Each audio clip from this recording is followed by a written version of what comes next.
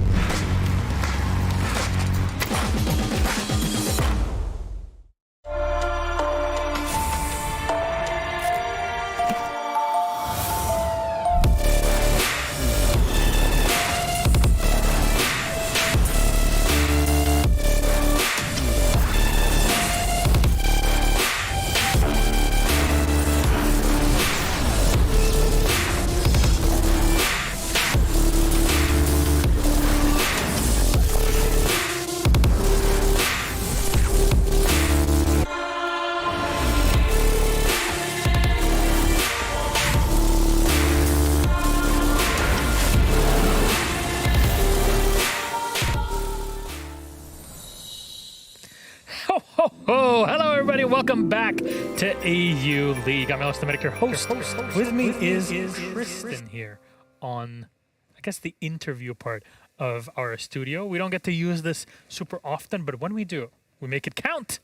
And of course, with Tristan here with us at the studio, we thought we'd have a chat about your life, your career, and Rogue also, because, hey, support staff from Rogue. Koi now, yes, true. Actually, talk to me about that. So that happened yesterday, right? Officially? Yeah, announced officially yesterday. So sort of a combination, like somewhat of a migration between two orgs. Koi is quite somewhat of a new org from eBay, Spanish org, with a huge Spanish following as well. So yeah, no, exciting to see what will come from it. Again, we don't know everything, but yeah, we're just now we're just here for Koi. the process. You're just Koi. Yeah, all right, just Koi. Honestly, good to hear. Now you're a fish. Very happy for it. But moving on to kind of where you started in your career. And this is what we want to talk about. We want to kind of pick into your big brains for just a moment here, Tristan. I know it's very difficult to kind of take it in for the moment. But you said yesterday that you played on Xbox in the past. Can you elaborate a bit on that, how that worked? So I'd never really been an FPS player. I think one of the only FPSs I'd played for more than a few hours was Vegas 2, and all my friends that I kind of made online played Vegas 2, and then Siege came out. I wasn't here for the beta or alpha, so I'm not going to pretend with that. But I came right at the end of year 1 season 2 on the free weekend. So it was actually a free weekend. And I only intended to play training with a friend I had back from Vegas. C'est parce qu'il est assis dessus et je comprends pas. Moi je l'ai Tristan là. I won't say addicted, but I would say I dropped. Ah putain, c'est quoi ce délire là? The Siege at that time, and well, it's worked out. Okay, well, fair enough. I think there's something up with your mic though. Maybe the receptor that you're sitting on. If you can do the same that I did, just pull out the cable from it. There you go. So you started off your free weekend kid, basically, that came into it still a long time ago. So you've been around for ages. How did you see kind of the pro scene? When did you seep into the pro scene yourself? J'essaye là. Sauf qu'il l'a viré de la config. Ah, wait a moment. Still can't hear you. Take it out. Take it out. Take out the other side. This is fantastic. I mean, you are with Koi now. We're bringing you a microphone. All right, there you go. No worries. So we will blame a jack. There you go. Hey! Big thanks to our production team, by the way, helping us fix things. And whenever there's a problem, we're not smart enough to deal with it. No. We're barely smart enough to get through all of this without setting everything on fire, though. Big shout out to our studio manager who trusted us to not destroy the studio over the weekend. It was a fun time. Not full time. Could be some banger games later. Just a bit for it. But to kind of round it all up, you came in through this year with a brand new Rogue, right? You went into Berlin and you won the whole tournament. First of all, were you expecting for that to happen anyways? I think if you... Fallait bien que ça arrive. The stage was good. Our practice leading up to it was good. Did we expect to win it? No. But I think as we kept playing, and I did always have that feeling in me that if we got the players not just to the event, but if we got them in front of the crowd, you know what our players are like. They love to play up for the camera. They're very excitable people.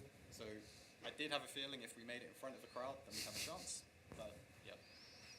Got a new mic for you. Yeah. We all good now?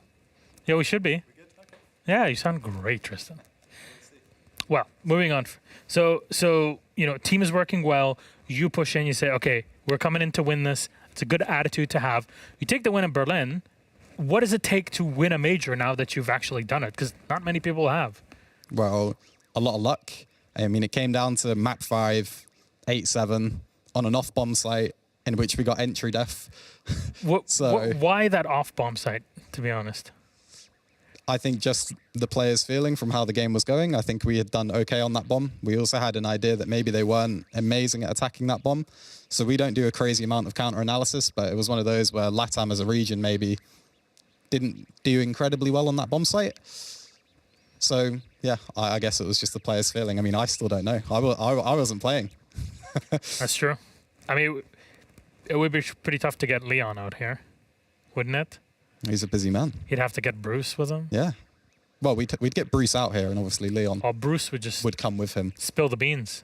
Oh, Bruce knows everything. Bruce hears what happens in scrims. So Wait, am I missing something? Is there something that Bruce knows that's way beyond what we're supposed Bruce to know? knows everything. Bruce is the real analyst of the team. Fair enough. I mean, that tells everything. But you have two cats of your own? Yep. Two analysts of your own? Yep.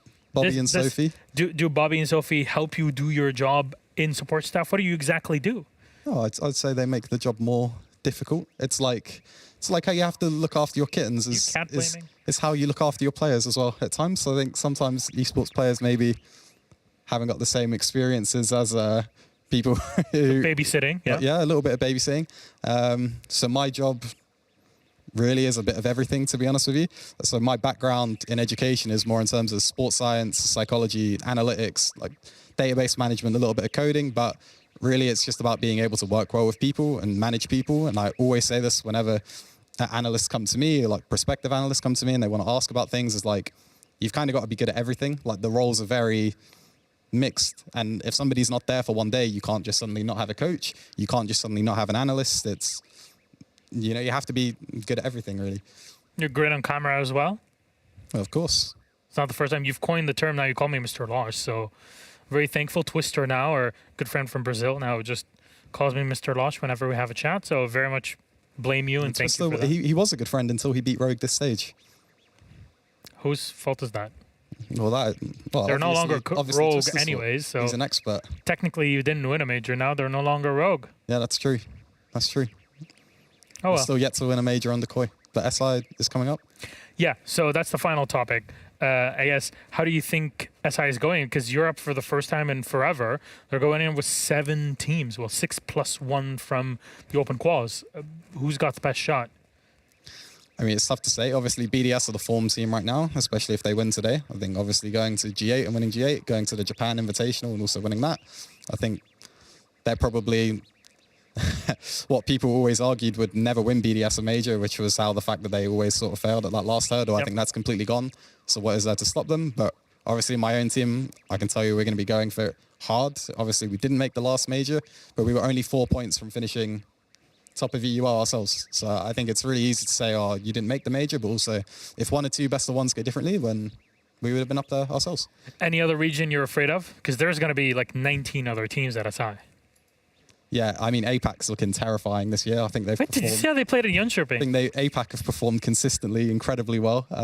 No, I mean, on a real note, from my personal perspective, I think it's incredible that W7M this year haven't made a final. In my opinion, I think I love watching them play and I get a lot of ideas from them. Follow their analyst on Twitter as well for, you know, little bits of knowledge between us. I mean, LATAM, again, have been consistent, but you can't write anybody off. Everybody was laughing at NA going into last SI, and then TSM won it for an open qualifier. So you can't say. Fair enough. And who do you think is going to make it out through CL today? Because we have the CL final coming up in just a bit. Is it TENSTAR? Is it the Unlimited or Dunlimited? Well, I said yesterday I have to support TENSTAR. It's a UK thing. We always do. It's why MNM have, you know, such amazing fan bases. We all just root for them, even if they're against teams that we like. So I would say TENSTAR. I think Dunlimited are an exciting team. I think it's also nice to have, you know, more players from that region also come through. It's sort of a sub-region within Europe because a lot of the players don't speak English. Mm-hmm. So I think even if they don't win it today, I think they've kind of put themselves on the market perhaps going into SI or going into the next stage of EUL.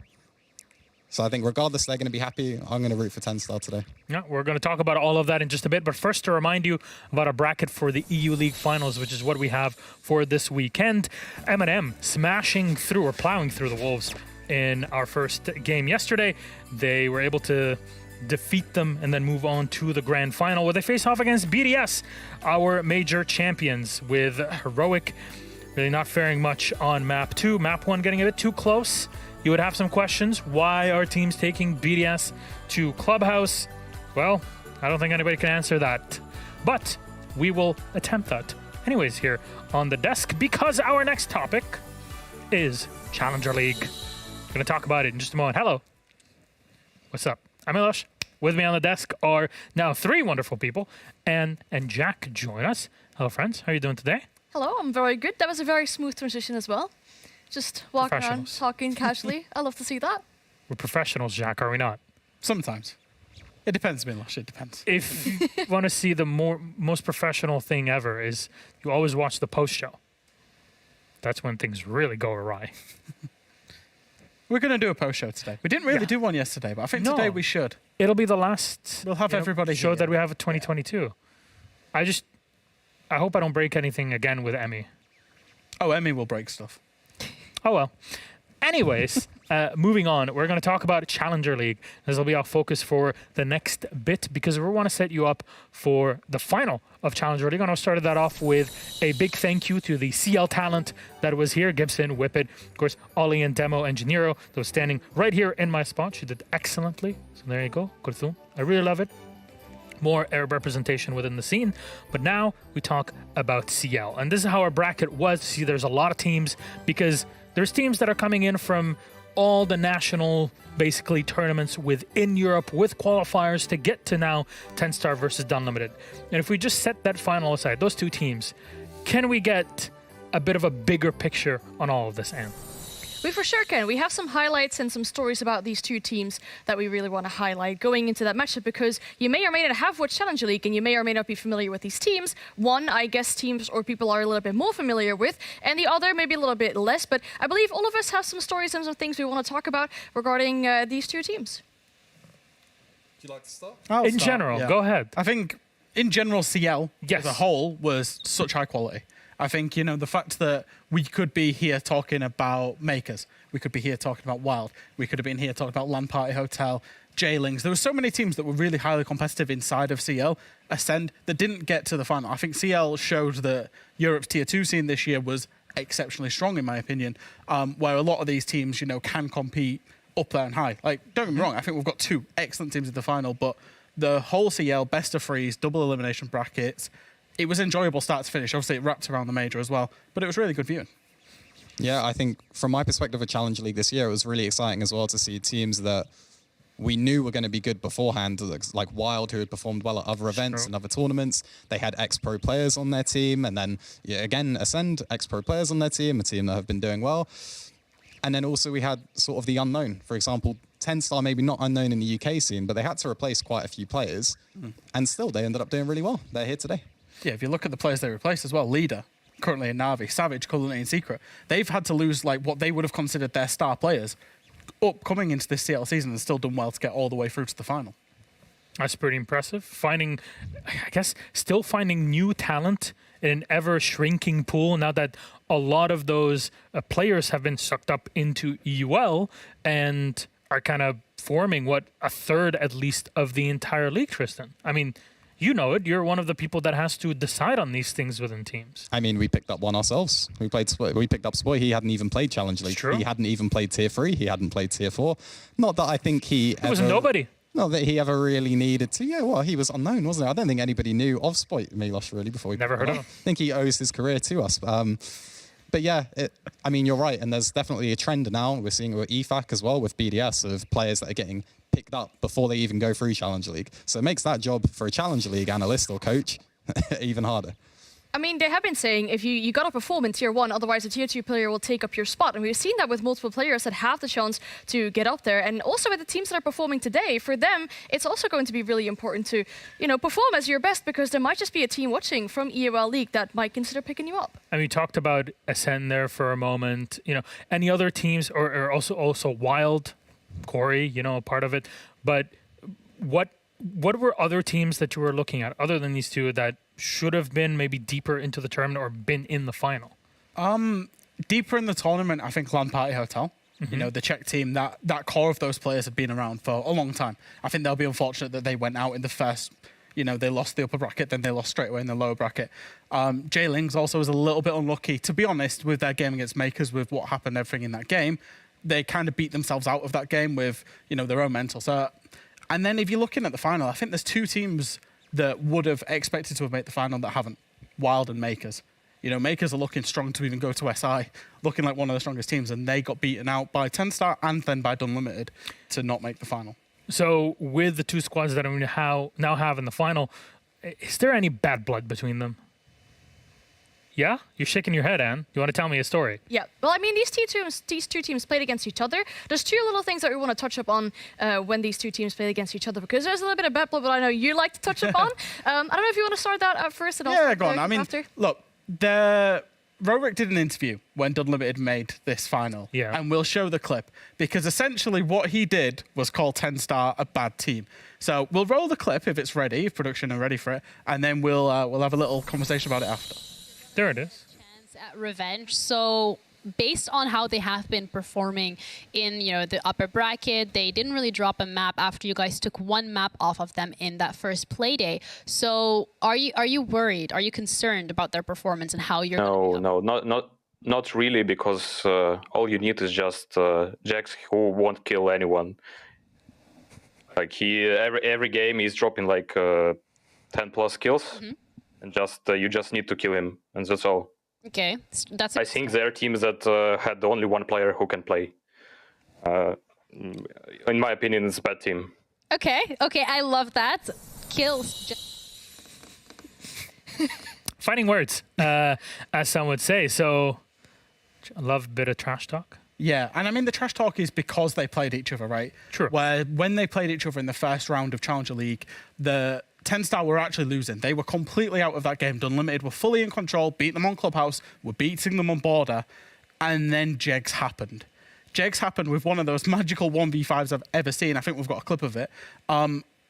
He got the 1v5 and it completely changed the way that game was going and changed the direction of that game. I mean, it's one of the best clutches I've ever seen. And you might hear it here. His teammates, if you see the real clip that he posted himself, they were just acting as if he does it every single round. We have players that are this good in Challenge League that are doing what you're seeing right now on quite a consistent basis. And it's quite scary to see. It was my favorite thing to see, because if you listen to the comms in the Twitter clip that Jegs posted, it says, good job, Jegs. Well played, Jegs. And you would think, that's quite unsupportive of your teammates to act like that, but they're just so used to him performing like that, to dropping those 10 kills like that Rory talked about in the interview as well, that this is just a standard that they're going to be bringing to the play today, hopefully as well. I was scary to watch Dunlimited really doing what they were doing.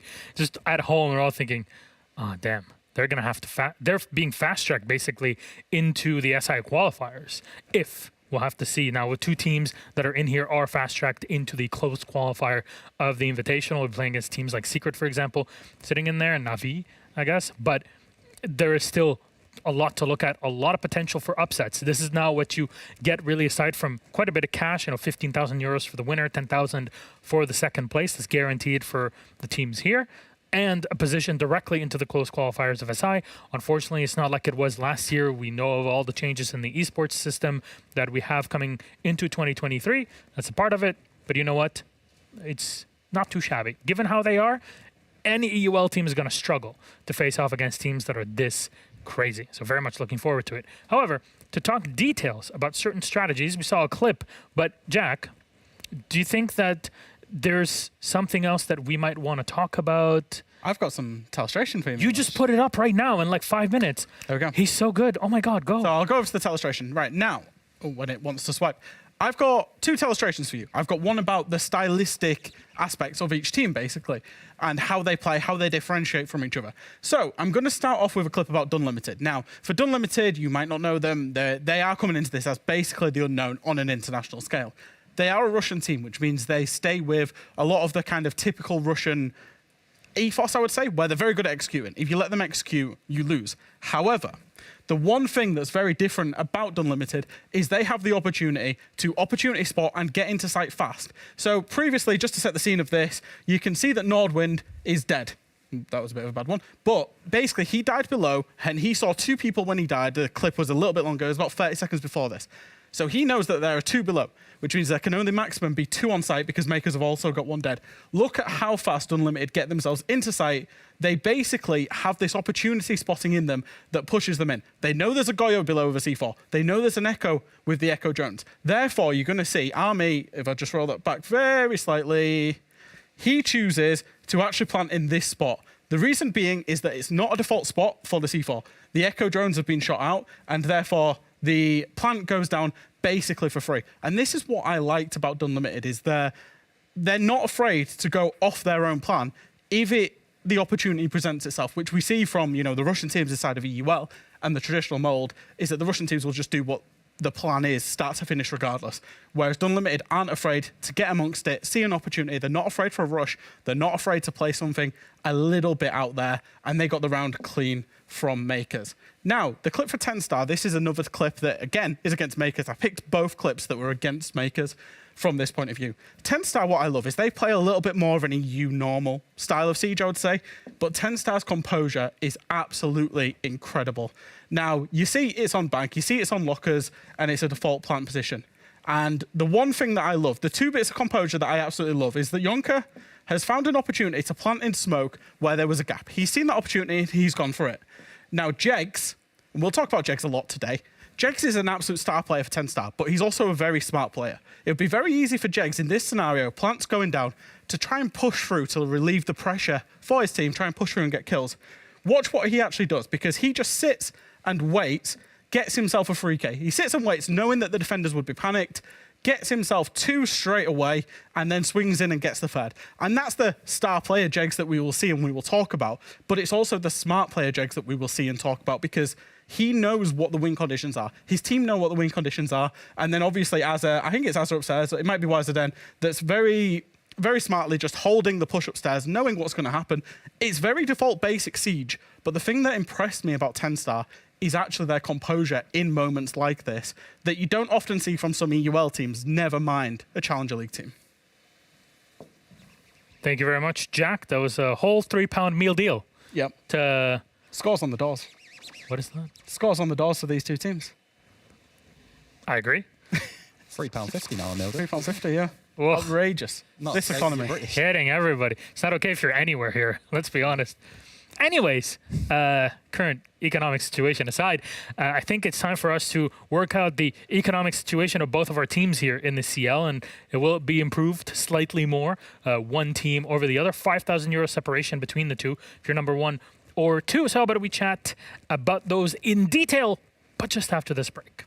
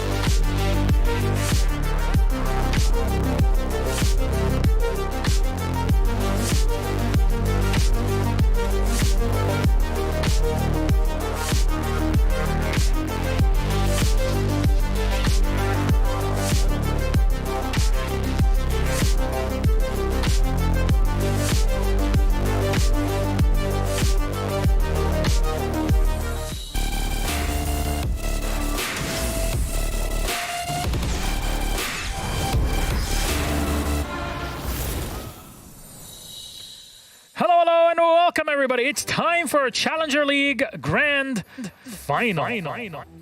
Oof. I felt that for a moment. Is this what Tim feels like every time he's on the show? Well, from home. Tim, by the way, we hope you're doing well. I'm very sorry what's about to happen to you in just a few minutes, but we'll leave that to surprise for later. Anyways, hello, Anne. Hello, Tristan. Let's have a chat about these two teams. Start off with Dunlimited and what this Russian squad has done so far, because they've been pretty scary. Exactly. Well, they have almost had a flawless run in the lower bracket of the Challenger League players, but it was actually TENSTAR who brought them to that lower bracket playoffs run that they had. If you let this team get a little bit of a head start, it's really difficult to then come back afterwards. And if you look at the playstyle of this team, well, it's a very risky one because they, as Jack mentioned, are very opportunistic seeking. They can play very dynamic, really adapting to the pace of that game. And, well, I'd maybe like to compare them a little bit to Cyclops, which we have obviously talked about a lot as well, but that's a very risky combination with a team that, if you let them get a head start, it's very difficult to catch them up. And you can see just from the numbers here as well, the EPS across the board, it's nearly all over 100. This is a team of 5 very consistent players, 5 players that have very good gun skill, a couple of them there with their main operator being Alibi. I think that tells you everything you need to know about their play style. Oh, maybe with the new season, the 1.5 being gone though, we may see that hinder them a little bit, but yeah, an exciting team, an aggressive team, and a fun team to watch. That's why they're here. Yeah, and a team where TENSTAR obviously had played a lot of tournaments. Dunlimited is a team that a lot of people might not be as familiar with. So that's something really exciting as well, where players can, or viewers can really get into these 5 players and what they can bring to the table today. All right, then what if we were to highlight a specific player from Dunlimited? Do you think we can have like a graphic to help with that? I'm pretty sure we can, exactly. Yeah, there's quite some players, in fact, that you could highlight if you look at Dunlimited, because they can be quite fluid in regards of operators and what they play. I think there's actually 3 players that like to play Sledge on attack, for example, or have Sledge as their main played operator. But we decided just put that together as you're talking. That's incredible. Yeah, it's great. It's super fast. It's so fast. Yeah.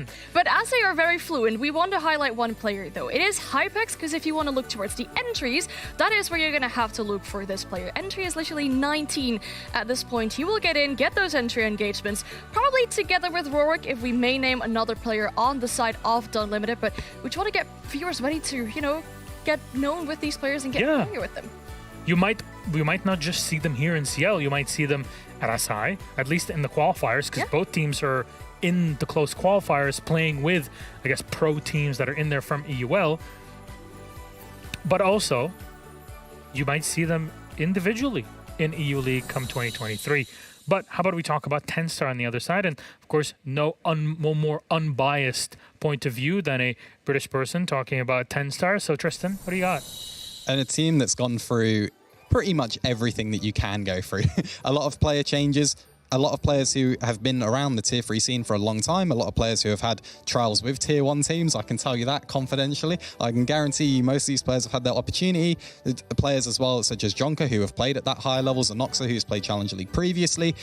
It's a team that has a really nice blend of experience, but also that real hunger to sort of prove a point. And I think their playstyle really shows that. You're seeing operators here like the Oryx, the Alibi. On defense, they're a team that plays to the meta, exactly like Dunlimited do. They go at teams, they don't give you space, and they sort of just want to suffocate you. They're a little bit more reserved. There's a little bit more strategy there. A fantastic coach in Kenny, a person who's done a great job with them, but expect fireworks from them. Yeah, and you mentioned how some of these players of this roster had to go to different teams or higher teams, even up into the EUL, but they have actually had a really good year so far because they won UCAN 2, they won UCAN Rumble, they won NPL finals where they beat Heroic as well. So it's a very good year for this team, and, you know, winning Challenger League could, you know, potentially top it off. Man, how did Heroic knock you out of the running? I don't know. I beat TENSTAR in UCAN 2, so I'm not sure. Makes you wonder about our players, doesn't it? Yeah.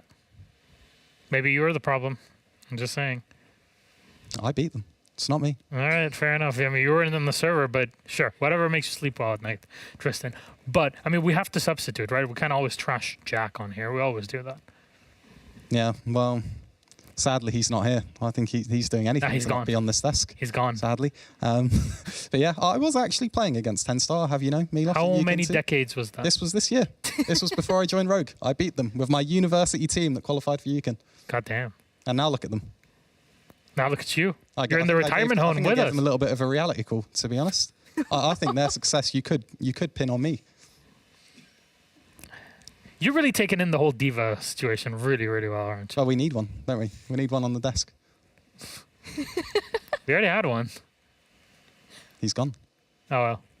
Anyways, more happy news for everybody, I guess, as we move on with our day about our map. For actually, no. Before that, wanted to highlight a player.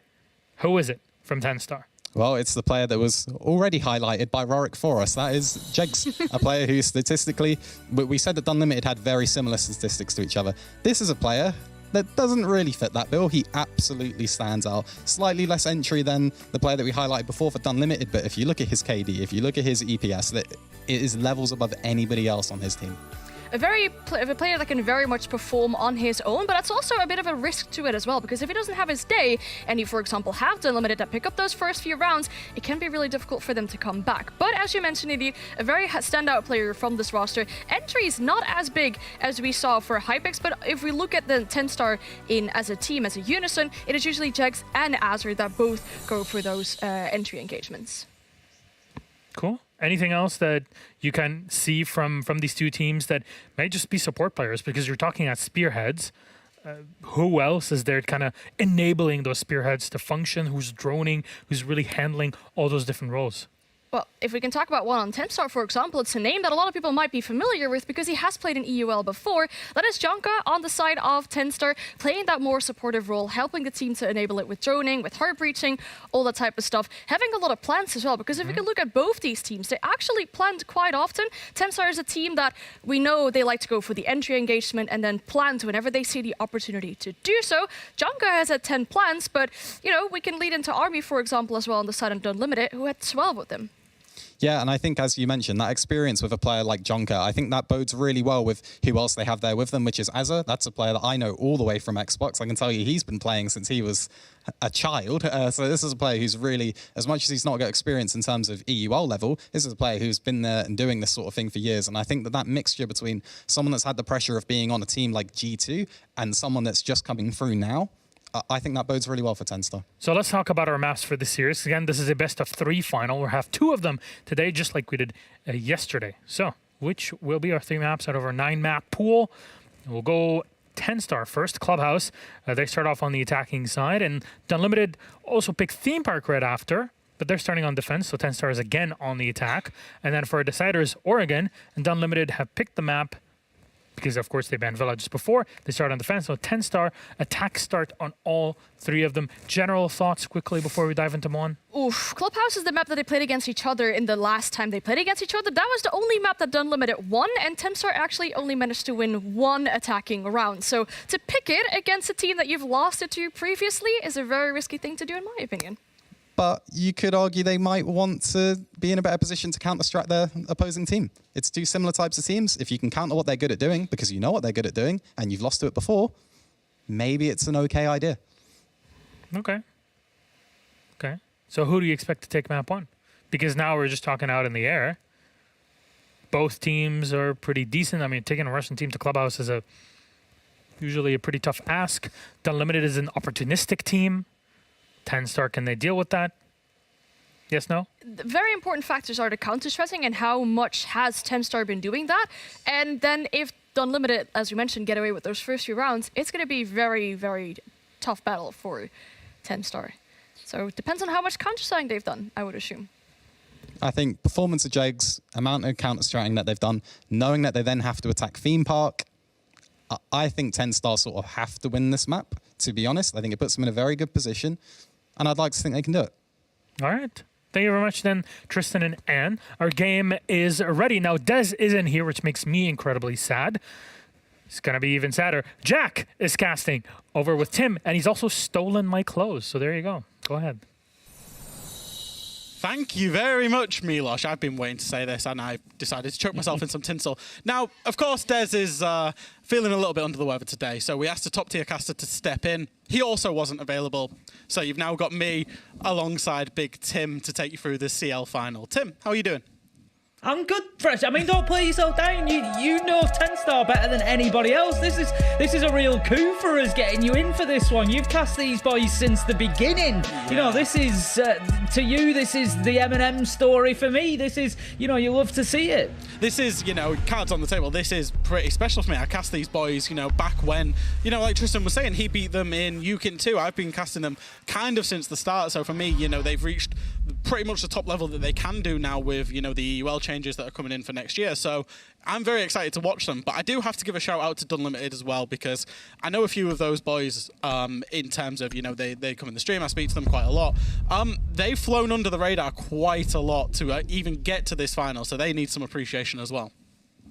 Oh, and they're going to get plenty of it, don't you worry.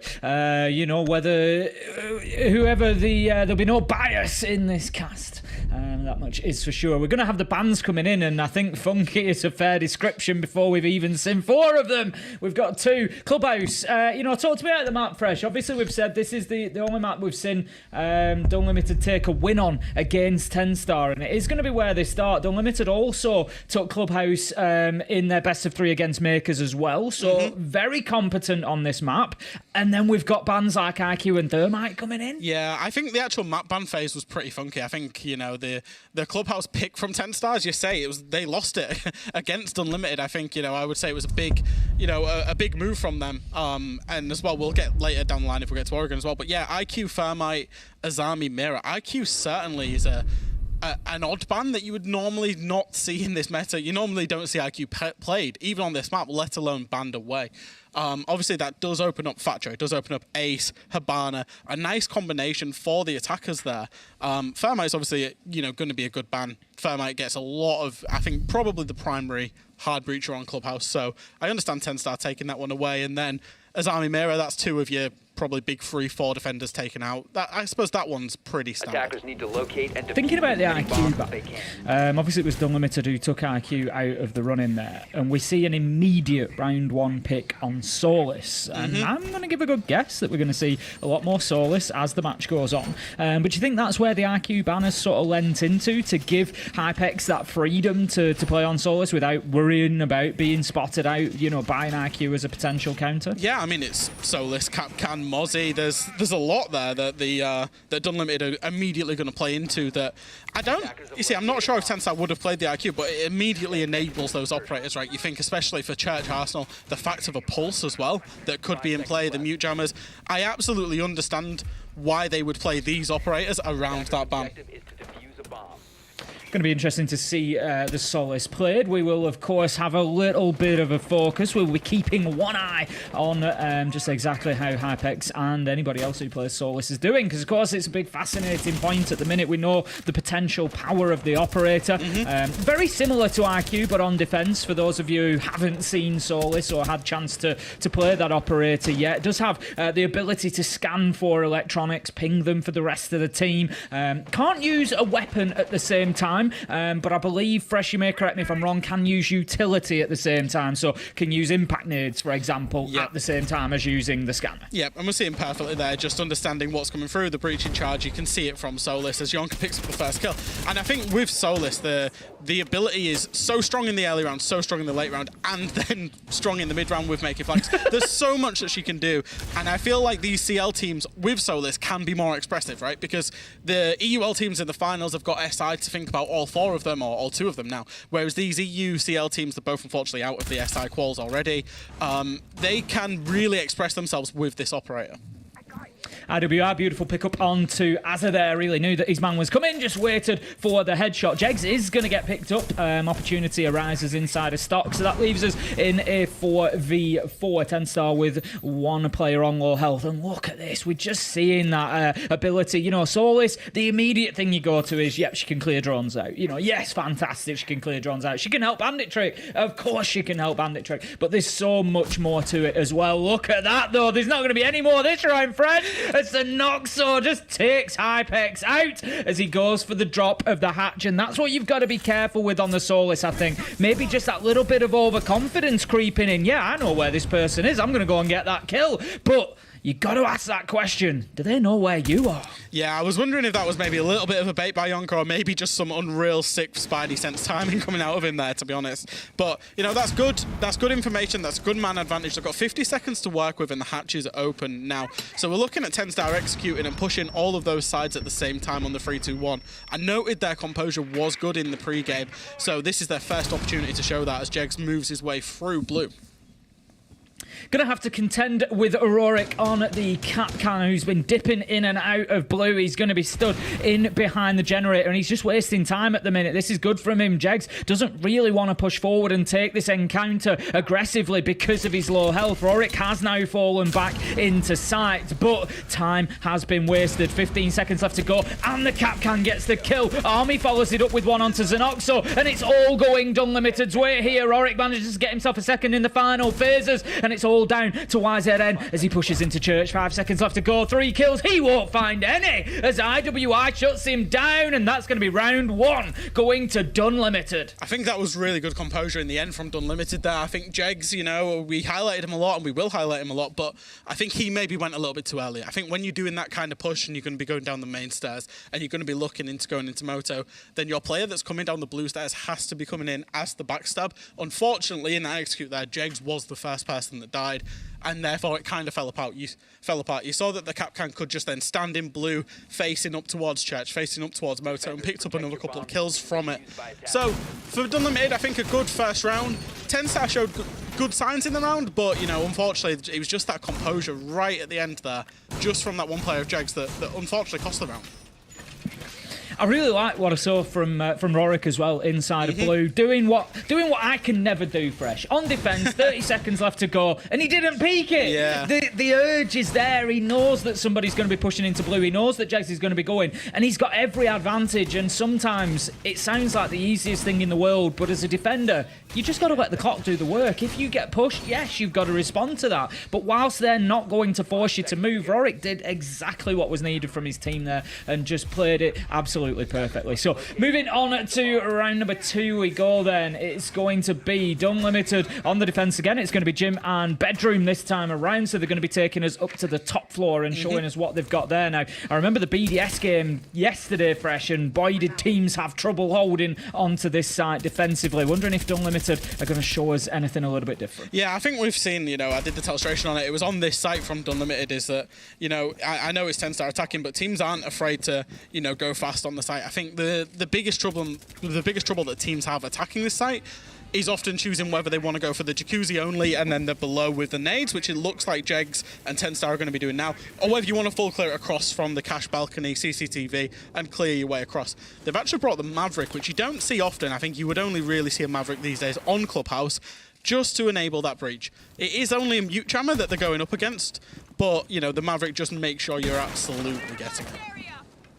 Xenoxo going to be pushing into the mid-floor there, just working underneath potentially. We did see a couple of vertical nade kills. It's something that we're seeing creeping back in a little bit. Obviously, when we had the Finker LMG meta Fresh, we saw so many of those nades being detonated from underneath. But the damage radius was altered a little bit, particularly to gadgets.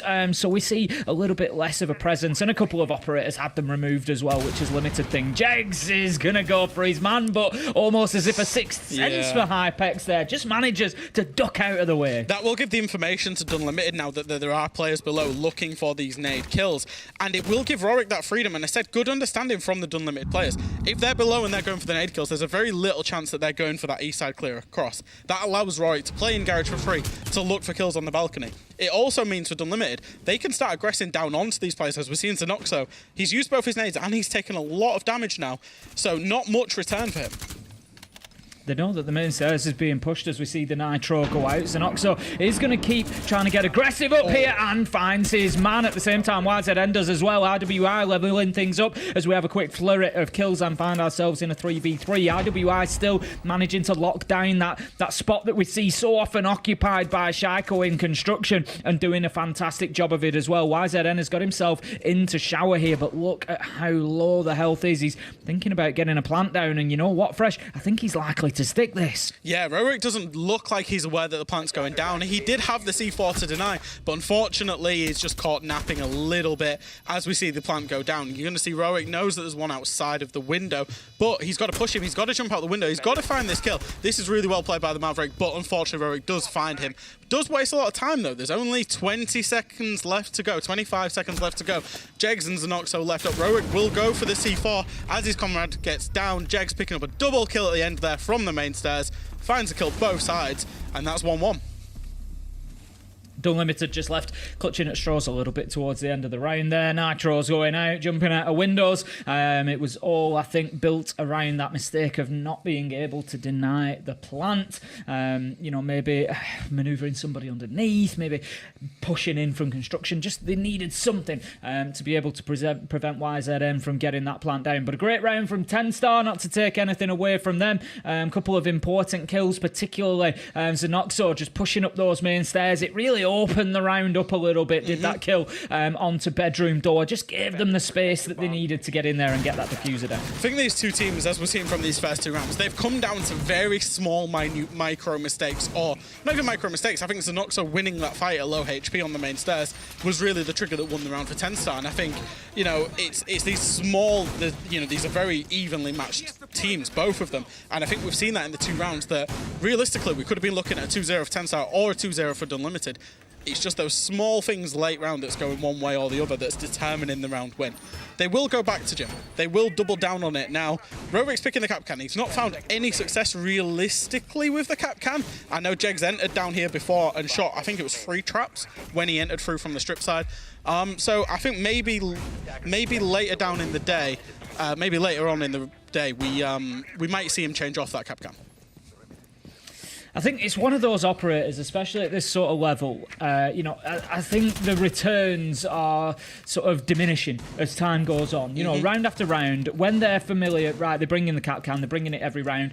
You know, teams, players of this sort of caliber, they shouldn't be getting caught out by those traps. You know, unless it's the last 15, 20 seconds, there's a bit of a rush on, they've just got to get somewhere and it gets missed. Other than that, they really shouldn't be getting picked up. So, as you say, Rorik might well choose to just drop away from that as the game progresses. But it's interesting to see us go back to Jim again. I commented coming into that round, it was a site that the defenders really struggled to hold on to yesterday, and it seems to be continuing that way today. Dunlimited, I think, need to get themselves a couple of early kills, and they need a man advantage here, because every time we've seen you know, an even man count coming into the final 30-40 seconds of this site recently, the attackers tend to come out on top. One thing that I would say is TENSTAR have gone away from the nades. They've only got the nades on Jegs now. They're using Zenoxo to try and physically roam clear. They seem to have an idea that Rorik's actually gone down the main stairs. He was popping shots at drones on the main stairs. So this is really good by TENSTAR already. They've identified the man they want. They've identified his cut-off route,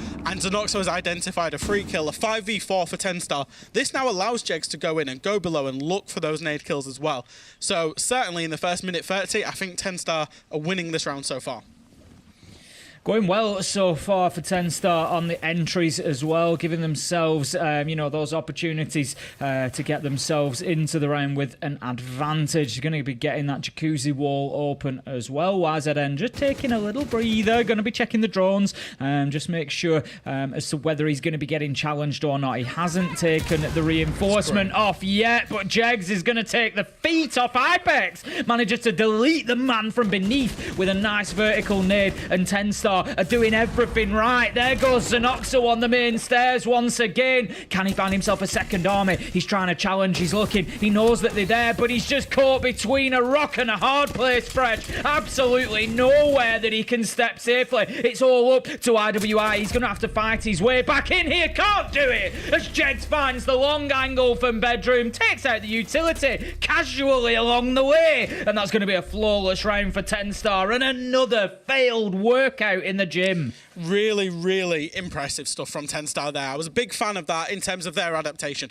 They knew the Dunlimited were going to probably set up the same way. So they adapted it a little bit more. How could they go and find the kill onto Rorik? Can they then push up and go from basically the same play, but how can they double down on it? They determined that that was the thinker. They waited with the nades. There was a little bit more patient with the nades for Jegs to get that vertical kill, and then they exploded. I know the breach went a little bit wrong there for YZN, and he did pick it, he did pick up in the end, but yeah, I was very impressed with TENSTAR. I think for Dunlimited, that's the first sign where we're seeing that's where they should have adapted. That's where they should have said, do you know what, TENSTAR, they're not coming from the east. They're not doing an east clear.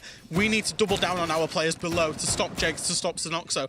And they didn't do that. So in terms of the kind of tick in the book, I think TENSTAR, that was a big crucial round for them in terms of the adaptation game that they won. It's actually forced Unlimited away completely from the gym site. They're not going to go back to church. They're actually going to go to bar and stage.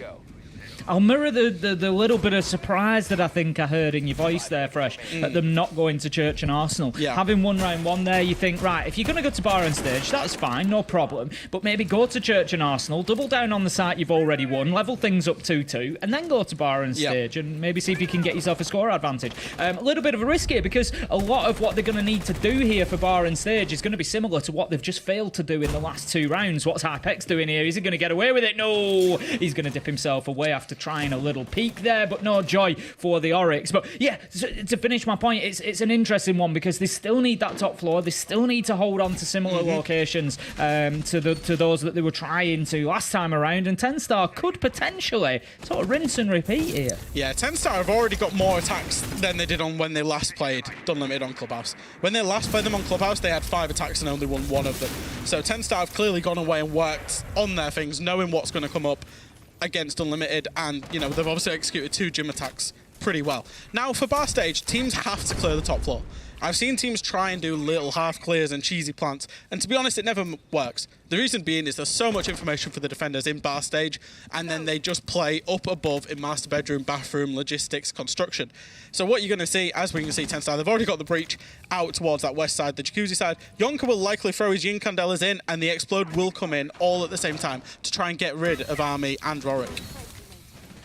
Jegs is going to be pushing in. The castle barricade allows him to, but Rorik just peeks him at the perfect time and shuts his man down. Zenoxo YZN getting the job done though. 3 kills between the 2 of them, and all of a sudden Dunlimited once again are on a massive back foot here, and I'm going to fall back to that site choice that I mentioned before. TENSTAR have been able to execute, yes, in a slightly different way, but still showing a mastery of taking top floor control, and it has worked wonders for them. 4 versus 2, 1:10 left to go. TENSTAR have got everything they need for a 3-1 lead. I think the Dunlimited boys now here, they need to be getting aggressive, and this is why you see in TENSTAR completely pause. They're in that complete pause scenario. They know that Dunlimited, the win condition for Dunlimited now is getting aggressive, taking your ones, getting that retakes, and TENSTAR are fully ready for it. They've got time to play with. If Dunlimited just allow TENSTAR to execute, they will lose. IWI has done a good job there to pick up a 2v3. I'm now looking at where Hypex is going on the Oryx. Can he make a play happen? Can he find something back to level this out for 2v2? Otherwise, the round's going to go very clearly to TENSTAR. The next kill could be decisive in this round, whether that man count gets leveled up or not. TENSTAR, they're sort of back to the drawing board. They're on the drones a little bit. They're holding their angles, but there's going to come a point where they have to go. IWI is just going to be pushing forward, creeping across. I'm not sure that they're aware of this. No scans available from the Lion of Zenoxo. They've had to drop down into sight. Do they know that Hypex is positioned on the main stairs? I don't think they do. There's an opportunity. He sees the backpack. He gets the kill. Can he find the planter? Of course he can. What a play from Hypex, leaving us now in a 1v1. It's all up to Jonka. 2 seconds left to go. Can he start putting the diffuser down? Yes, he can. But IWI knows he's got all the time in the world, Fresh. He's going to drop down, find his man. And that was a beautiful situational take from Dunlimited there. 2v4 into a win. Fantastic play, Hypex. Loads of great things to love about that round. Lots of great high-level play there. I think particularly that TENSTAR execute, as we would call it in the first 90 seconds, to take the top floor. That was basically flawlessly played by them. I then think they let go by really not punishing IWI when he was getting aggressive. Anybody knows in Sieges that when you're in a 2v4, you cannot just sit back and allow the 4 players to just do what they want. You've got to get aggressive. You've got to find one. The 2v3 then becomes manageable due to the time, because one of the players has got a plant. That creates a 2v2 scenario. If you win your ones there, you've probably won the round. And I thought Dunlimited played that round out beautifully. I thought it was good initial aggression, and then to re-manage the time and manage the clock, then aggress with 5-10 seconds left. Really good recovery of the round. I'll be honest, it wasn't looking too good in the mid-round, but good recovery and a 2-2 on our hands. They will now go back down to the Church Arsenal site, the one that they won so convincingly. I mean, yeah, absolutely. Couldn't agree more. It's not a round that they should have won, is the top and bottom of it. You know, there's no way that TENSTAR can be allowing them to come back in a 2v4 and win that situation. TENSTAR had almost everything they needed to get that third round, and they might just kick themselves come the end of this, because that was an opportunity to be 3-1 up, and they might now find themselves 3-2 down if they can't overturn the result that happened in round 1, which was where they lost this basement site. Rorik, he's going to get potentially a little bit aggressive here. He's going to be playing up by the main door, just waiting for that push into lounge to potentially come. Just looking down the side of the defenders, there's only the mute on side, so no active tricking or anything, so no immediate necessity for TENSTAR to push into lounge, but if they don't pick up on Rorik's position here, he could well play spoiler. It's certainly an off position, because you would expect players generally to be playing up on the top floor for these full clears, as we do see Dunlimited have players there. You wouldn't expect somebody to be just kind of lurking by main door. You maybe expect bar, you maybe expect lounge or stock, but never that kind of just main door. There's a lot of nooks and crannies you can see yourself in there, especially when you've got IWI on the Mozzie droning actively for the defenders. We've seen this a lot with certain teams in EUL, where they have an Echo or a Mozzie drone droning 4 defenders, and it can be a very strong thing, because attackers are usually not looking out for it too much. Jack's just going to be, missing his opportunity there. He's desperate to get that nade in, but a drone's just going to sit in his way. Jonker does manage to find the kill onto Rorik, though, which means if Hypex gets cleared out here, then once again, TENSTAR will be in a position of having everything they need to be able to win this round, and that is going to leave them in a 5 versus 3, potentially, if they can get Hypex without losing a man, and with plenty of time to push down into the basement. But for the time being, the Valkyrie is holding them in position. Nobody playing onto the gym window for TENSTAR is giving him a little bit of freedom here, and Hypex is burning more time than he really should be allowed to. He's burning a lot of time, but look at the investment that TENSTAR are putting in to kill him. 1 below, 1 on the breach, 1 coming through from Master, 1's going to be on the window, and a Dokkaebi call. Hypex is absolutely burning the time and is doing a great job with it, but I assume that at some point he will be punished by TENSTAR. He surely cannot fight this out, and there's that kill. So, low time, but a 5v3 scenario ensues for TENSTAR. Now they need to go about the work. Xenoxo needs to get ripping that floor up as fast as he can, so that TENSTAR can find an execute, because they've only got 50 seconds to go and do it. That's it. They've now got to sort of make that time up. You know, they did have to deal with Hypex, deal with the Valkyrie, because it was clear that he was going to play his life up there. So no way to just leave him out in the cold. But, you know, TENSTAR might just be a little bit lucky with the Hypex Nitro that went out as well. If the ledge outside the window was any longer, it might just have caught it before it descended below that critical radius. But for the time being, Army, this could be a good Nitro out to the bottom of main stairs. What a beauty, Fresh! Gets himself a double, swings onto the hatch, picks up a third, and what a play from Dunlimited. We had it from Rorik in round 1. This time it's the turn of Army. Absolutely huge play. Jegs, he knows that the flank is coming in from IWI, manages to find his man, but with time ticking down, there's no opportunity for Army to finish his ace, unfortunately. He'll have to stick with a 4K, but what a 4 it was. Yeah, it was incredible. It's that pressure relieving, it's that understanding of how they're going to play it with the time. With only X amount of time, there was no time for TENSTAR to actually take dirt. So if they can't take dirt, they will open kitchen hatch. They will have to force spot on main. At some point, he obviously knows the lineups. He obviously got that double kill on the C4. Played it really well from that singular, basically 1 meter squared position around the bomb chassis to pick up a 4K and to win his team the round. Now, I came into this game, you know, when I did the pre-show, talking about how TENSTAR have got the composure in the late round. That's 2 rounds that they've mismanaged in the late round there, where Dunlimited have absolutely had the composure in the late round. And again, all of these rounds really could have gone the other way, Tim. This is, for me, this is 2 really good high-quality teams that it's so close. Every single round is so close at the minute, apart from that one flawless round that TENSTAR had. It's fine, yeah, fine margins, absolutely. You know, like you say, it's taking one of those moments like we saw from Army there to swing the round one way or the other. The one thing that I will say for Dunlimited particularly is they certainly don't mind winning the round after taking the opening death. They've done that a few times now, so TENSTAR really cannot rest on their laurels once they get that opening kill. 5 versus 3 it was that time. We've seen them lose a 4v2, we've seen them lose a 5v3 now. There's going to come a point, Fresh, where they're going to be asking questions of themselves. It might just get into the mental a little bit. And, you know, reviewing the game afterwards, I'm sure they're going to be looking at those rounds saying, you know, they really should have been ours, but for Dunlimited coming out and winning the round. Now, we've got a CCTV cache. And for anybody that knows me, this is a bit like you and Chalet, Tim, where you don't like the basement. Oh, unfortunately, Jeg's team kills his hard breach. That's going to make it a little bit harder. What I will say is that attackers should win this site every time because it is not a good site to defend. However, attackers with only one hard breach are going to have to shift things up pretty quickly, as we're going to see TENSTAR come out from a mouse side take. However, the point I was going to make was that as long as the attackers go through their procedures in a timely manner on this site, they should always win it because they can always squeeze the defenders out into basically positions where they've got to expose themselves and they should be punished.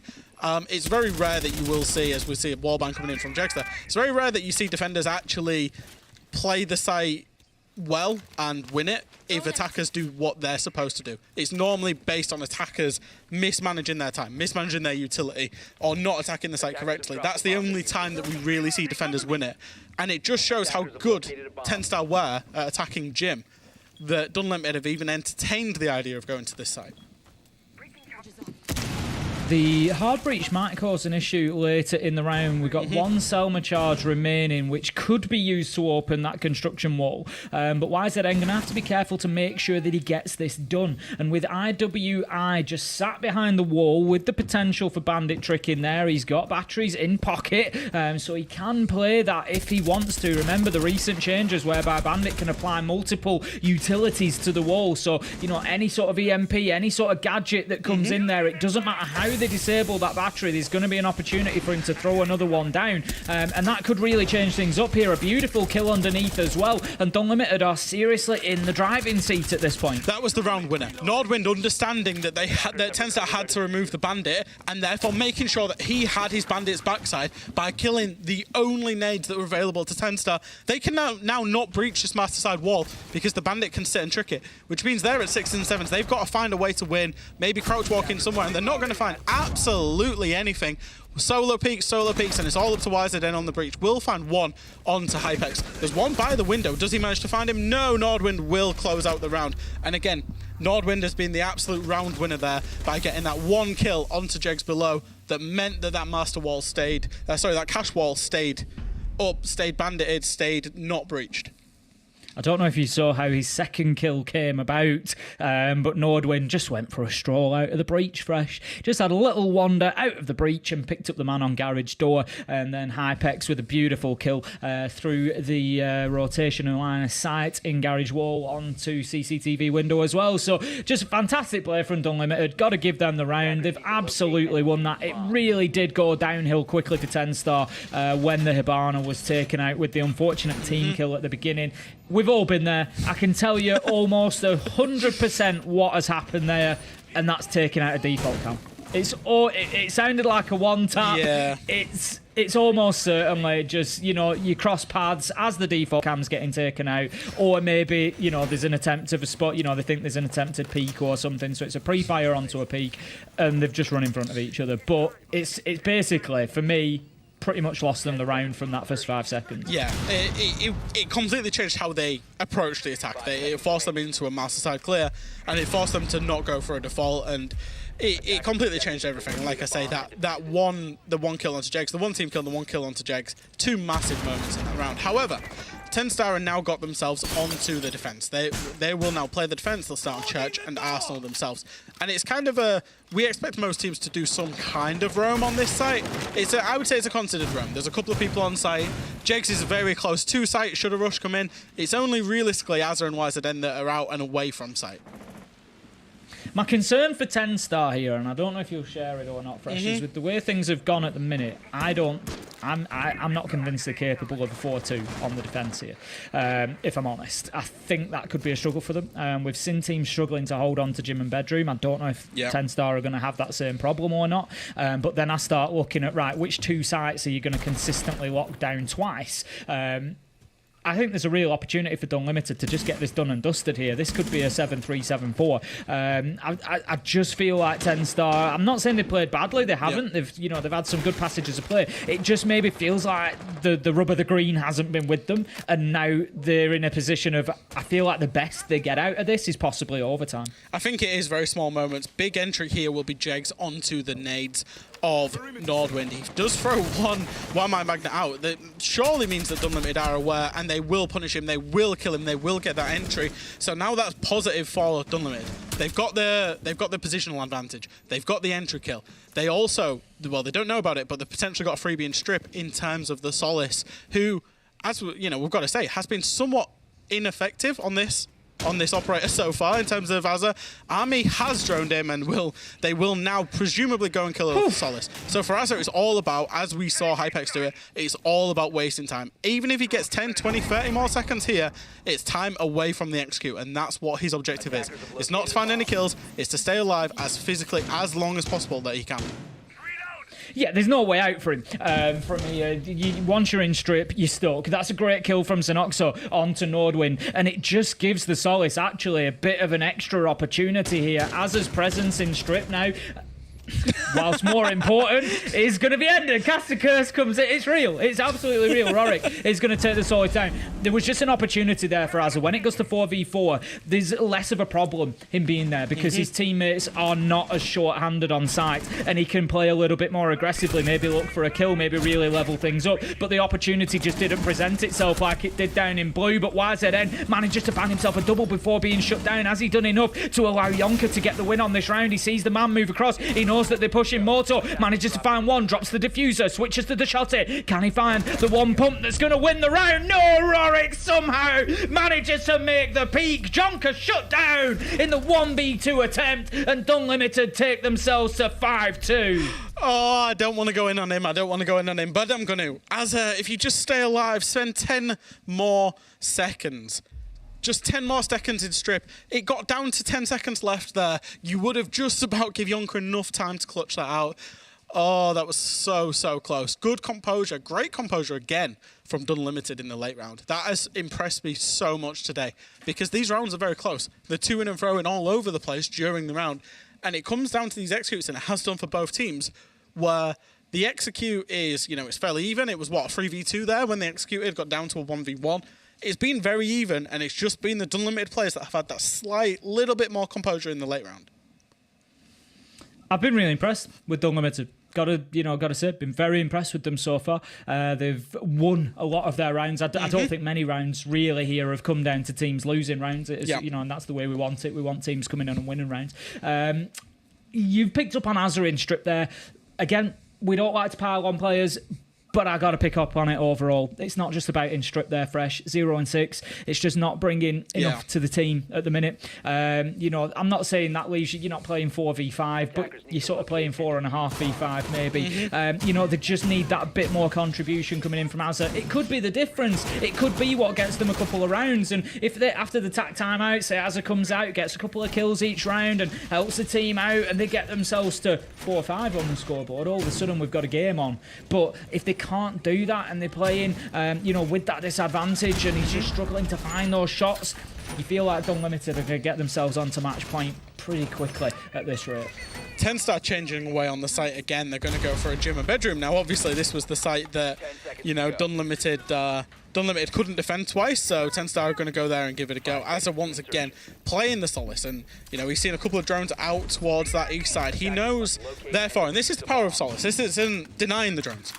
It's seeing where the drones are outside a garage, knowing that the attack is very likely, therefore, to come from the east side. We saw when TENSTAR played it, they came from in strip and below and came upwards. You can now see the TENSTAR players reinforcing this area out towards the east side, out towards Cash, because Azza has seen those drones, which is obviously an indication of where the attackers are likely to spawn, and therefore likely where they are going to come from.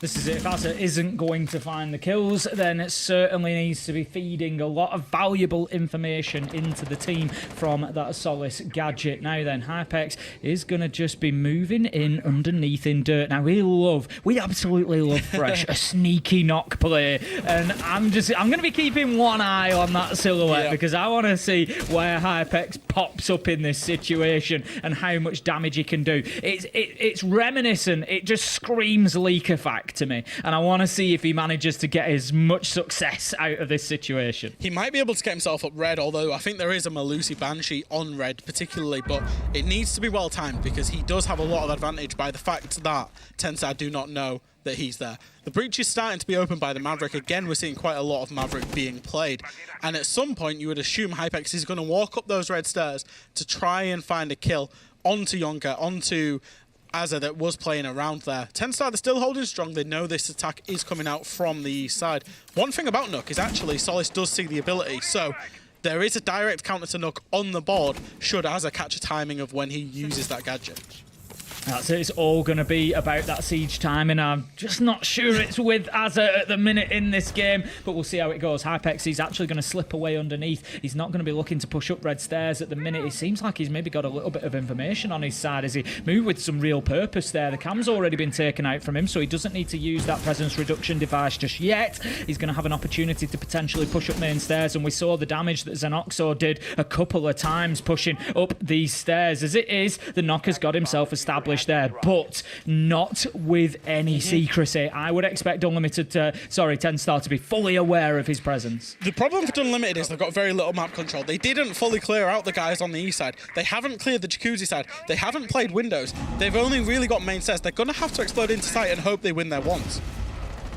Nordwind's going to take a lot of damage there as Jegs manages to take IWI off the board as well, and exactly what you said, Fresh, they're just struggling for map control at the minute, but somehow managed to find themselves 2 kills. Those are the ones that they've got to win, and Xenoxo, he's going to be in an important position here, almost like a linchpin holding this defense together. Nade comes in, he's got an opportunity to challenge, he goes in and does so, downs Rorik. Jegs manages to find both kills, and Xenoxo finds himself what could be the round winner as Army now in a 1 versus 3, pushes in, gets 1, but can get no more as Jegs shuts him down, and that is going to be a very important round for TENSTAR. Big round for TENSTAR there. I think they held the ground really well. They were very stubborn using their utility. Obviously, they had the castle on the board in terms of trying to hold on to cash and construction. When you can hold on to cash, construction, CCTV, all those areas, that means there can be no window play by the attackers. When you can stay stubborn in bathroom and in logistics and in bedroom, that means there can be no kind of logistics play, there can be no breach play. And at the end, you're just forcing people through choke points to take 1v1s. And that's always going to be a gamble for the attackers when that is the ultimate plan. And I think TENSTAR played that round really well. I think they needed it, and now they're going to go to bar stage again. This time, Tim, there's Church and Arsenal available that they could have gone to, but they're actually going to go to bar and stage. Where have we seen this before? Where have we seen this before? Well, Dunlimited were able to win out. That was the 2v4 round? Yes. That was the 2v4 round that Dunlimited were able to win out. So let's see if TENSTAR can replicate. Well, I'm sure they won't want to replicate it completely. They'll maybe looking for a 4-2 versus rather than a 2 versus 4. But we'll see how the round pans out. This is, for me, very important for TENSTAR here. If you remember, in that tactical timeout, I said it really depends what happens from this point forward. I was looking for a little bit more from Azza. That hasn't been delivered just yet, although some of the information from the Solace may well have been key in the last round. But if nothing else, TENSTAR got the round done. If they get this one won as well, they're in touching distance. There's only 1 round in it, and all of a sudden you start feeling like, yeah, that tactical timeout really worked. We found the answers, and that confidence is going to be building. So TENSTAR, this is, for me, a must-win round if they want to go on to win the map. And I've got 2 worries with TENSTAR for this round. The first one is that they're extending fully across the top floor. Normally, you will see teams set their line at construction and try and defend only construction towards master. As YSDN has left his Echo Drone out too long, and it will get disabled. And the second worry is now compounded, which is a lack of information. They only had 2 Echo Drones for information on site. Normally you see Valkyrie, normally you see Maestro, bulletproof cameras. We are only seeing 1 single Echo Drone as information, and obviously the default cam for TENSTAR in terms of sight. If Dunlimited realise this, they can probably get any kind of the half-clear plants that I was talking about not being very good due to the information. if the information's not there, they can definitely do a half clear onto this and probably find some success. So, yeah, I'm not so sure on the Fawn pick, the Solace pick, and the Alibi pick in conjunction with each other. Look at this aggression coming in behind those Candelas. Nordwind, he's looking for the peak onto the top of red stairs. They've got rid of the shield. This is all up to Jegs winning those gunfights. We know that he's capable. He knows he's one on the breach. Bad timing as he gets the impact nade out, but he gets away with it. Does some damage, but not for long. As Rorik, he's going to shut him down as he tries to rotate back into Cash, leaving us now in a 5 versus 4 advantage, Dunlimited. And this is why you can't extend out towards the east, because you can't put enough utility investment in terms of people and utility on the top floor, because you have to have some kind of investment in sight. That's reinforcement investment, that's people investment. Jakes has paid the price for that because realistically he can play nowhere else. He's in that position for good now. He has to play to fight, and this is what Dunlimited have, you know, they've squeezed him out very well. They've got the man count advantage, they've got the control, and they can now go through with their execute. Yonka will be droned out, he will be spotted, but he will have to leave because of that thoroughness of the droning. They can now go and push out and go for a plant on the stage because the construction wall is also open. So TENSTAR are going to have to probably play for a retake here. Jonka moves back up the main stairs on the Solus. The Solus, of course, super powerful on those vertical denials of plants. Wouldn't be possible here because there's not really any destructive surfaces that lead into plant spots, but at least you can feed that information into your team. Not going to be possible now as he's been forced back upstairs. Asa is going to get that first kill of the game. See if that is a little bit of a catalyst for him to get more. And look at this fresh double comes in from YZN. Jonkas and Oxo all finding kills. And what a top floor retake it is from TENSTAR as they manage to hold on, get the verticals down into sight, and just shut Dunlimited out. Important round for TENSTAR. The 101 of bar stages, if you're going to plant on the stage, you need to control that hatch, and apparently Dunlimited just forgot that bit and didn't control the hatch, the construction hatch, that the Fawn ended up getting those couple of crucial kills there, killing the planter and killing the final player alive there. Good round from TENSTAR overall. I will say it, I'm not particularly convinced by the strategy, but they managed to find a way to make it work in the execution in terms of the retake. 4-5, they will get to go back downstairs. So we're going for a full rotation for TENSTAR now. Obviously, gym is locked. Obviously, bar stage is now locked. They've got to go back down to church, which they did end up losing, even though it did go down to 1v1. I'm interested to see from TENSTAR how much of a presence they have around the map. We saw it from Dunlimited. We saw Hypex up in that top floor, trying to waste as much time as possible, but didn't really pay dividends too much. It still, like you say, came down to the 1v1. But if TENSTAR can maybe just have a little bit more of an effect up on the top floor, waste that extra 10 or 15 seconds that we saw them fail to do last time, then maybe they get the job done. Interesting. We're going to have Asa moving across to the Legions, and Noxo this time it is going to be on the Solus, and he's going to be upstairs using that gadget looking downwards instead. I think we're seeing TENSTAR realising the value of the Solus, or what their perceived value of the Solus is going to be, and they really want to work it into every single site. We've seen it so far every single time from them, and you know, this is, like I said, we might see the teams be more expressive. Now obviously when they defended this last time, it was Jegs that got caught out playing his stock. It's now going to be, I believe, Yonka that's there. Needs to basically know when to leave, because that's one thing that Jegs didn't know last time, and it put themselves in a 4v5. Dunlimited, they're going to go through, they're going to go and take the full clear, as we see teams tend to do these days. Even when it's a roam, they don't tend to rush anymore.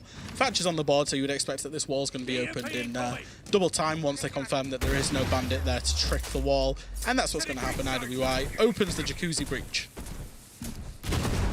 And give access across that top floor to start with that roam clearing process. IWI going to be looking in towards main stairs, but it's logistics that he needs to be cautious of. Able to take out the default cam, but that's going to leave Asa aware that somebody's going to be actively pushing from the Jacuzzi breach. This could be Asa's moment. He's picked up his kill. I commented whether it might be a catalyst for him for the rest of the game, and we might just see the seal broken and him finding more and more kills as it goes on. And this could be an important start for him if he can just pop up and pick up IWI, it just seriously removes a lot of the vertical ability that Dunlimited have got to open up into sight. It would put a lot of pressure then on them keeping Nordwind alive. But for the time being, it looks like Azza's going to dip away, I think, from main stairs as the top floor clearance continues. But there's going to be absolutely no clearance going on there, as it's not Azza, but instead Zanoxo who manages to find IWI, take down the book, and that is a big first kill. And you can see TENSTAR say, yep, that's enough for us. 2 minutes, 1 kill, and some vertical destruction gone. We're going to go and sit in sight. Thank you very much. It feels like the momentum of this game has completely changed in these last couple of rounds. Dunlimited are looking very slow, looking like they're not really wanting to go and clear things, not really wanting to go and take man advantage, and in the end they're left executing with very little to their name. Jegs picks up 2. Will he find a third? There is a Koyo canister going off. They're all lining up for him. Jegs picks up a 4K to win the round in double quick time there. And again, Dunlimited, they didn't take much map control, they didn't punish TENSTAR's roam, and they suffered their fate. Well, what a tactical timeout it was, Fresh. We've seen TENSTAR win every single round since. 3 in a row they find themselves on now, and it is levelled up. And speaking of tactical timeouts, Dunlimited are going to pull the cord. They're going to take theirs now because they know that they are getting beaten and battered around this map at the minute, and there's absolutely nothing that they can do to slow TENSTAR down on the defence. It's been a great performance over the last 3 rounds and a real swing, and what a game we've seen so far. Dunlimited having such a strong start, then TENSTAR with the comeback, and you just know that this is going now to a minimum of 12, and I can smell overtime already.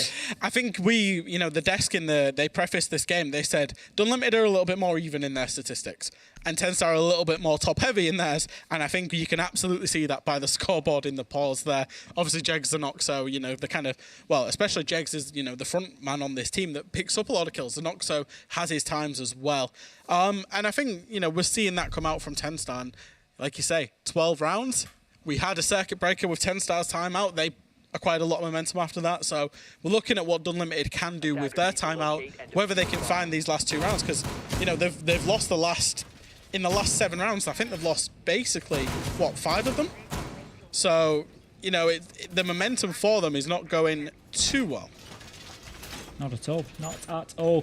TENSTAR, they just need to keep things rolling here. They need to make sure that that tactical timeout doesn't become a circuit breaker, doesn't just take the wind out of the sails. They're going to be defending gym and bedroom this time around. We saw it back in round 8. It was the first TENSTAR win of the rotation of sites that we saw. So they're going to be looking for more of the same. That much is for sure. Whoever wins this round, obviously it takes a big advantage because they are going to be the ones with the opportunity to win the map in regulation time. It's going to only go to one team. There's only going to be one side that has that opportunity, and it's going to be the winner of this round. And I've got to take my hat off to TENSTAR coming into the second half. I'm banged to rights. It's there on the VOD. I said I didn't think that TENSTAR were capable and that overtime was maybe the best that they could hope for.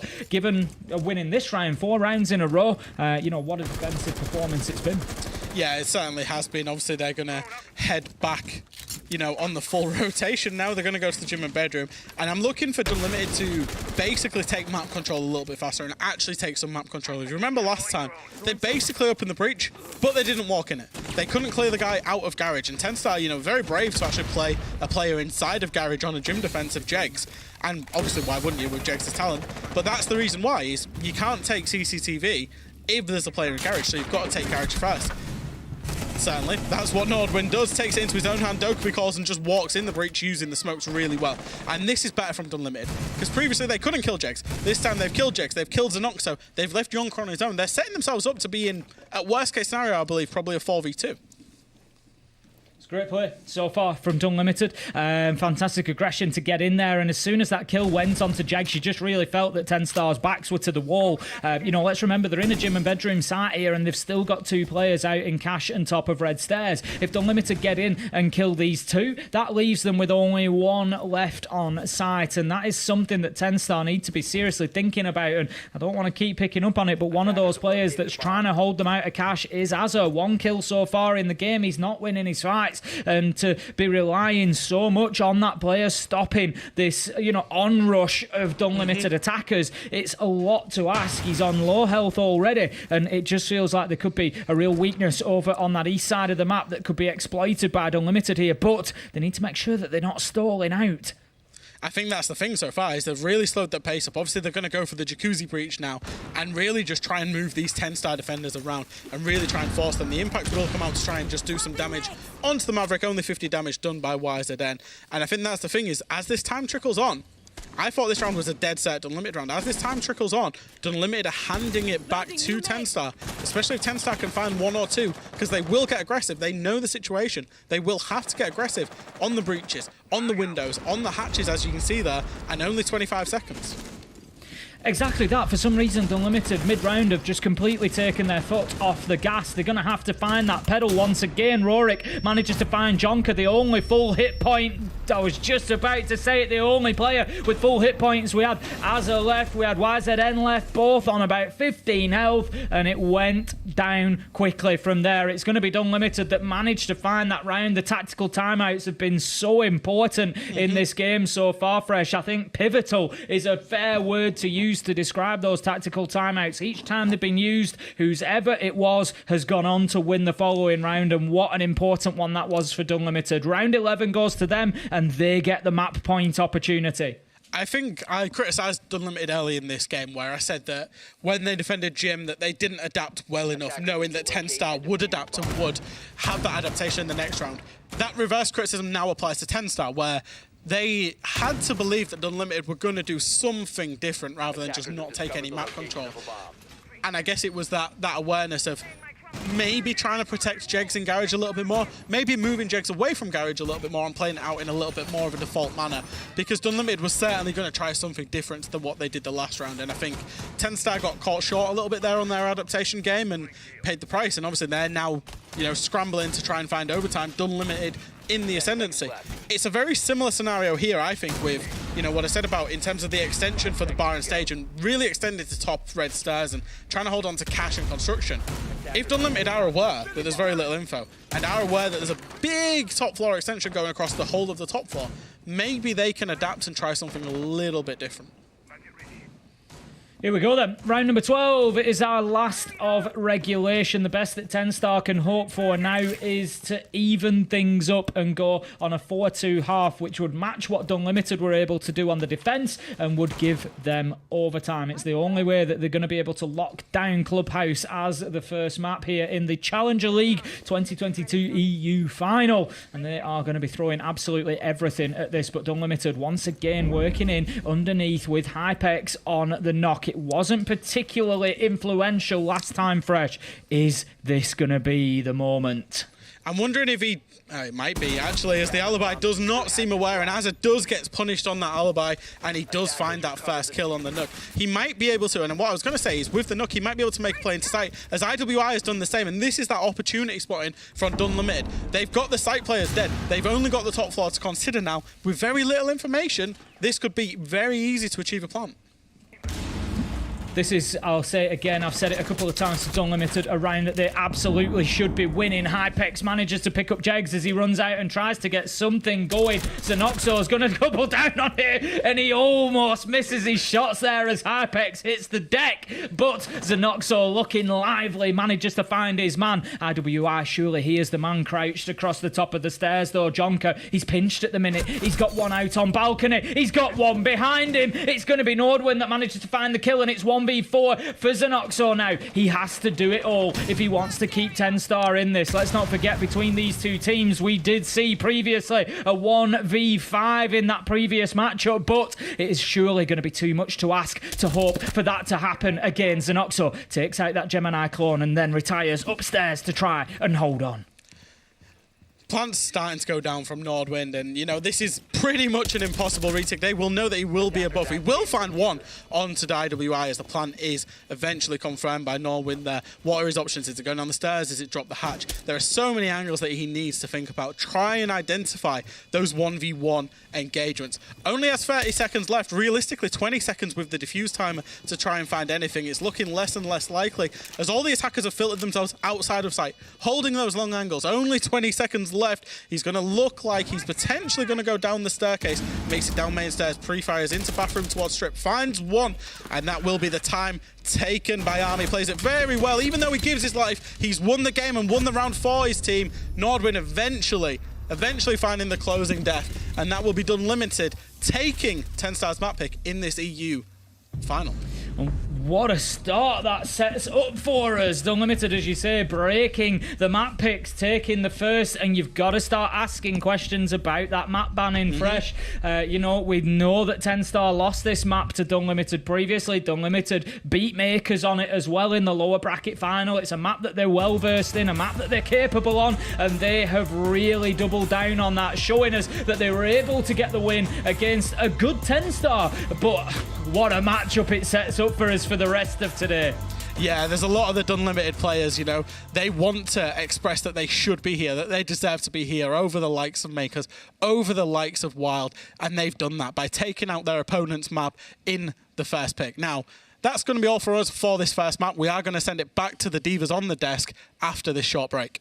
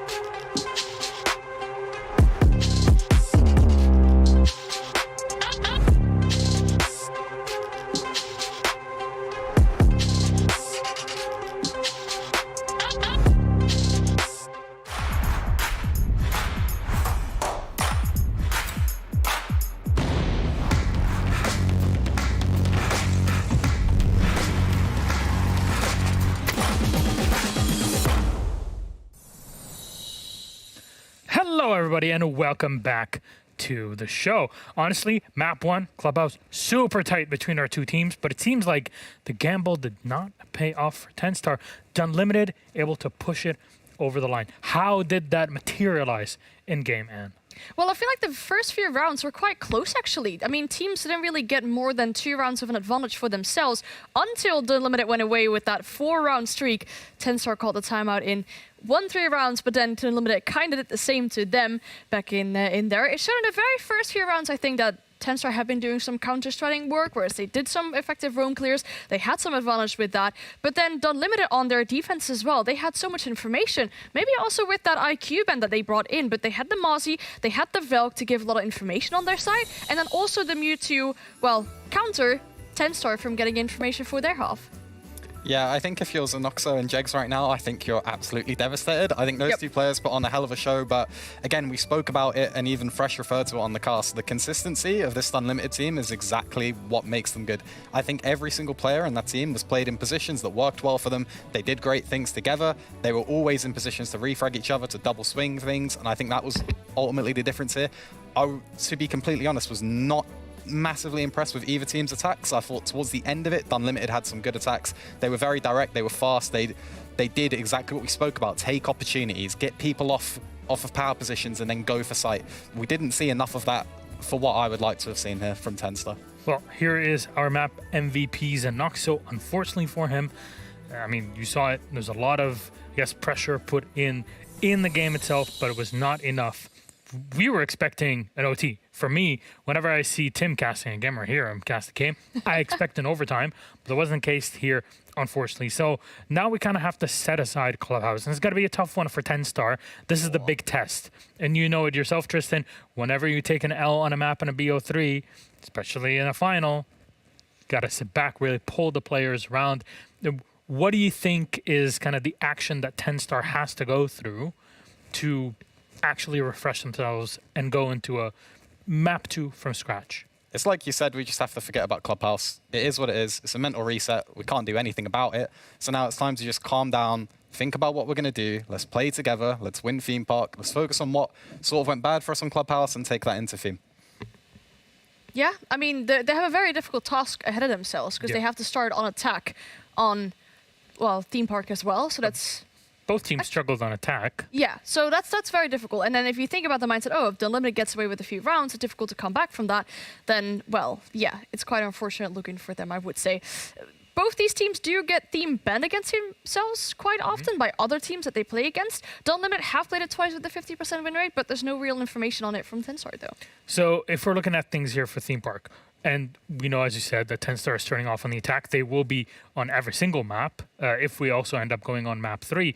But what is something that TENSTAR can do on the attacking side of Theme Park that can actually pull the momentum of the game to their side? Because, I mean, you both mentioned it, both teams are kind of having iffy attacks until the very end on Club.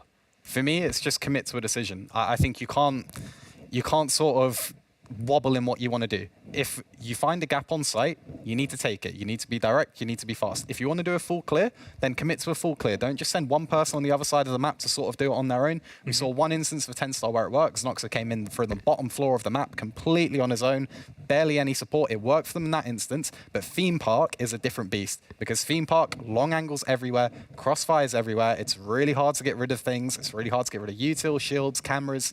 They have to just commit to something together. Yeah, and the entries on the last map have been very much 50-50 for both teams, really. But then if you think about how TENSTAR usually thrives off of those entries and plays off of that attacker advantage and refragging type of style, then that's something that we see on Theme Park happening in all types of competitions. And that's what I think we need to see from TENSTAR here as well. Well, looking back the last time these two teams played against one another, which I have to admit was almost 6 weeks ago. This is right after the end of the standard phase of EUL. You know, they went Clubhouse, Border, Chalet. We talked about it, and you mentioned how the series went. Is there anything that we can extrapolate from Border and Chalet that would fit into Theme Park or the attacking starting side for TENSTAR? Well, looking at the attacks from TENSTAR on Border and Chalet, they only managed to win 2 rounds on attack and they excelled on defense. So if that's what you're looking at when you're starting on your attack in half right now as well, then that's very painful, I would say. What do the Unlimited or Dunlimited need to do to just hold it down? Because if we're also looking at Clubhouse, it was this close to slipping away. I think with Dunlimited, what they do really well, as I said before, is they just play to the meta. So we saw it before. They had multiple people that like to play Alibi. That was because of the 1.5. That's now gone, and we barely saw it from them. TENSTAR on the other side, they were constantly rotating an Alibi between their players. And I think as much as it's only a little thing, I think just picking good guns, playing off of each other is really important. It's so understated that you can avoid a lot of strategy if you just play with each other. I truly believe that. We saw Solus. We did saw a lot of Solus, yeah. and the pick of Solus on TENSTAR was a weird one because they rotated it between 3 players, at least 3 players, and they still didn't really get as much use from it. We saw one attempted nice play from Dunlim with it, but it didn't work in one of the very first rounds. It was a shame. That it drop was really nice to watch. It was really, we were like, it's going to happen, it's going to happen. And yeah, sadly, it didn't work. By it, as Jack mentioned in that moment. Oh well. It happens at times. I mean, the times that we saw Solus being used by TENSTAR on defense, it was more so to counter our drones other than other types of utility from what I've seen during the rounds. But then also when you're walking top main and a drone goes into office and you're not checking the drone that goes into logistics office and you're just running down the main stairs, that's questionable for me as well. Like, you could go and check if the drone's still there and have the information, but then, yeah. You got other things to do, other places to be, Yeah. so, you know. But for Theme Park, is there a site that defense will struggle with, given how, for example, Dunlimited are effective at committing, which is something you mentioned that TENSTAR has some issues with? Is this, you know, is there a site that Dunlimited is going to have problem with, maybe potentially once they're on the defense, or? On defense. Well, I'm thinking if you have TENSTAR on defense, for example, on Armory Throne, and you have a very good execute coming out from Dunlimited, where they take multiple breaches and they really work together to get the execute going on, holding on to your power positions on a defense like that is going to be really difficult for TENSTAR. And then to communicate where players are coming from or hold off multiple lines of sight at the same time, that's risky. Is anyone going to roam around on the Theme Park? I think you should. I definitely think you should. I think it's really hard to clear a roam on Theme Park. It's probably one of the most beneficial maps to roam on. You can tell on an Armory Throne, but it depends on the bans as well. The bans are a really big one for that, because if you can nade over the breach, if you can Maverick the breach, there's multiple breaches you can go for. There's 3 on the map. So you've got quite a lot of choice in how you want to play the attack for that, but none of it's ideal because it's a really hard bomb site to win. What are you expecting ban-wise then? Expecting ban-wise, I think we're going to see some sort of wall denial. I'm not sure if we'll see a Solus ban just because neither team really was that effective with it. Valkyrie is very frustrating on that map because there are so many rooms to clear, both above and below. I think maybe Valkyrie, maybe some wall denial ban, and then attack is just it could go either way. Especially with Impact DMPs now, it's quite different. We've not actually seen a lot of Theme Park played at Tier 1, especially in EU, since the addition of the Impact DMPs. I think they are a bit of a game changer for that map. Yeah, I mean, if you think about the Heartbreach event, it's kind of a theme so far in this matchup. I mean, we've had it with Ace, for example, on Clubhouse by Dunlimited before. Now we had a Thermite on this map, so I wouldn't be surprised if we see a Heartbreach being banned out. But some information ban on defense would make a lot of sense for me too if you're TENSTAR. I mentioned the Valk, but anybody else would be fitting the bill for the defense ban? I mean, we saw quite a lot of Echo play. We saw Echo play. Maybe there'd be some Maestro play. Or Mozzie. But I think Mozzie as well. Mozzie was getting picked a lot, especially now you need that extra 1.5 if you're not going to play Alibi. Yeah, I mean, really, Valk is the main one, but you could see feasibly a Mozzie or an Echo. Yeah, that's what I agree with. I wouldn't think teams want to go as far as banning a Mozzie specifically, but a Valk would be the more standard one. Okay, who's got to step up then? Because TENSTAR were this close, taking it to OT. We talked about how Azur and, Jegs usually get on the front line, and Azur didn't have the greatest of games just now. I think we will have to step up for sure and be that very front line with Jegs in this game. 2-0, yes, no. Simple as that. My heart says no. I want TENSTAR to win, but all of it right. We need Azur to step up. We definitely need Azur to step up. Yeah, I want a best of 3 for the 3 maps as well. I'm hopeful. Anyways, let's see if we'll have one go-to map 3 out of the 4 games that we're having this weekend. Tristan, and thank you very much. We'll toss it back to our casters. It's Jack and Tim. Enjoy. Thank you very much, Milosh. Welcome back to map 2 of the EUCL final. Now, Dunlimited have won the first map. Where have I seen that ago? 6 weeks ago is where I last saw that. Then TENSTAR produced a bit of magic on map 2 to make it into a competitive best of 3. Do I hope for that? Do I hope for 3 maps? Yeah, probably. Because this has been a really tight, close affair, and I want to see it go the entire distance, Tim. We love 3 map stretch. We love the tension. We love the... I'll tell you what, let's have a map 3 overtime, shall we? Let's go the whole hog and just have every single drop of this that we can get, because that first map was an absolute banger. It was a beauty. We had real passages of brilliant play from both teams, and hopefully they can keep it at that level on Theme Park here. We need, as Tristan said, Azur to just step up a little bit, and you feel like if that happens, we're in for an absolute brawl, because both of these teams are going to be so evenly poised in terms of their fragging ability. Now then, we're going to have the bans coming in, as Tristan also mentioned. Particular importance could be placed on these. Ying is going to be the first one gone, and we will move on as we go. Now, something to know is that this map is Dunlimited's pick. This map is also TENSTAR's favourite map by preference. And TENSTAR, therefore, in the banning phase, chose to start attack. So, we said that there were funky bans. We said there were funky map bans, operator bans. There's also funky side choices, because attacking onto Theme Park is one of the most difficult things to do in this game. It's certainly where you would not want to be when you have to win the map to stay competitive in the final. But TENSTAR are here anyway. They take away the Nook. They take away the Mirror as well. Now, Mirror is obviously an operator that doesn't get spoke about in the bans a lot these days, but it does enable, Mirror enables those roams up on the top floor. Mirror enables those, basically the bunk daycare defenses, just hold a mirror window top yellow, hold a mirror window control, and really be very oppressive. And then obviously, there was a lot of Solace play from TENSTAR. We've seen Dunlimited just yeet that one out of there, get rid of Solace on this map, because from what I'm hearing for teams, Theme Park is literally the Solace map. She is so good on this map. As you said, we saw Solace for 1 map, and that was quite enough, it seems, for these teams as the Solace ban does come through. So we're going to be heading into round 1. We're on Theme Park. It is, if you've just joined us, 1-0 for Dunlimited. They went and won Clubhouse, much like they did all the way back in the upper bracket quarterfinals, where TENSTAR were able to then turn things around and bring it back for a 2-1 win that seems both of these teams ultimately still making it through to the final. So we're going to go upstairs for our first defensive start. Obviously, a lot of talk has been done initially about Armory and Throne potentially, and the difficulty attacking onto there, which I completely agree with. Team Liquid always springs to mind when I think about difficulty attacking onto that site. The number of times that I've seen them breach the maintenance wall and then just fail to get in and get the diffuser down. And the reason that I bring Liquid up there is if a team like Liquid are going to struggle to do that, it tells you just how difficult what it is. I wonder if TENSTAR are going to try something here. I've seen a 7th pick, as our good friend XR likes to call them, onto the Amaru and onto the Dokkaebi. Now, obviously, Dokkaebi's a free speed now. Not mentioned as much as it maybe should have been, because that's a very strong buff for a very strong operator.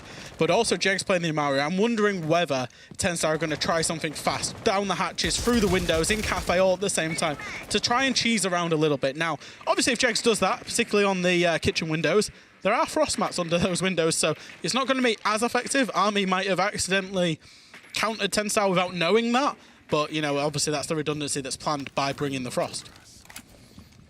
Nordwind is going to be the one tasked with holding them out of Cafe. It's looking like actually quite a direct approach from TENSTAR here. Try and get yourself into Cafe, whilst we've got the book on the far side of the map, just potentially going to work into control and through initiation. So it's definitely going to be a two-sided push coming in. Nordwind trying to hold on. We've seen usually this position is tasked to some of your top gunners. It's a favourite. I've mentioned Liquid already. Nesk will usually be the one to take up that position historically. So you really are trying to put a strong gun there, and Nordwind has been hitting some great shots so far, but Jeg's not messing about, gets himself straight into bathroom, but he's gonna get shut down fresh. Roderick was there, ready and waiting, and into his open arms the Amaru flew, and down she went. It's 5 versus 3 in favour of Dunlimited. Yeah, but for the Amaru, I think that was pretty scripted from TENSTAR, and Dunlimited have done a very good defense and very good awareness that was going to come in. Obviously, Roderick wasn't going to know that an Amaru was going to appear in the bathroom window,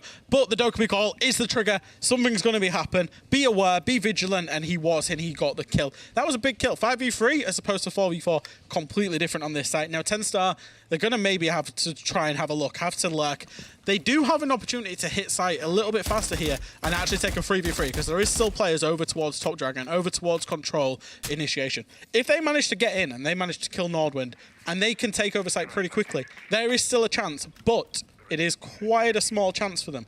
And as you see, they've taken quite a lot of time. Army's going to be getting back. The Dunlimited players will start getting back to site now, and I think maybe, just maybe, TENSTAR have missed their window of opportunity there.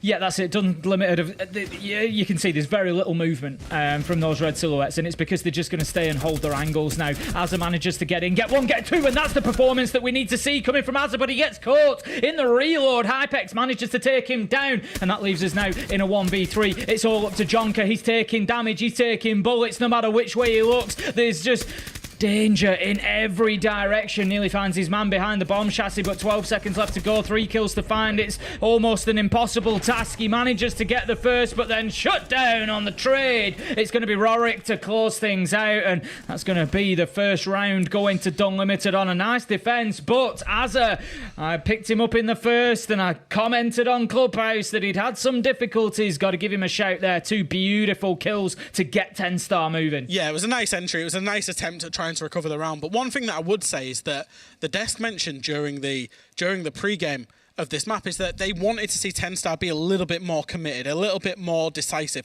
to just go and hit the site, to just make that decision. If you're going to do it with fast, do it with conviction. And I think we saw TENSTAR basically, their plan A failed, and then their plan B, they took 30-40 seconds to actually try and deliver it. And it was just way too long. It allowed Dunlimited to get back, and they lost the round. I think for TENSTAR, that again, that's the same criticism that we're going to go through with. We want to see them commit to those plans and do it, and it's not happened so far. Now, obviously, you're not expecting to win all of your theme park attacks, but it's not the best start for them. Not ideal when you've got, Armory and Throne looming as well, as Dunlimited take us to the other upstairs site. This time it's going to be Initiation and Office before they will inevitably move us down there. So, if I'm playing on TENSTAR, I'm thinking, right, if we don't get this one, we're very possibly 3-0 down here, because we know that Armory Throne is going to be a difficult site to attack. So I like, if this is a bit of a mind game from Dunlimited potentially, a little bit of confidence, I like it. I love to see it. One of the things that I was actually going to point up right at the start of this map is what's going to be the third site for these teams, because I expected it to be Armory Throne and Bunk's Daycare. Would it be Initiation Office, because it's really fallen out of favour, especially inside of EU? Or would it be, the lab and storage area of the map? Because that third site, lab and storage is not traditionally a good site, but teams also don't recently like Initiation. apart from Dunlimited. They're really fancying that site. They're really fancying defending the top floor and really trying to contest these entry points, as we will see them do it again. Now, Jegs, he's going to have a look. He's got a drone in front of him to go into cash. He's going to have a look on the cash balcony.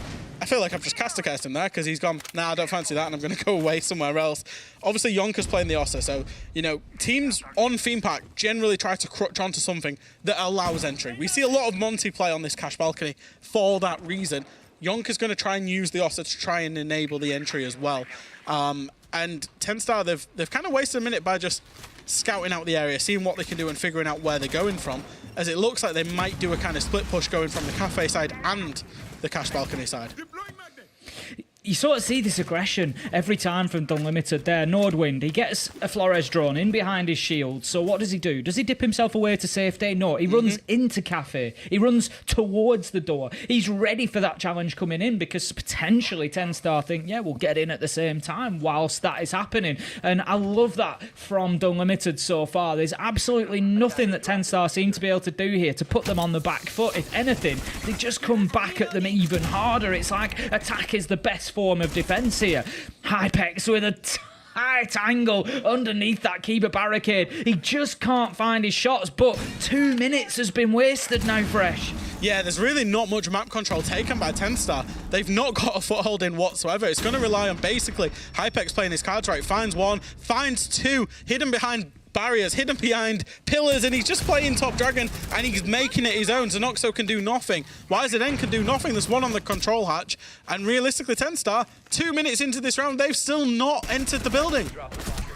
Hypex has just made that look completely casual. He's won the round from that one spot. A kill comes in now, and another one from Army. Rorik and Army just tidying things up there at the end. But make no mistake, that round was Hypex versus TENSTAR, and Hypex came out on top. Absolutely beautiful play from Top Dragon, and casual as you like. The thing that frustrates me a little bit there, Fresh, is TENSTAR, particularly the Ash, the opening kill onto Jegs. So Jegs knows that he's Top Dragon. He's had shots taken at him from underneath the keeper barricade. He's dipped back around. They've flashed that top position. He walks in, and he doesn't even check Top Dragon. He's checking the stairs, but it's an absolute freebie for Hypex. The challenge on the window is too late. Hypex has enough time to turn around and hit that shot as well, and it all just seems a little bit out of sync for TENSTAR. Yeah, and I think, you know, that's obviously a big problem for them, and this is how Theme Park plays out. And, you know, Tristan said it on the desk, this is how Theme Park, you know, will play out with teams that want to be aggressive and want to roam. And I think coming back to that Solis ban, for example, is that the one reason that I'm seeing, you know, professional teams and professional players saying Solis is strong, Solis is good, maybe a little bit too good to the fact that teams are forced to ban her. When you're forced to ban Solis, and for example Amira's banned, that leaves more of the crutch operators on the defense available. It means his army's available. We saw his army used devastatingly in those two top floor defenses. It means that Valkyrie's available. As soon as his army's off the board, Valkyrie's on the board. And it's weird, it's how defenses can basically revolve around these kind of win conditions because of the fact that Solis needs to be banned. And I think, you know, that's a little taster. These 2 rounds are a little taster for what's to come in terms of the general play, you know, leading up to 6 Invitational, is that when Solis is banned, there's going to be a lot of his army, there's going to be a lot of Valkyrie, and we would expect those defense win rates, therefore, to move up. Rorik just going to be lurking around Gong there, just looking for the opportunity once again.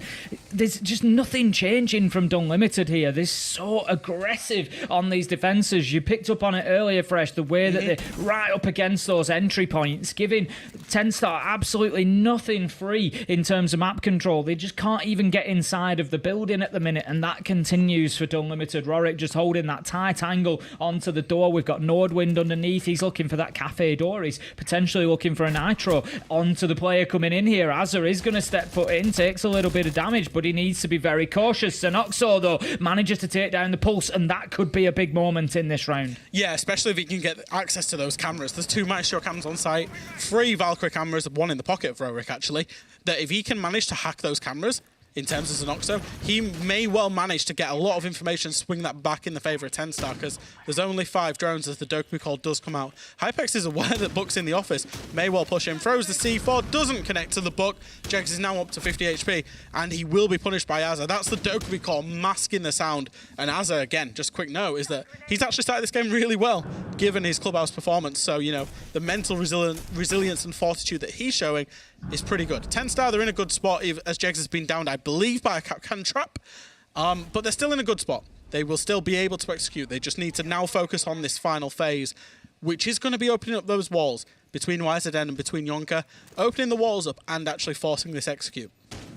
Next kill is very important here, and Dunlimited desperately need it. Now then, IWI is just going to be challenging up at the top of Dragon there. He knows there's a man ahead of him. He's going to dip himself away. Surely he gets killed here. No! Manages to escape. He's going to get himself into maintenance, and he can continue to be a nuisance on the flanks. Rorik's heading upstairs as well, and I'm not sure that TENSTAR are aware of this fresh. There could be a freebie, and it's the Thermite and the Iana. Huge plays from Rorik there, and that could have just swung the round in Dunlimited's favour. But a kill comes in from YZN. Jegs is chasing down Rorik. He's trying to get himself back to site. If he can do this, this is going to be an absolute steal. There's one down in 90 corridor. 15 seconds left to go. He can get back in. They can just hold their angles here. This is winnable. 9 seconds left to go. It is all up to the Breachers Army with a huge double on the outer. And with 3 seconds left to go, it's all that Rorik can do to mop things up. And TENSTAR lose a round that very much should have been theirs. Oh, that's got to be triggering a timeout. I would be so surprised if we don't see one from TENSTAR. That's all 3 attacks lost, but especially the manner that TENSTAR lost that attack in. They had full control. They had 5v3. All they needed to do was dedicate somebody to, and as the timeout comes in, all they needed to do was dedicate somebody to just hold that flank, to hold that aggression, to be aware, because it is Siege 101, and I can't stress this enough. If you're watching at home and you're in a 3v5, don't just hide, get aggressive. It's what you should be doing. That's what Dunlimited did there, and they managed to recover that round convincingly well, and I am so impressed with their composure in the late round across, what, a map and a third so far? They've been really good in this late round of just finding ways to win the round, even when the conditions of the round are not advantageous to them. Rorik, not just for his flank in that round, but I think overall performance deserves a shout at this point. 7-0 across the first 3 rounds, going fantastically well. Interestingly, again, you know, I'm not trying to pick up on those players that are struggling to get into the game too much, but we've spoken at length about Jegs. We've spoken, you mentioned it in the first map, about how sometimes TENSTAR can be a bit top heavy on stats. They'll have a couple of players that are right up there at the top of the board doing the lion's share of the fragging. Jegs is usually one of those players. He hasn't had a kill yet on Theme Park, and it's just seeming to mirror the way that TENSTAR are struggling to get themselves going on the scoreboard. And yes, they're on the attack of Theme Park. Yes, it's not the end of the world, but, and it's a big but, they need to get a round or 2 on the scoreboard soon, because if not, this one is going to run away from them quickly. If this is a 5-1, a 6-0, dare I say it, Dunlimited only need to find 1 attack, so as difficult as the attack might be, you'd have to still put your money on them doing it. I had quite a long conversation with Rorik last night. I know him, you know, decently well, and he basically said that it's a grudge match for them as well. You know, we hyped this up as a grudge match for TENSTAR with what Rorik said about them in the interview. It's a little bit of a grudge match for the Russian team here in that they've seen the 2 Russian EUL teams both make changes in this transfer window. And he basically said that none of the Dunlimited players were even considered for those changes. And he believes that they're a better team than, you know, some of the Russian teams that we've seen inside of EUL. And he wanted to prove that today. That was his big proving point. It wasn't, I want to prove that I'm better than TENSTAR. It's, I want to prove that I'm the best Russian team, or we're the best Russian team, and people should be talking about us. And by gosh, are they doing it so far? They're looking so good as this round is now fully underway. We're going to see Jegs TENSTAR make a lurk in through maintenance. Not sure if he's aware that the Malusi is actually there. If Hypex might get caught out, and this might be a very bad start to the round. Pre-fire comes in. Hypex gets himself up the Dragon stairs. Chip damage both sides, but that engagement is one that's going to be saved for a rainy day, I guess. Jegs comes away very marginally the better out of the two, I think. But Hypex just doing a great job there again. It's just keeping them guessing. It's challenging that point of entry. I'm going to keep coming back to it because it's something that Dunlimited are doing so well on the defence here. And you feel like TENSTAR are going to have to match it. And once again, 7-0 becomes 8-0 as Rorik manages to find Zenoxo with an entry. And that is advantage Dunlimited once again halfway through the round. And I fail to see any major progress that TENSTAR have made yet, Fresh. I mean, we're talking, what, another minute 30, not really in the building. Sure, Jegs was in the building. Sure, Azza is in. But it's only the entrance points to the building. It's only into Mazes. It's only into Cafe here. And realistically, Azza's got no support with him. If he gets punished here, there's no refragability as chip damage again does come in and he's had to back off. 2 minutes in and basically only Cafe taken. This is so slow from TENSTAR and it's not looking good for them so far.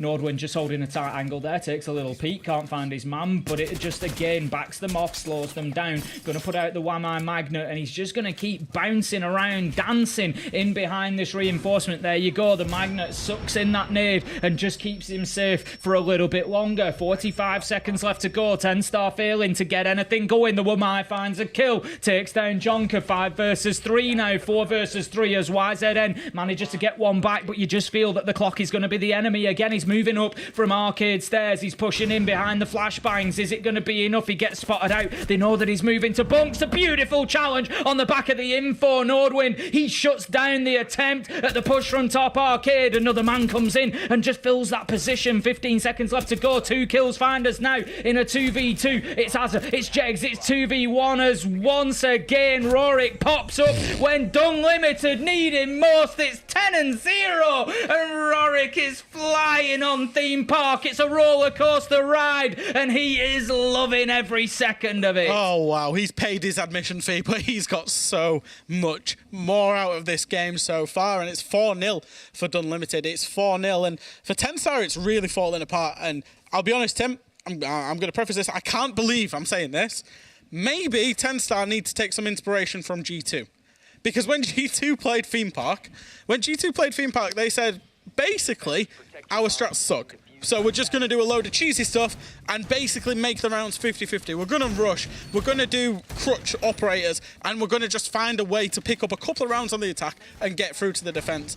Now, TENSTAR, they've had 4 rounds of trying their defaults. They've had 4 rounds of trying their strats, and it's all gone desperately wrong. So I think you need to throw it out the window now. You need to get yourself some good guns, get yourself some crutch operators, a Monty to force yourself into the building, play off the back of each other, refrag each other out, and then actually try and pick up these last couple of rounds. It doesn't look like they're going to do that because they're bringing basically the same lineup as last time they attacked this, other than the sense. But I feel like that's what they should do. They should try and cheese these rounds, try and get 50-50, maybe if they're lucky, pick up a couple and have something to defend. Because as it's going right now, it looks like we could be seeing that 6-0 that you were talking about, Tim. It could be on its way. Hypex in that same position, I think, once again. We saw him at the top of Dragon Stairs. The mute jammer has been placed there, so we might just have him trying to hold down that area. And again, it's just this playing right up to the borders of the map by Dunlimited, not giving TENSTAR an inch lest they take a mile. So Dunlimited, again, down here in maintenance. It could be too easy for Hypex. He's going to go out and get the kill and takes the electronics on his way back in fresh. Is anything too difficult? IWI finds Jegs, and Dunlimited once again have just brought the thunder. That is absolutely criminal that he's been able to get out, kill the player, and shoot the Claymore and get back in.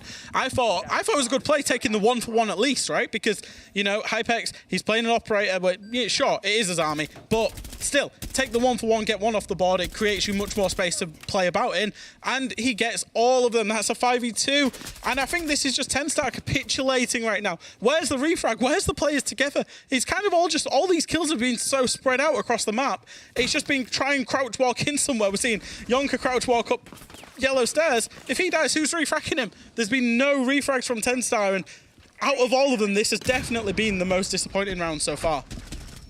Zenoxo manages to find one. Can that get something going for TENSTAR in this round? They at least have the Talon shields of Ursa to play behind. It might give them something. It might give them that little bit of cheese fresh, that advantage that you said they needed. Maybe they can get in there. Maybe they can create a stronghold and start finding a kill or two. 1 minute 10 left to go. And look how patient Dunlimited are being right now. This reminds me of sort of an almost peak NIP style performance. And the reason that I say that is NIP used to be masters of coming in, getting aggressive at the beginning of the round and then taking the foot off the gas in the second half. Zenoxo so close, shut down by Rorik. But yeah, NIP used to be so good at getting those initial kills, bringing that explosion, just like Dunlimited did there, and then settling back in until the end of the round, until that desperation has to kick in from the other team, and then they hit them hard. And Dunlimited are doing that fantastically well at the minute. It's even how Dunlimited in the end there set up those crossfires. You saw that as soon as, I think it was the Frost, I want to say it was IWI, I could be wrong on who was playing the Frost, maybe Army actually, was actually, you know, taking that engagement with Yonker as he vaulted in. That's the trigger for Rorik to swing. And every single time it was swinging off the back of another person's engagement. Again, it's what the desk said was that Dunlimited were doing well, was that they were bringing two people to swing things together. They were refragging each other. It has been absolutely non-existent from TENSTAR, and it has been basically the preface of how Dunlimited are playing, is that they're playing everything together off the back of crossfires and refrags, and it's night and day difference, and that's, you know, probably the key reason why they're 5-0 up, looking to defend the best site on Theme Park to go 6-0 up.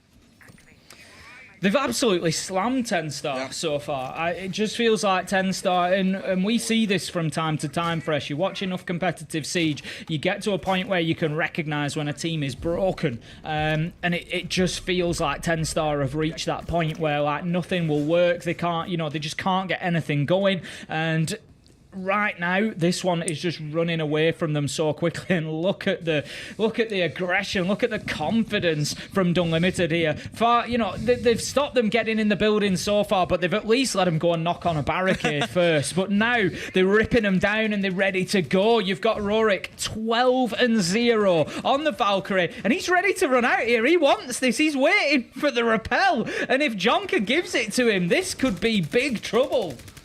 Luckily, Jonker will decide to drone that door rather than just rappel up and will not be punished. That will be an engagement for another day. Rorik, he's looking like he's feeling it, though. And obviously, he is feeling it. It's 12-0, but he's looking like he wants to try and force these engagements. We've all done it in Ranked. We've all had a few kills in Ranked and thought, yeah, I'm untouchable. I'm going to swing everything. Rorik's looking a little bit like that, so maybe that's an in that TENSTAR could exploit, but, you know, you'd have to allow him to do that if he's 12-0 and says, boys, I'm feeling it. I'm going to swing everything.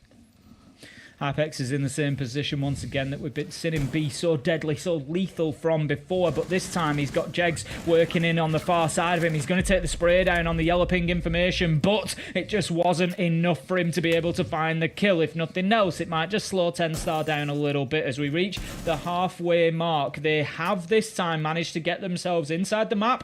They're taking out utility, but they do still have a pulse underneath. The opportunity for vertical nitros is slightly more limited, but still possible. He is going to miss that one, though. You've really got to take your moment here on Theme Park if you want to hit those vertical explosives. Yeah, TENSTAR haven't actually done too bad this round. They've actually entered the building. They've got the entry kill onto Rorik. There is still a player in lab or storage, I think, that they don't yet know about. Yes, it's IWI. So if they don't know about him, IWI has a massive win condition here of being able to push either of the breaches late. I guess they're about to find out, given that the lab and storage window has just been opened. The storage window, that is. IWI does find the down onto one. He will presumably be pushed from bathroom as well, and that will be a good refrag by TENSTAR. This is so much better so far from them.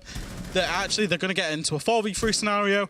They're going to have the verts. They presumably will therefore get the breaches very quickly. There's only nuke jammers on them, and therefore they can maybe have an execute. However, it's that late round composure. It's that 30 seconds left where Dunlimited have outshone them today. must-win round coming up here for TENSTAR. 30 seconds left to go. Aggression as they push on into sight. After that breach gets opened up, it was the Gemini clone to begin with, but operators are soon to follow. 18 seconds left to go, and there's an important kill. Nordwind, he manages to almost find one, but no, disappears behind that wall of light dropped in by the Sense. The plant is going down. Hypex takes a beautiful peek, gets one, there's a second, and that is surely the round 1v1. All Hypex has to do is wait for his moment, and there is his moment. And in that first half fresh, just like the map itself, this is like an abandoned theme park for TENSTAR. There's just nothing for them to go on. Oh, again, they're just letting things go in the late round there. Of course the defenders are going to get aggressive. Of course they're going to try and push into drug. Of course they're going to push into barrels. Of course they're going to push through the Sense walls. You can't just believe that it's a brick wall and just, you know, oh, the Sense wall's up, we can just go plant behind it. They've got to be covering it, and TENSTAR were completely, again, unaware in that late round with a complete lack of composure. And it's cost them again. And that's a 6-0 half. I don't think you could see a more perfect theme park defensive half if you possibly tried than what Dunlimited have just put on show for us there. You know, it's only, you know, in my opinion, it's now only a matter of time until they win EU Challenger League. As you say, 1 attack win in the next 6, and they are the champions of EU Challenger League. And it would be absolutely rightfully so. And it's, you know, we love to see a lower bracket run. It's worth reminding everybody that, you know, up to this point in the final, of course, the Challenger League in EU this year was a two bracket. So you had your upper bracket, you had your lower bracket, you had your second opportunity. Dunlimited were actually beaten by TENSTAR in the upper bracket quarterfinals, dropped down to the lower bracket, and this is the culmination of that lower bracket miracle run that we love to see. They actually only dropped 1 map in the entirety of the lower bracket. They beat Death Row 2-0, they beat Wild 2-0, they beat Ascend 2-0. It was 2-1 against Makers. The first map that they lost was in the lower bracket final. And it's looking like they might not even drop a map here in the grand final against TENSTAR, because they have been head and shoulders above them here on Theme Park. And coming into this fresh, you said, TENSTAR, they like Theme Park. It's a good map for them. You know, this has been a bit of an unusual map ban. We've sort of, you know, we've had Clubhouse picked by TENSTAR, which is generally a Dunlimited map. They've almost picked TENSTAR's map. But I think we're starting to see exactly why Dunlimited have picked Theme Park. What a force they've been on here. Yeah, it was a good map for both teams, and you can definitely see from Dunlimited's point of view why. And I think straight away Dunlimited have got onto that crutch factor that, you know, TENSTAR hadn't. They've brought the Monty. Wherever Army ends up entering, he will be able to force his way into that room. He will be able to give Dunlimited a foothold into that room. It looks like it's going to be cash side. So now where's Jeg's help, basically? You know, there is 2 players. There is Jegs and another player in the bathroom there. I believe it might be Yonka.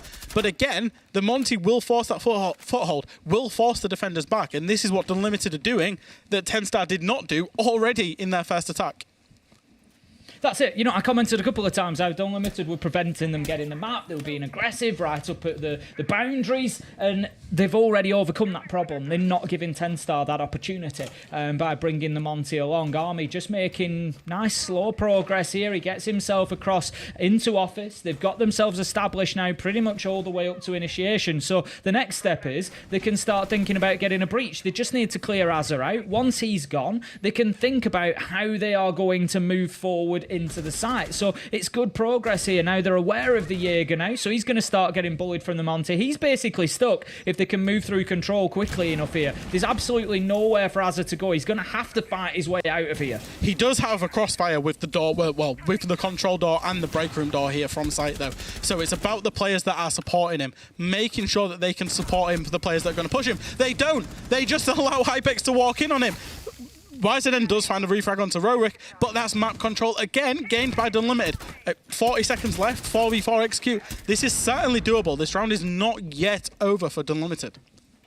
It's certainly not over for TENSTAR either, though. They have 30 seconds to hold on for, and a lot of work still to be done by Dunlimited. They might have a bit of map control, but they don't have access into the site. That could be an important kill, though, as Nordwind manages to find Jegs. 4 versus 2 now. It's starting to fall apart for TENSTAR. Is this it? Are they going to lose the Challenger League in a 7-0 second map, as it is all for YZN to do? 7 seconds left to go. Dunlimited need to think about getting this diffuser down. It's in the hands hands of Army. YZN manages to find one. Can TENSTAR survive here and keep fighting to just hold on for another round? He tries to stop the plant, but no, Dunlimited. They get the final kill. They are the winners of EU Challenger League 2022, and they do it in flawless fashion on Theme Park.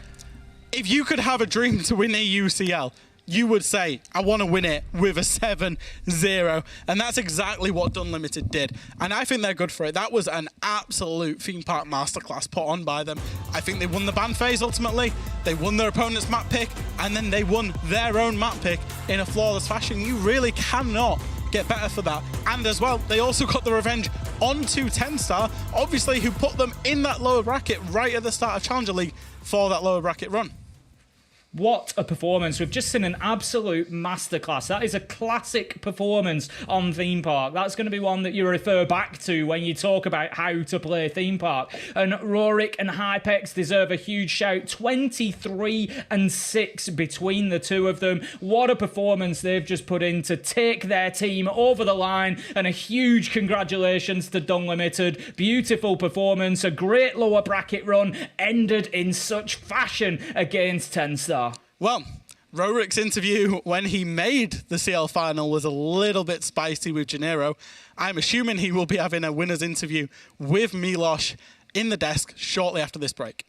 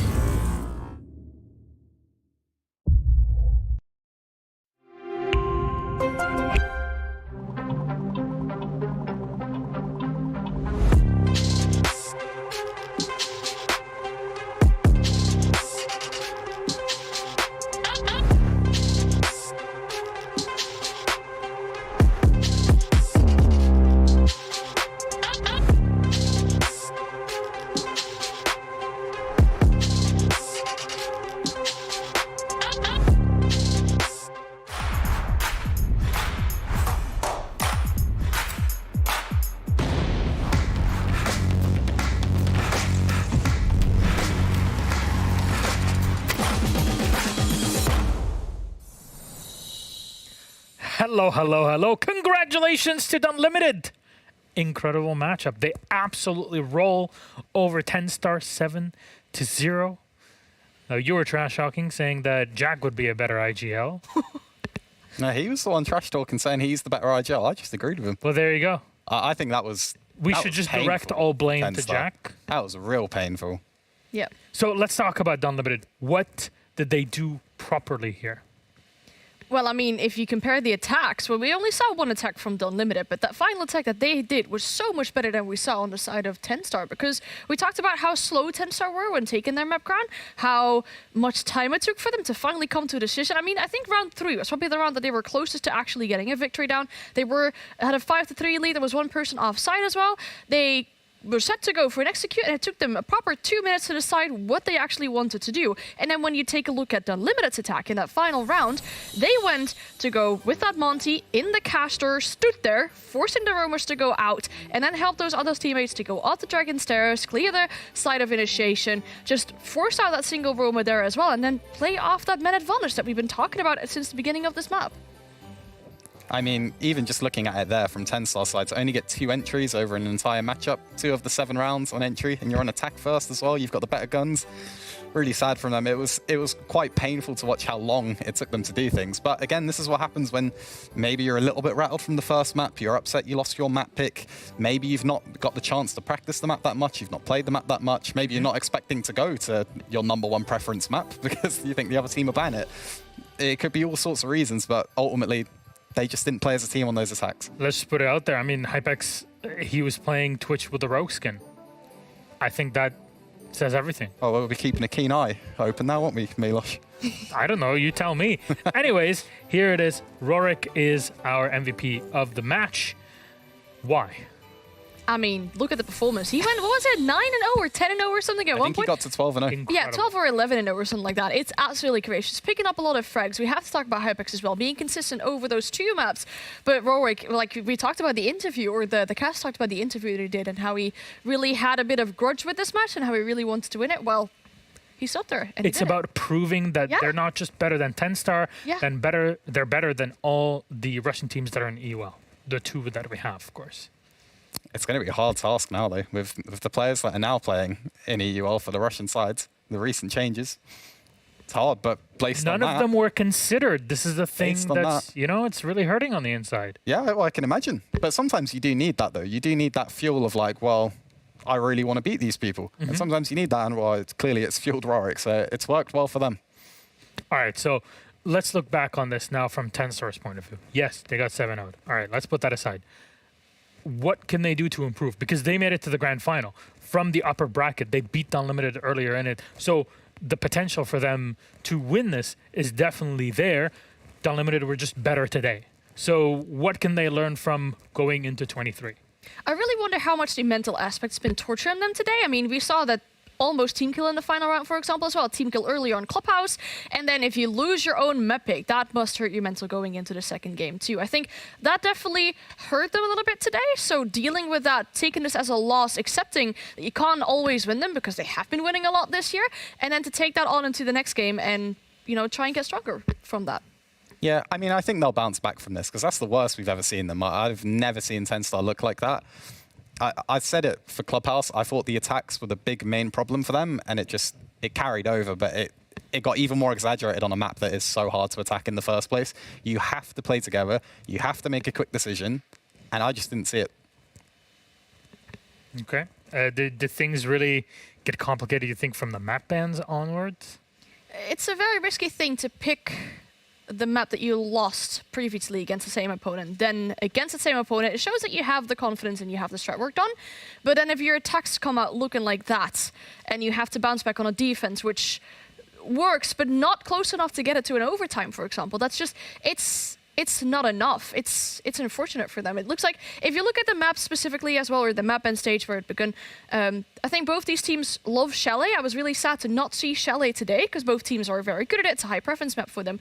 But then there's also maps, for example, where TENSTAR's excel in, but that's a very decent or standard ban, which we see happen often for Dunlimited. It's unfortunate. Yeah, it's that sort of type of map like Chalet as well, like Border that we saw last time. It's a lot less fundamentals, it's a lot less utility burn. Like we were seeing around, for example, where Dunlimited had Nazami set up on top Dragon for theme, and it took TENSTAR pretty much the entire round to get rid of it, and then didn't even trade favorably after it. They spent 2 minutes to set up, and then had, I think, like 3 people on the same window, and just an Ashe crouch walking below.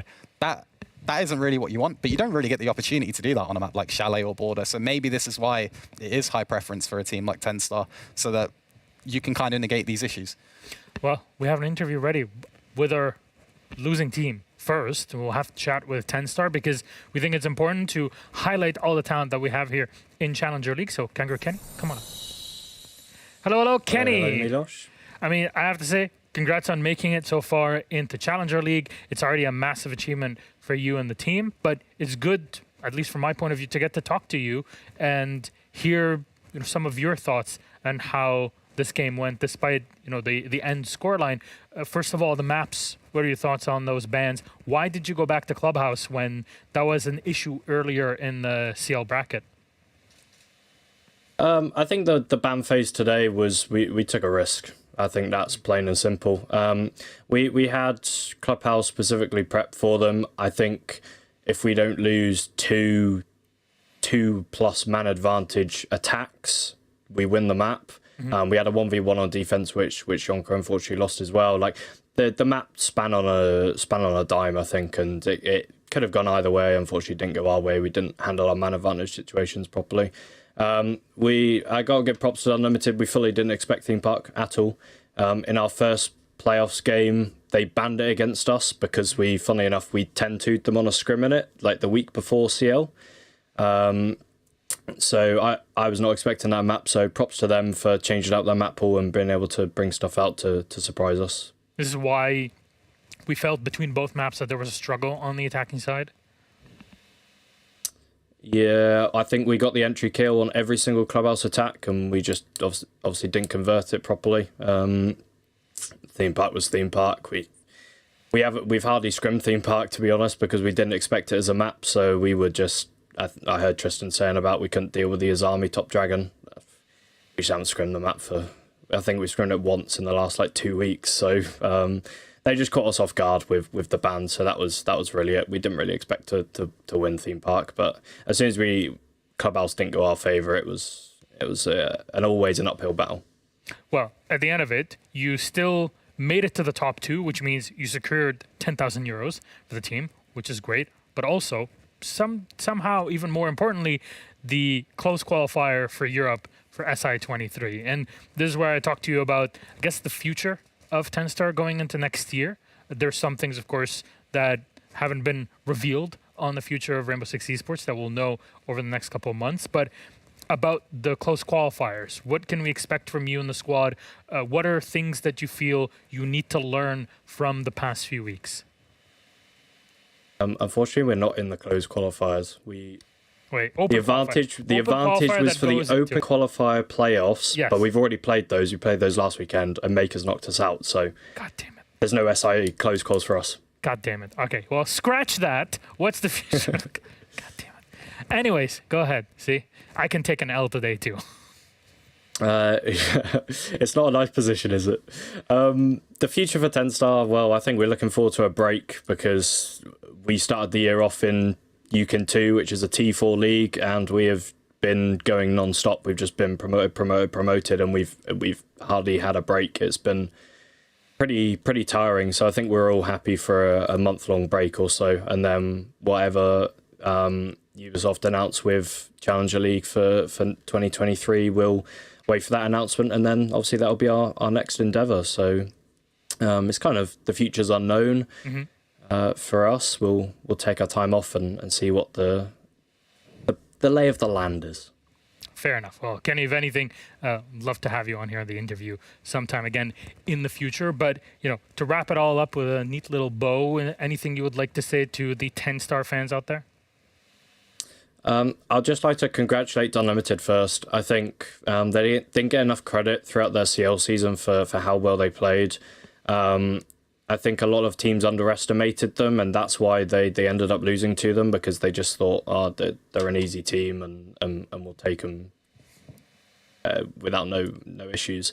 So I've got to give props to them, how well they played. They were a better team today, and they fully deserve it. For people who support us, obviously thank you for supporting us. It wasn't the end to the year that we expected, but with us being 6th place in our national division in June, I think reaching the Challenge League final is far exceeding our expectations. Our goals for this year was to make Challenge League. We did that. We exceeded and made the final. So I'm happy with the year. Didn't end how we wanted, but that's life.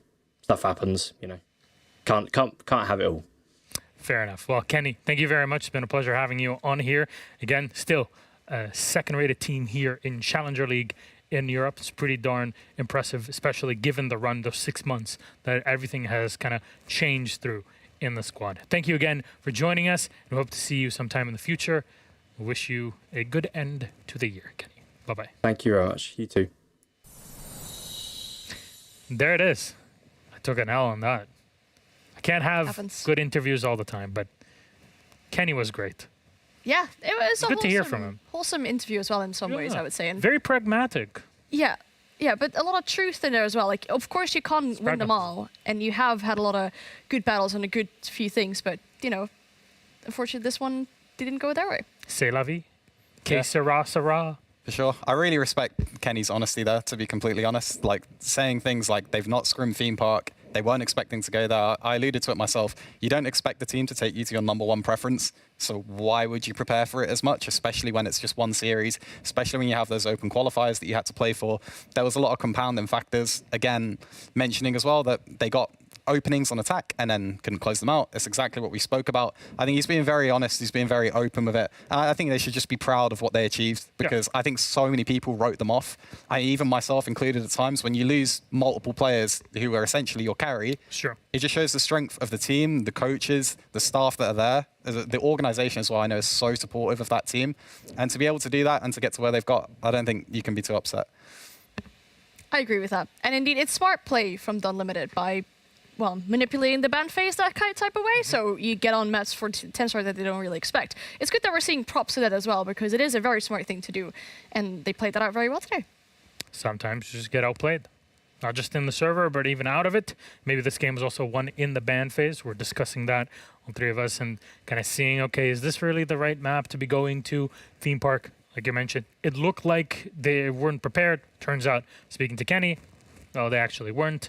Because, well, depth of map pool is something that takes a lot of time and preparation. And yes, even EUL teams that kind of play this as their full-time job still struggle to have a deep map pool, let alone teams in Challenger League that are in Tier 4 competition, basically, at the second level of nationals. That's still pretty impressive. Yeah, it's really commendable. You have to understand the full context of it. Yeah.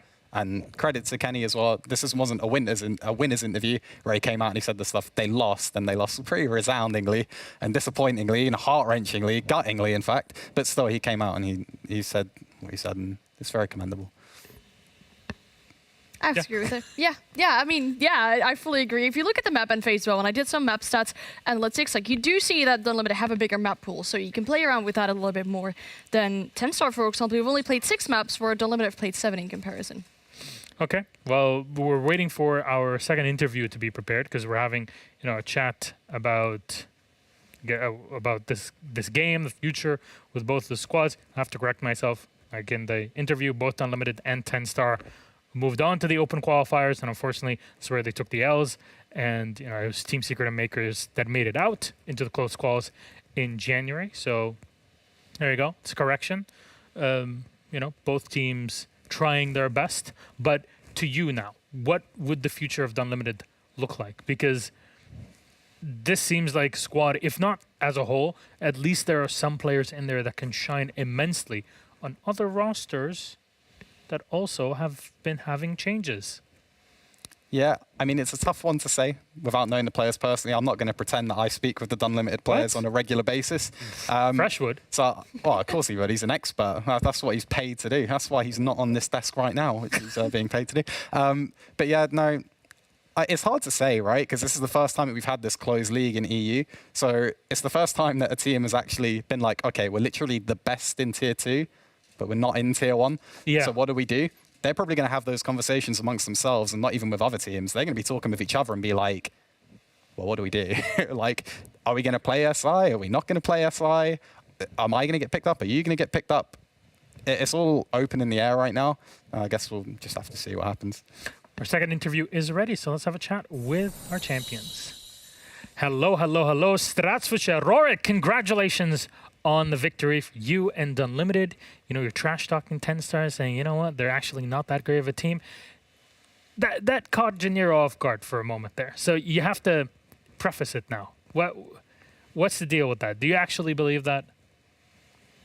I want to say that I was hyping. Yeah. I won't say that TENSTAR is a bad team. Like it was some kind of joke. Mm-hmm. So I have any negative for them. Like GG's today, we were stronger, I guess. Talk to me about the map bans then, because we were just talking to Kenny and he was saying, actually, they kind of outplayed us in the map bans there. We took a gamble on Clubhouse. We were expecting some kind of maybe border or wheeler because we didn't ban it. All I want to say is that we didn't prep any maps for them this week. Like it was our default, but with a lot of teamwork, it was great today. We didn't practice theme park for 1 month, I guess. Like it was, we were adapting in game, I'll say. Did you try to surprise yourself also with the theme park picks? You're like, okay, are we good at this or not? We were ready to play any map they will pick, but they picked Clubhouse. This one I really didn't expect.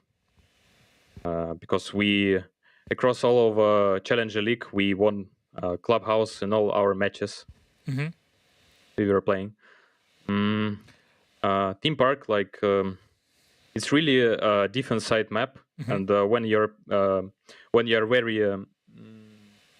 when you're very strong in defense, you can easily win it. You just need 1 round or 2 in attack.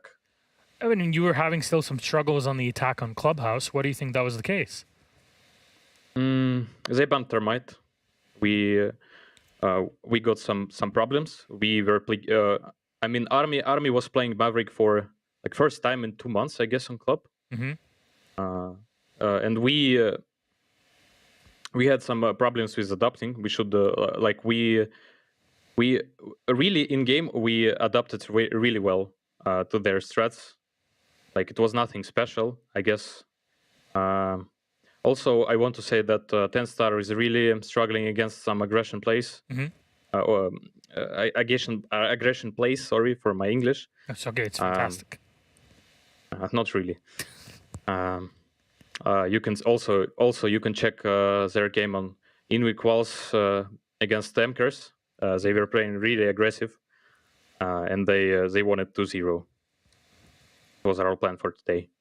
Okay, then everything was well planned, and you said very specifically that today was not just about beating TENSTAR. It's more about proving to everybody that you can hang with the best in Russia, because we know there's some incredible names of players and teams in there. Especially the salty part, I guess, is no one on the team being considered for transfers. So I want to hear your opinions on that. I want to say that all I need now is Team Secret. BO3, not at midnight. We will beat them. I think we're really proving now that we can play in European challenge, not challenging Pro League, sorry. But we don't have any opportunity now. It is sad. It is how it be, as a philosopher once said. But Rorik, still nothing to take away from you, because today you are the champions of Challenger League, and I guess everybody's been watching around and waiting. Is Dunlimited gonna do it? Because you've been slipping through, I guess, people's minds. Even Kenya was just telling us you kind of flew under everybody's radar until, oh, damn, they're in the grand final now, and they actually have a pretty good shot at winning it. Really, all we got today for win is Liquipedia page, player page, and A class and Discord and some money. I didn't really happy today. Yeah, it's good, but I didn't really happy. At the end of it, still a champion, and that's what matters.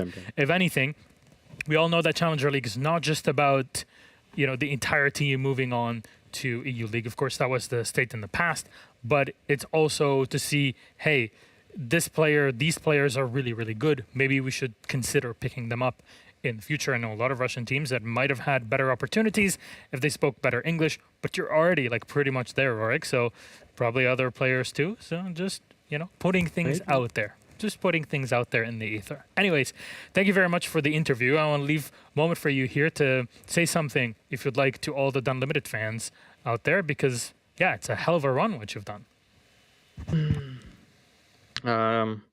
We had a really good supporters, as I said in the last interview. In the Russian community, they were supporting us very hard, especially last matches against Temkers and TENSTAR today. I want to thank everyone. Even some like other fans not from Russia. Like it's really good. It's really good. I feel it by myself, and I have really good emotions about it. I want to thank everyone, guys. Thank you very much, Rorik. Congratulations again, champ. You did it. You and the team. That's Dunlimited champions of Challenger League. So I hope to see you soon, maybe on the interview. We'll have a chat over the next few months. I'm just hopeful in that way. It's nice having a chat with you. Rorik, thank you again for interview. Take care, and we hope to see you soon. Bye-bye. Yeah, see you. Bye. And there it is. Good to hear from both players. Thank you very much to both Kenny and Rorik for joining us. Of course, despite the loser interviews and how very difficult they can be to navigate, especially if you forget an important detail. But still, it happens. Here we are. Final thoughts on game number 1, because we still have a second best of 3 to go through today. I mean, yeah, it's quite sad for both teams that the future is a bit unsure at the moment. I mean, they've both stated it themselves. We did see Dunlimited also have really good fans, for example. That was a very... I've seen that in Twitch chats as well. They are very much standing behind their team. So I hope for both teams that they'll find a solid place for next year where they can continue to compete and, you know, keep those fans behind them. Yeah, I mean, it is sad, right, for both teams. It's like a little bit bittersweet for both. But they both have things to be happy about, things to be sad about.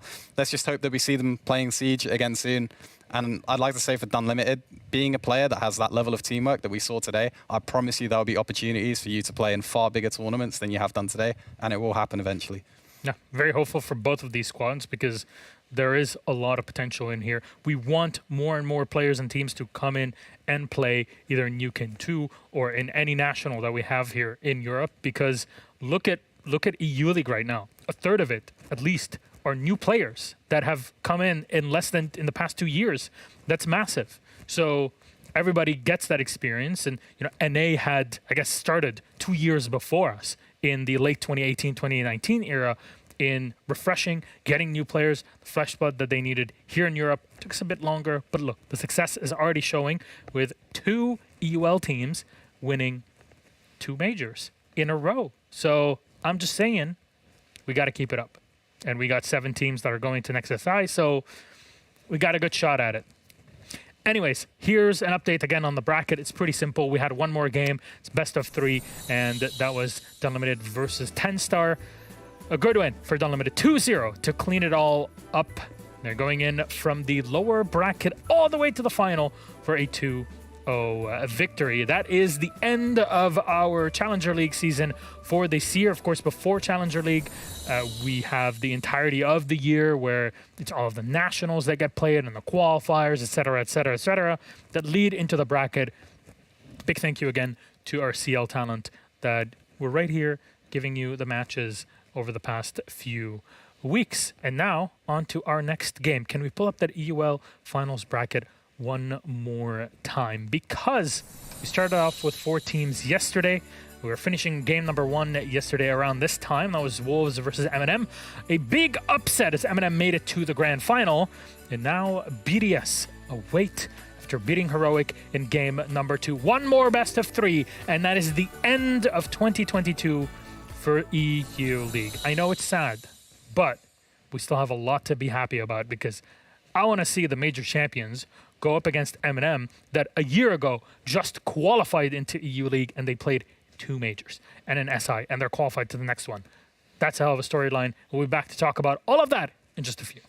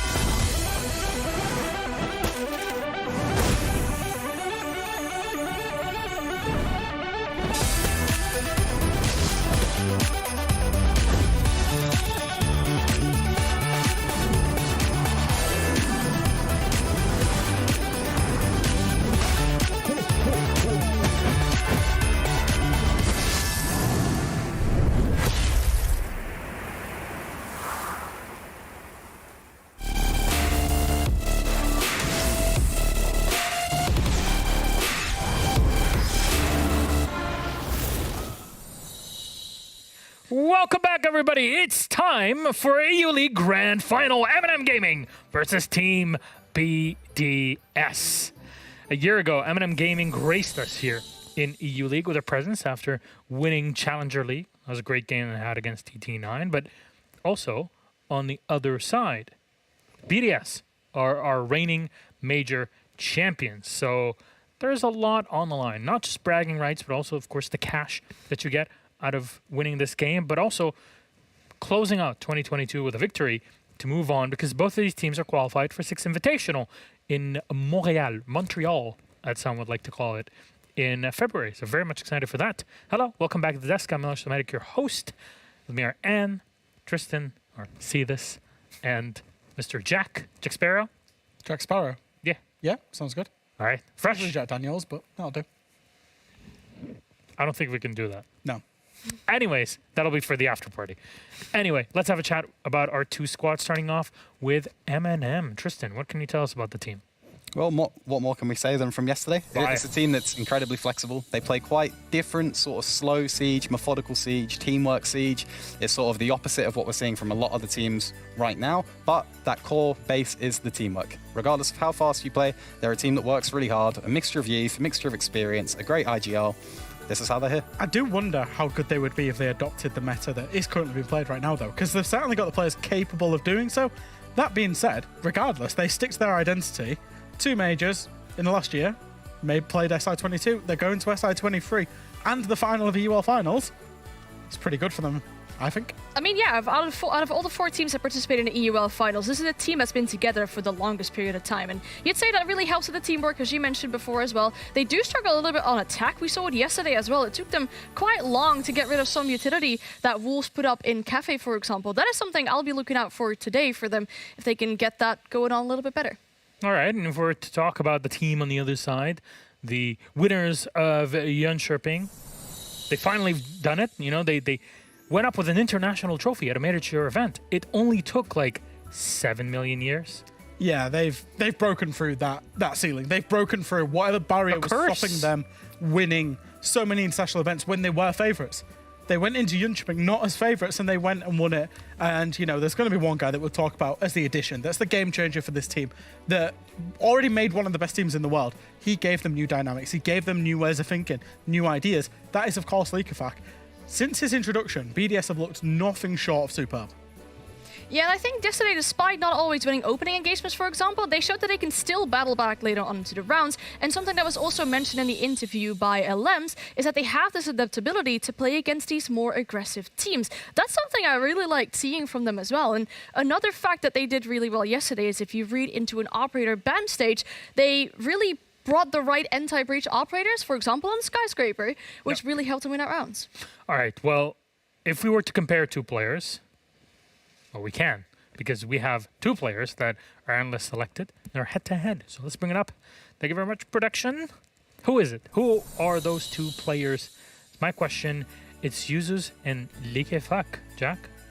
Well, I think these 2 players are... Well, in my opinion, these 2 players are not playing the first entry for their team. But they are absolutely the star players that when you need a round to be won, they go and win it. Yeah, I mean, I couldn't agree more. You're looking at the operators that are there. They're playing SMG-11s on defense. They're playing vertical. They're lurking. But still, look at the KD, look at the entries, the cost, the kills per round. They can sort of do everything. And I think that is such an enormous credit right now in a meta where you can play certain maps very aggressive, but you have to play other maps slow. Again, it's a credit to being that type of player that can do a bit of everything. Yeah, in my opinion, Yuzus is part of a very strong front line that we have on the side of MNM, where he could really step up, really get those clutches in the moments that it matters the most, get that ground, and that's something that we do see Likafak do a lot. You get that ground, you're lurking from underneath, you're working with nades vertically, but for Likafak on his side as well, he's part of the, well, second IGL almost, like we heard in the major, where he just helped LMs to bring in those fresh and new ideas. Jack, just one thing to highlight is that when I said Likafak, you didn't respond with... No, he's the GOAT. He is the GOAT. I've told him that. I've told him that enough that when you speak to Likafak, he is so humble, by the way. He is. Like, as a player, as a person around, he is so humble. So we're going to keep him there. We're going to not call him the GOAT, even though he is for now. Just not jinx him or what? We're just not going to give him an ego. That's what it is. Because we want him to now go on and win an SI for Europe, right? So That's true. We'll leave him where he is. We're looking into the long term. Very well done. Very well done. All right. Our maps for this series. Again, it's best of 3, just like we had yesterday and our game before. And who goes first? That's BDS. And they take Clubhouse first. Okay. BDS are allowed to play Clubhouse. That's completely fine. They start off on defense. Wow, that's also very, very good. Theme Park is attack start. That's MNM's second pick. And finally, Skyscraper. MNM will ban out Cafe before it and start on defense.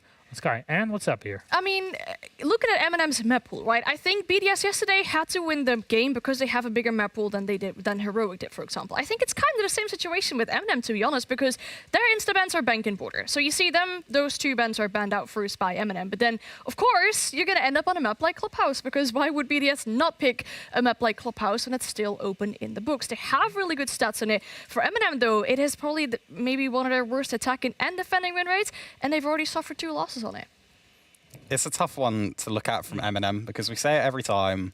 Clubhouse against BDS. Why are you playing it? Yeah. It's been so long since they lost it, and obviously one disappointing moment for them. But then, other than that, they've been outstanding on that map. They're constantly outstanding on that map. So why would you take it? But with SI coming up, do you want to reveal to teams that you actually do play bank and border? Yeah. Maybe not. Look, we won't dive into that too much. We won't dive into it too much, but I think MNM will have been hoping to have played Cafe instead because they won it yesterday, but BDS have just gone for tried and trusted. Yeah. BDS are always going to pick Club when it's available, right? Yeah. The theme park, I think, is very good for MNM. MNM are known for a long time as a good theme park team. You know, for the past probably, year and a half. They are a team that always played theme park. Even when they were a CL, you know, back into the UKIN days, they always played it. However, then the decider of Skyscraper, that's the one that I hope we get there. Because obviously we've had 2-0 right throughout this whole weekend. I hope we get to Skyscraper. Because both of those teams yesterday, when they played Skyscraper as a decider, they played the win conditions of that map perfectly. Yep. They put in really good performances. And I think as a really high quality Skyscraper, I hope we get to see that from them. Same exact score. Same for attack and defense, 7-3 for both, 3-4. So they were both pretty darn happy with Skyscrapers. I echo the same thing that you said, Jack. I really hope that we get it. But the question is, will we? Now, Clubhouse is obviously a big linchpin. Taking BDS to Clubhouse, always a massive mistake. I think many teams have learned it. But what can MNM actually do here to break through BDS? Because they shown us yesterday against Wolves that, yeah, MNM actually have it in them. I think sometimes you get to a point where 2 teams are so good and they've got so far into a tournament that it doesn't really matter too much about the maps. It doesn't really matter too much about the style. It's just 2 actually good teams that work together, playing against each other. And ultimately, it comes down to who trades favorably, who's picking up entry kills, who's staying alive, who's clutching rounds. There's so many moments against teams like this. Like we had it when we played against Wolves this stage. We lost like 2 1v3s. It completely could change the map. And I think that clutch factor from players like Brede, players like Shaiko, players like EFAC, that could do it for BDS. But MNM are no slouches. Users, Solotov, they can all do it. I think when you're at the point of going to a map where, Clubhouse for M&M was known as a very long time as one of their permabans. They've been trying to integrate a lot more. I think when you go into that kind of map, you're probably going into M&M knowing, yeah, we're not the favourites. It is their map pick. They are pretty much, apart from one loss to W7M, unbeaten over the last 2 years on the map. They love it. That maybe does give them a level of freedom to be quite expressive on the map, to just try things, warm themselves up, play together. You never know what might happen, but they might have already put it in their heads as like, right, it's fine, it's a free one, and then we go again for map 2, and map 3 will be the true test. I mean, we know that MNM can be very creative with their operator bans. We've seen all kinds of bans coming out, like a Monty or a Ying, Flores, Amaru, Bandit, you name it. So you can ban very specifically against what BDS likes to play on a map where you have a lot of information what BDS likes to play on Clubhouse. But BDS on their side, they're also quite they're quite targeted on their attack events towards the team that they're playing against. So there's one player from MNM that is not ready yet. So we're going to take another couple extra minutes that we can discuss about operator bans. Maybe, perhaps, on Clubhouse. And also, what sets BDS apart? Oh, lobby's ready. We just got it. There you go. All right. Friends, thank you very much. Who takes map 1? Just say the name. BDS. BDS. All right. Chat, who do you think will take map 1? type it in there. Anyways, thank you very much. BDS versus MNM, our EUL Grand Final for 2022 begins, and we have two beautiful casters take you through it. Not just the looks, but also the voice. It's Hap and M. Enjoy. Thank you very much, Milos, for the compliments, for the Christmas theming. Wonderful. I just wondered, he said the looks and the voice. Yeah. It's like, who's the looks and who's the voice, or do we both have both? Both, okay, both is both. All right, there we go. I just need to clarify that, just in case. Happy holidays. Happy holidays. What do we have before us? BDS Clubhouse. Oh. Yeah.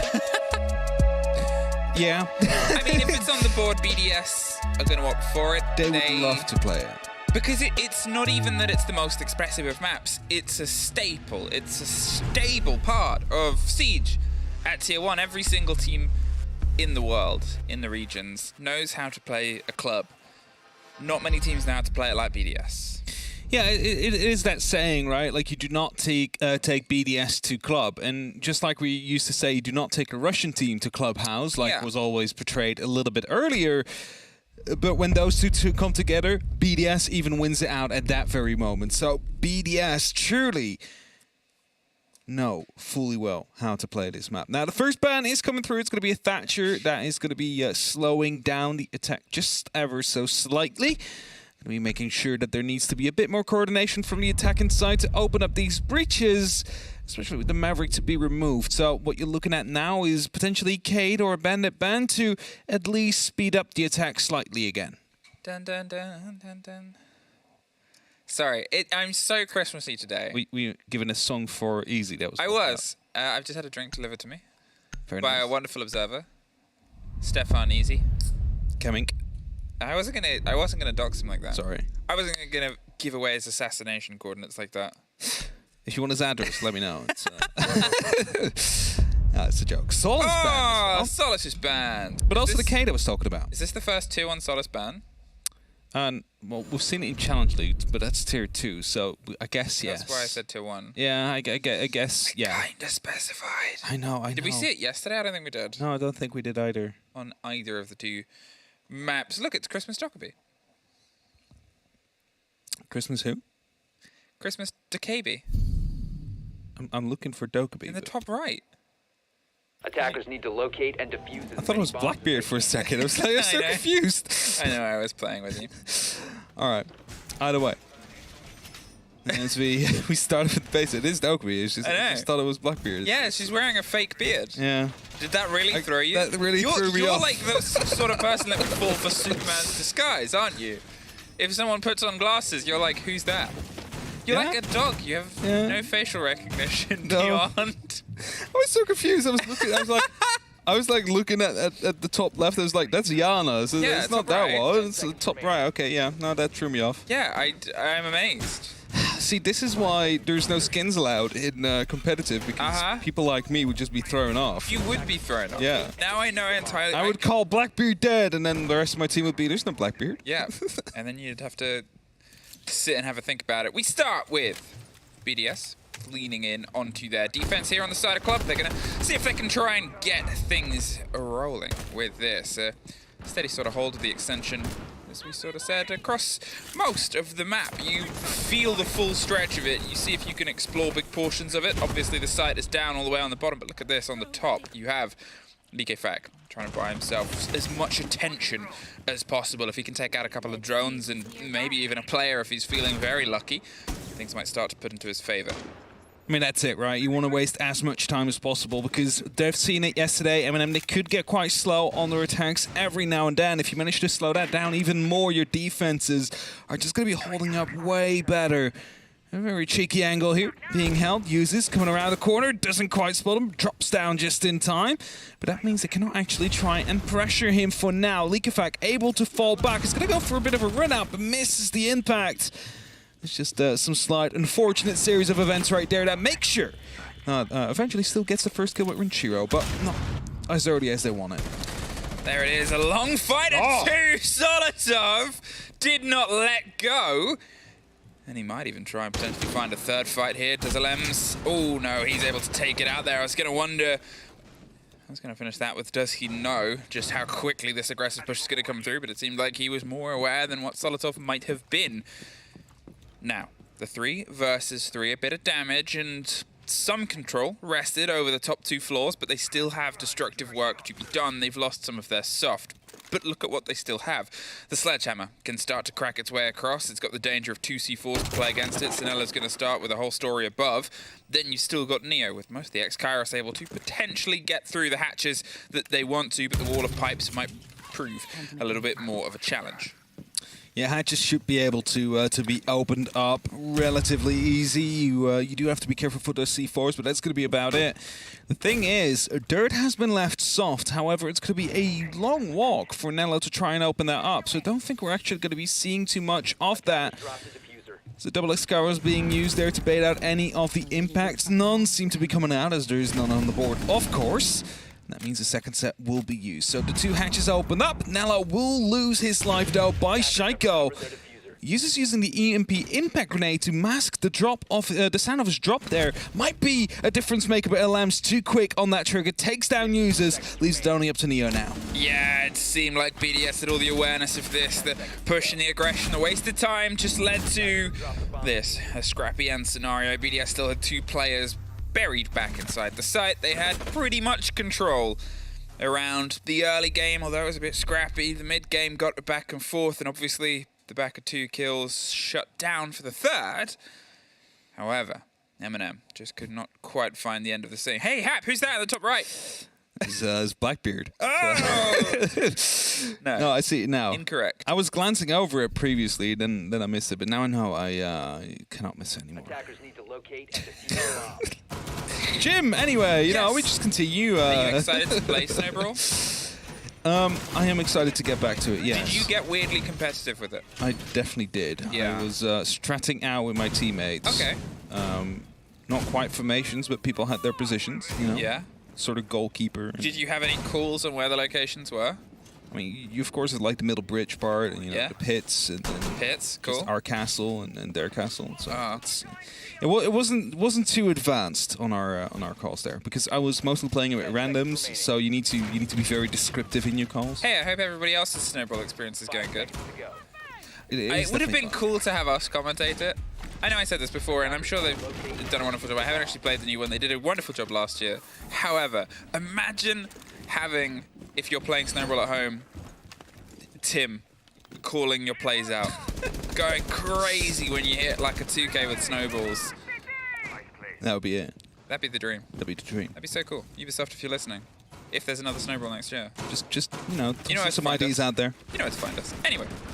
Jim, 30 seconds have passed, and BDS, they still have a bit of a stretch, but it's a very different hole. It's one where you sort of stretch across the top floor, waste the time on the back end, waste some of the utility drive, and it's down to MNM to see if they can break across it. A long-range play there with the Gon 6. They want to force out Bride's bandit tricking, but it's Solotov underneath that gets the opener there. Inside kitchen, finds the back-ender, and Shiro opens up some stretch in logistics, but look at this. A quick rotate round. They're going to see if they can try and rebuild against it. Alems playing the hyper-aggressive game right now in that he's just looking for a fight. He played it on the previous round. He did it fantastically at the major they took, and Neo, he's a bit stuck waiting for some of the appearance of a support structure. Now there's going to be 2 EMP impacts they can use. However, Bride still has an extra battery in his pocket. Needs to be juggling that one around well. LMs might be finding a grenade underneath. No, that's going right into the vault. As the impact EMPs are being used, the Selmas will be removed. However, the extra thermic will blow up. So a breach has been made. And that will allow MNM to put pressure onto the bathroom now and try and see if they can find Bride in a result. Yeah, perfect way of sort of demonstrating how you can take care of that. They didn't want to try and risk the pressure onto any utility that might be tucked in the corner. So instead, just burn the utility on the wall itself. 1-on-1, you've got that to utilize it. Most of the walls here are ones where you're sort of getting them cracked open as they already have done. The calls come through.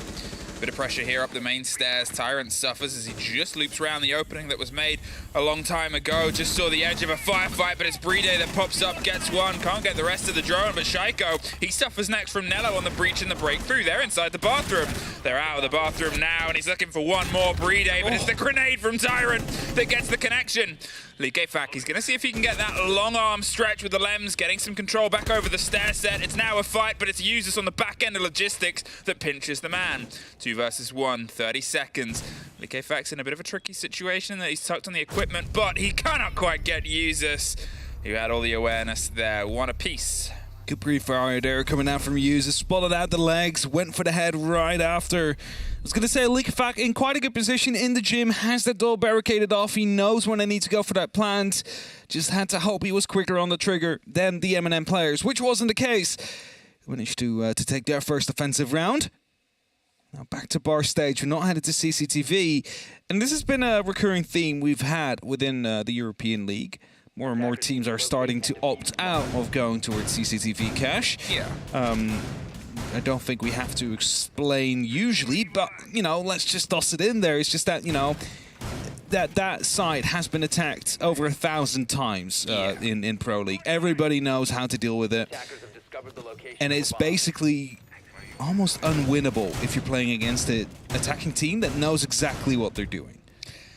Yeah, that's the sort of baseline of it, really, is knowledge. Is of all the sites and all the gin joints in the whole world, it's got to be this one, Sam. It's got to be the one that you know the best. And it is probably, for a lot of people's money, the site that, if you were to say what is the most default attack of a site that's known, CC. Across all the maps, across all the comp maps, across maybe even some of the spicy out there maps. And let's talk about ranked, casual, unranked. Like the entire player base almost knows how to attack that site, which is why it's slowly starting to fall out of that popularity. You always see it as well. You always see the first rotate off is what's known. You have to play a bit unexpected. Talking of, look at that. Straight to the bubble on the back line. Solotov, he went for a long drive and was rewarded at the very end of that. Flores gets some early work done on a bit of a pocket and a chance and some utility. Mujam, I believe, was being placed there by Likefak, which is why Solotov had the opportunity to move through. He's doing more with the RC Roteros, creating rotations. This is exactly what we talked about with Flores being such a versatile operator. You can basically use him for intel, for removing gadgets, for removing players, creating rotation holes. He literally does everything. And LM's even said back in the day when he just was released that they believe Flores was the most powerful attacking operator in the game at that moment in time. Now, they've not really played it as much ever since, but, you know, MNM is not afraid to use it against BDS now by literally just tearing apart the entire defense that has been set up on that first floor. I mean, look at this, though. They only really have EFAC that's close in a position to swing directly. The other players have all got themselves propped up vertically. BDS is sort of watching from the top down, and now they're all up there. Every single member is in a position where they sort of say, okay, great, they can do as much as they want. But we have this, the control. There's a quick swing round, the break there onto the bubble, I believe. Maybe another Gone 6 that might have just popped into corner here from the line. As the pressure comes through, they're going to see if they can go for something right under the smoke. Solotov, he's going to try and lock it out. Shaiko's above, and Nello, he's just going to hold F, and, well, he gets it stuck. BDS, they take the drop, and now he's going to see if he can just hold the corner. Do they know? Nello, they don't know, swing, they don't know, they don't know! Swing, Nello, they don't know! No!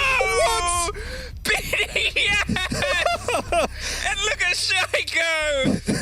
Even he doesn't truly understand what happened. This is a ninja plant into a ninja defuse. Oh my god! That was all within about 20 seconds from start to finish, both plant and defuse. Wow, that is not often seen.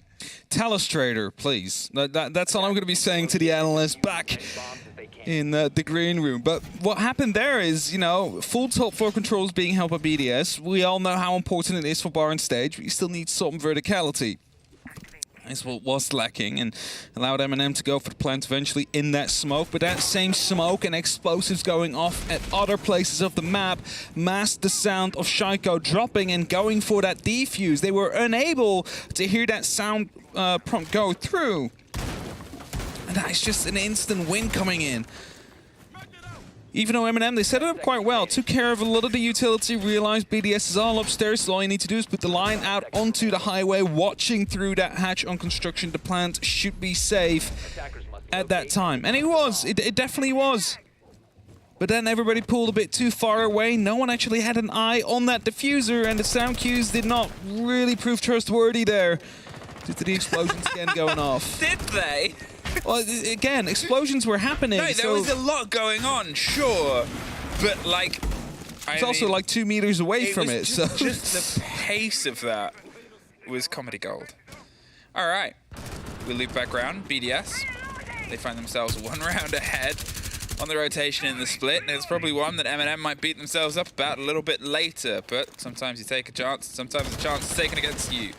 They start, as they did before, with this clear over the top. We remember it got quite scrappy before things really started to cook together, and even then it was on the back of a double kill that MNM were able to pull themselves towards. So they've gone with a slightly different approach in that Tyrant, he's already tucked himself into Garage. They're getting a lot of pressure here onto the mid floor, and they're letting only a couple of players go for the clear and the push on the top. Making sure there's not too many players out there. They know that they need to be moving down as well, so you don't want to be falling into the trap of having everybody out at different places. Just let the drones do the work, right? Like, let the drones clear everything out, have 1 or 2 players behind it to follow up in case there is someone out there, and then, you know, with 90 seconds left on the clock, they should be able to start opening up. However, Liquefac has decided to hide himself near the strip club, and as these hatches are going to be opening up, he has the luxury to just wait, and I think that's exactly what he's going to be doing. As he slowly creeps back towards the battlefield, there is a camera hidden inside that jukebox. That is going to be crucial for this flank to come through. They know exactly where these players are going to be at. Liquefac, he could just get 2 kills for free here. I mean, what a great place for a camera that expect to see this in your games at home, people. Because it's about to be... Oh my god. Devastating. There's 1, there's 2, and there's Liquefac straight out of there, and they have no idea the heist of a century has just been pulled against them. 45 seconds. He's back in the club, sitting alone in the VIP, and he's waiting for somebody to see if he can, I guess, bring them some pressure. This is so smart. He opens it up for the impact, but he's not actually challenging it. He's wanting them to come to him. He's challenging them, like, come and get me. I don't need to go. It's still pinged. They know exactly where they are. This camera is going to be stolen. There's no two ways about it. This camera is going to be in everybody's game from this point onwards if Falc's on the board because of just how much distraction. There's 15 seconds and they're hunting a player inside strip because they have no other choice. There's 4! Oh, Liquefac. Is he going to end this round on an ace? It's 8 seconds, and at this point I think it's only if Neo tries to find the fight, he's going to pull himself back. He's not going to give him that kind of gift this early in the holidays. But I mean, what a play. That is a perfect Valkyrie camera out there. It is also perfect trigger discipline from Liquefac, first of all. And the timeout is being requested by MNM after that one because what we've just seen is a round where Shaiko just, like, steals it. You know, he's, okay, smoke, that's fine, I'll defuse. And after that, Liquefac, who is dubbed the new GOAT by Fresh and also had an amazing rookie stage, just gets a quad kill like that, backed on his own information that he's gathering. And MNM, they need to have a little bit of a chat because, well, that isn't going too great so far. They want to get themselves a second and maybe even a 3rd round on the attack to find themselves in a fighting position for the second half. But for now, that is not looking like that is going to be happening. Yeah, that's a way of putting it. I mean, it's kind of built itself into a situation here where, I mean, you have to give credit to BDS before I say anything else. You do, yes. The plays that they're putting together are really well put together. However, there's also a big element of pluckiness about it. The ninja diffuse into the back there of one sneaky camera. It's like one very great thing is falling into place, and they haven't quite been able to find the break against it. Mm. Whereas MNM, you know, they're doing these structured takes. Okay, they're on attack. That's sort of more their job. It gives you more of a direction and that you've got to play more into the game. But at the same time, I mean, it must be frustrating for MNM that they're on the back and you know, they don't know about that camera. They don't know how things went wrong. They just know it did, and it felt a bit too easy. Now, if you haven't seen, we are headed into a rehost. There's a graphical bug on the screens for MNM. So we're just quickly getting that sorted out, and then we're getting back into the game. So you might be wondering, no, coach is not allowed to talk to the players right now. He just had his 45 seconds. This is just going to be a timeout for the players here whilst they are rejoining the server. We'll allow them to continue discussing on what was going wrong. Or just like Shaiko, he's just going to be checking the TL, you know. Seeing what if the Ninja Defuse has been posted yet, so he can type a little haha with that. Haha, lol. But then in a French accent, of course. But yeah, no, I mean, we have to say, MNM in that round where they attacked Bar Stage, they looked under control. They managed to take what was necessary. They got rid of the utility that needed to be cleared out. They got the plant down. Up until that point, everything was perfect. They had the cover. They knew exactly what it needed to be. And then it all fell apart. By Shaiko next to the door frame, defusing. And I'm not sure if they heard one or two of those ticks and then didn't hear the others due to other sound cues coming through, like the explosions, the impact grenades that were being tossed in by the defense. And that's why they didn't peek, or it was something else. Again, here, Liquefac. And it was all telegraphed. I mean, it's beautiful. It was just great team coordination. He knew exactly when they were going for the swing. He had the calls. He had that opener, as you said, to sort of draw the ire and attention away. And, you know, MNM, they sort of find themselves in a situation where they maybe expected Jim. Obviously, you could see a massive repick that comes across the board. Grim was originally there, but I don't know if that was just a timeout there, as it can somehow happen at the minute. Could be.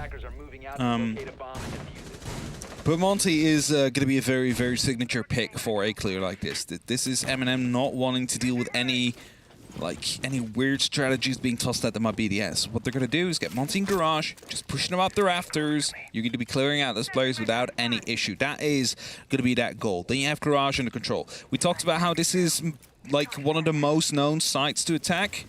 That's one of the steps. You need Garage control. But the first is to open up the breach that we're currently looking at. Solotov ready to wait. Neo is able to put that extra thermic down at any given moment, but they need users there as well. You do not want to go for just a single breach at that point, unless you know that there is going to be no active Bandit. Now, Bandit is not on the board, so they will not know until they've droned it out. And I guess that's just what they're waiting for right now, as you see users on that drone just gaining some ground. And instantly the opening comes afterwards, so they're acting quickly on their information.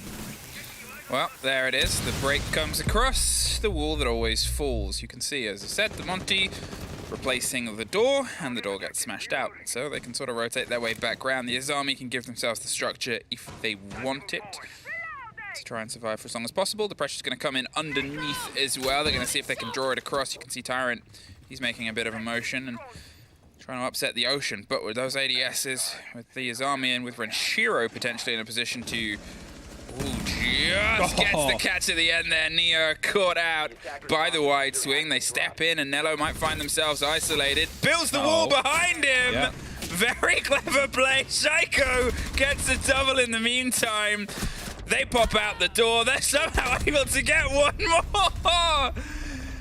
And that was just, okay, for what I called in previous rounds as those little moments. The Azami to block the Monty. It's great. It's brilliant. It's just fun siege to watch. It's the siege that you want to watch from the reigning major champions. They're also the reigning European League champions. They are looking to re-gild their throne in the trailer. And of course, get the trophy as well. And again, we go for a quick break as it's 1-4 for BDS. Need to get that all sorted. And we just wait. But what you mentioned, like, first of all, like, being in that spot underneath the steps, you can see underneath the barricade, you see the feet coming through, you get that kill. Yep. All right, that's great. I mean, that happens.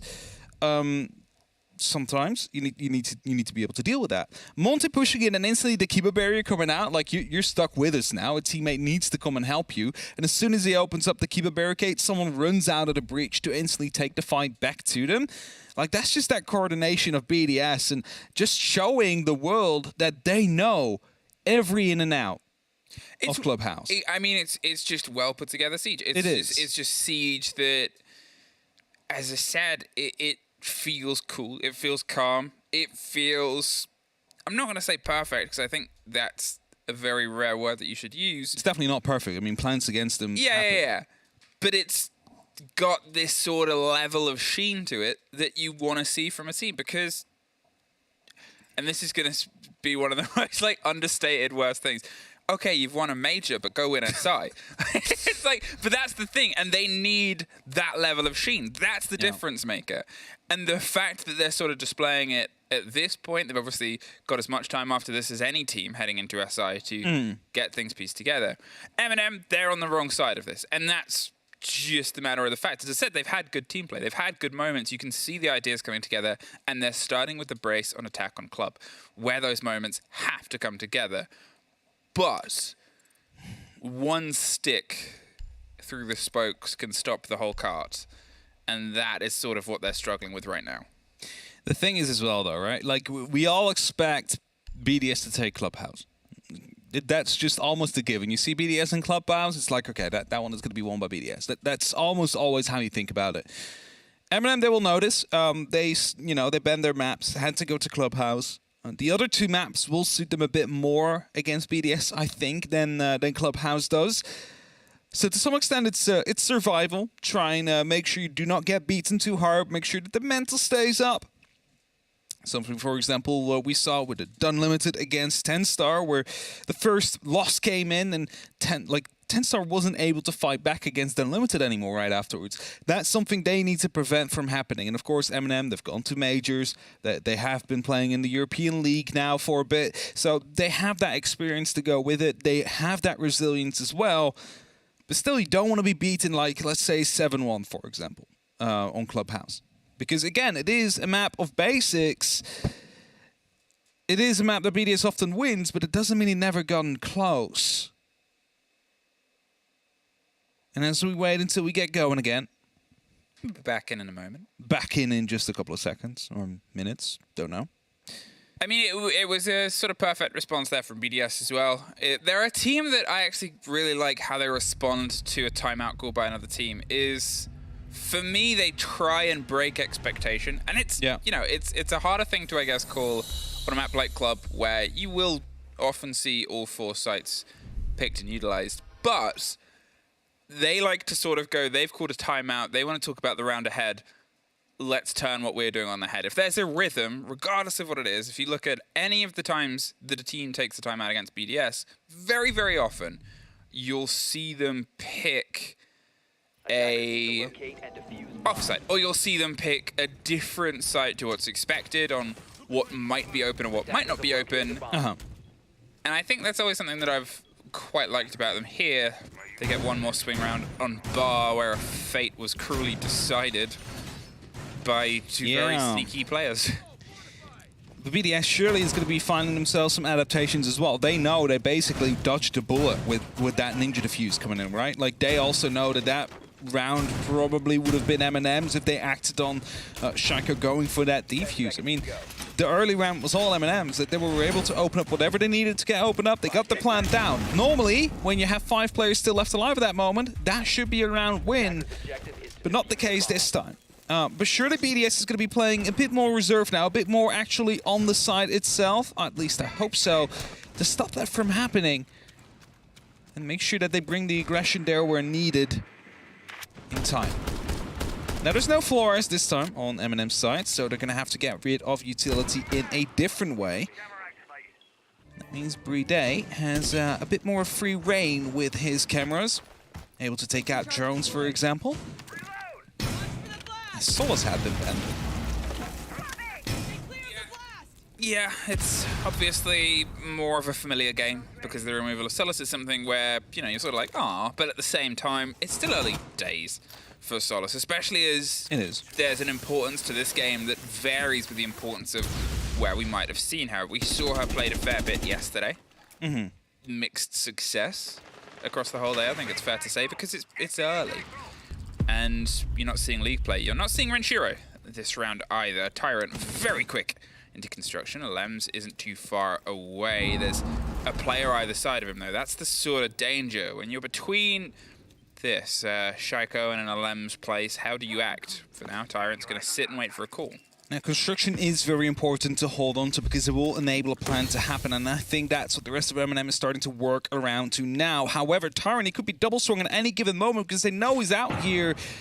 As Bennett gets very close, it's Shaiko to run past, but surely the player on the bedroom side should be going for a bit of a swing now. No, Shaiko again going through, but he falls eventually, and Alem's not there to help his teammate. It's going to be meaning that BDS is now 2 men down.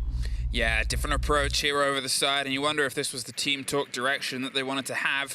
Expecting this to be the side, the swing comes across. There it is, Breathe on the door, and Alems from the logistics side, and they're able to at least take care of Tyrant and maybe try and bite back some of this verticality. However, with just under a minute left, and Nello going to see if he can try and plant the kit slightly deeper, a slightly different position. Alems finds Nello though, and as you said it, Warden had the cover on the smoke. He's looking for the fight. Cannot quite find it. Users gets the angle.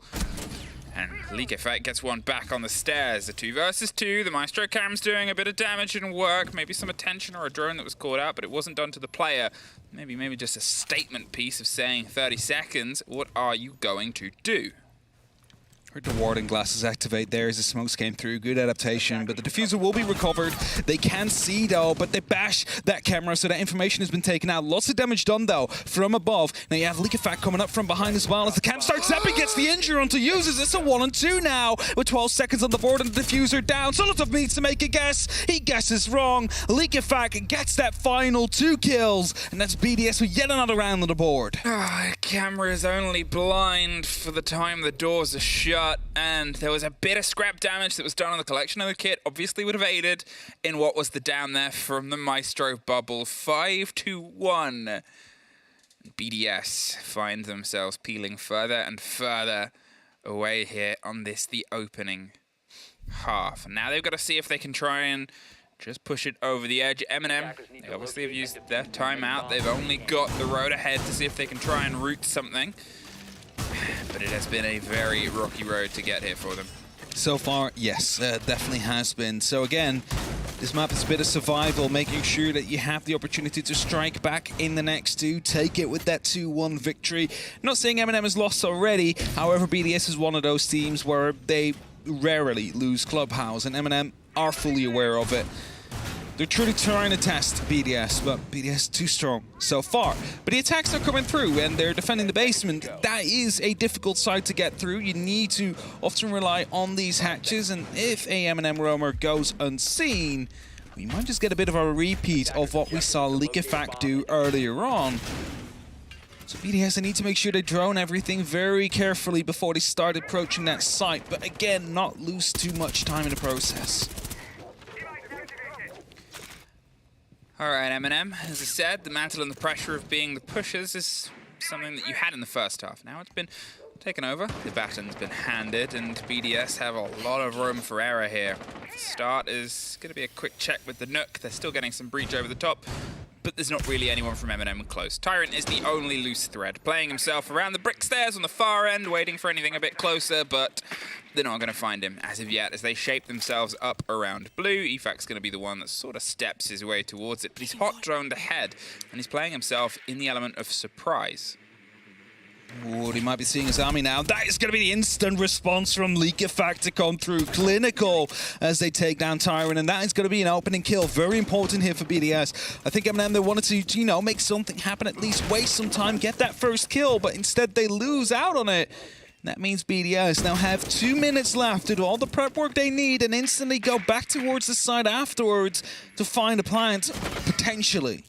So, you know, MNM, they need to fight back now. They need to go aggressive as BDS is going to be opening up. You cannot afford to give them any space. As soon as they start dropping motorcycle, as soon as they are on the same horizontal level as you, that is when you're going to be struggling. Well, both hatches pop off in a cacophony of danger.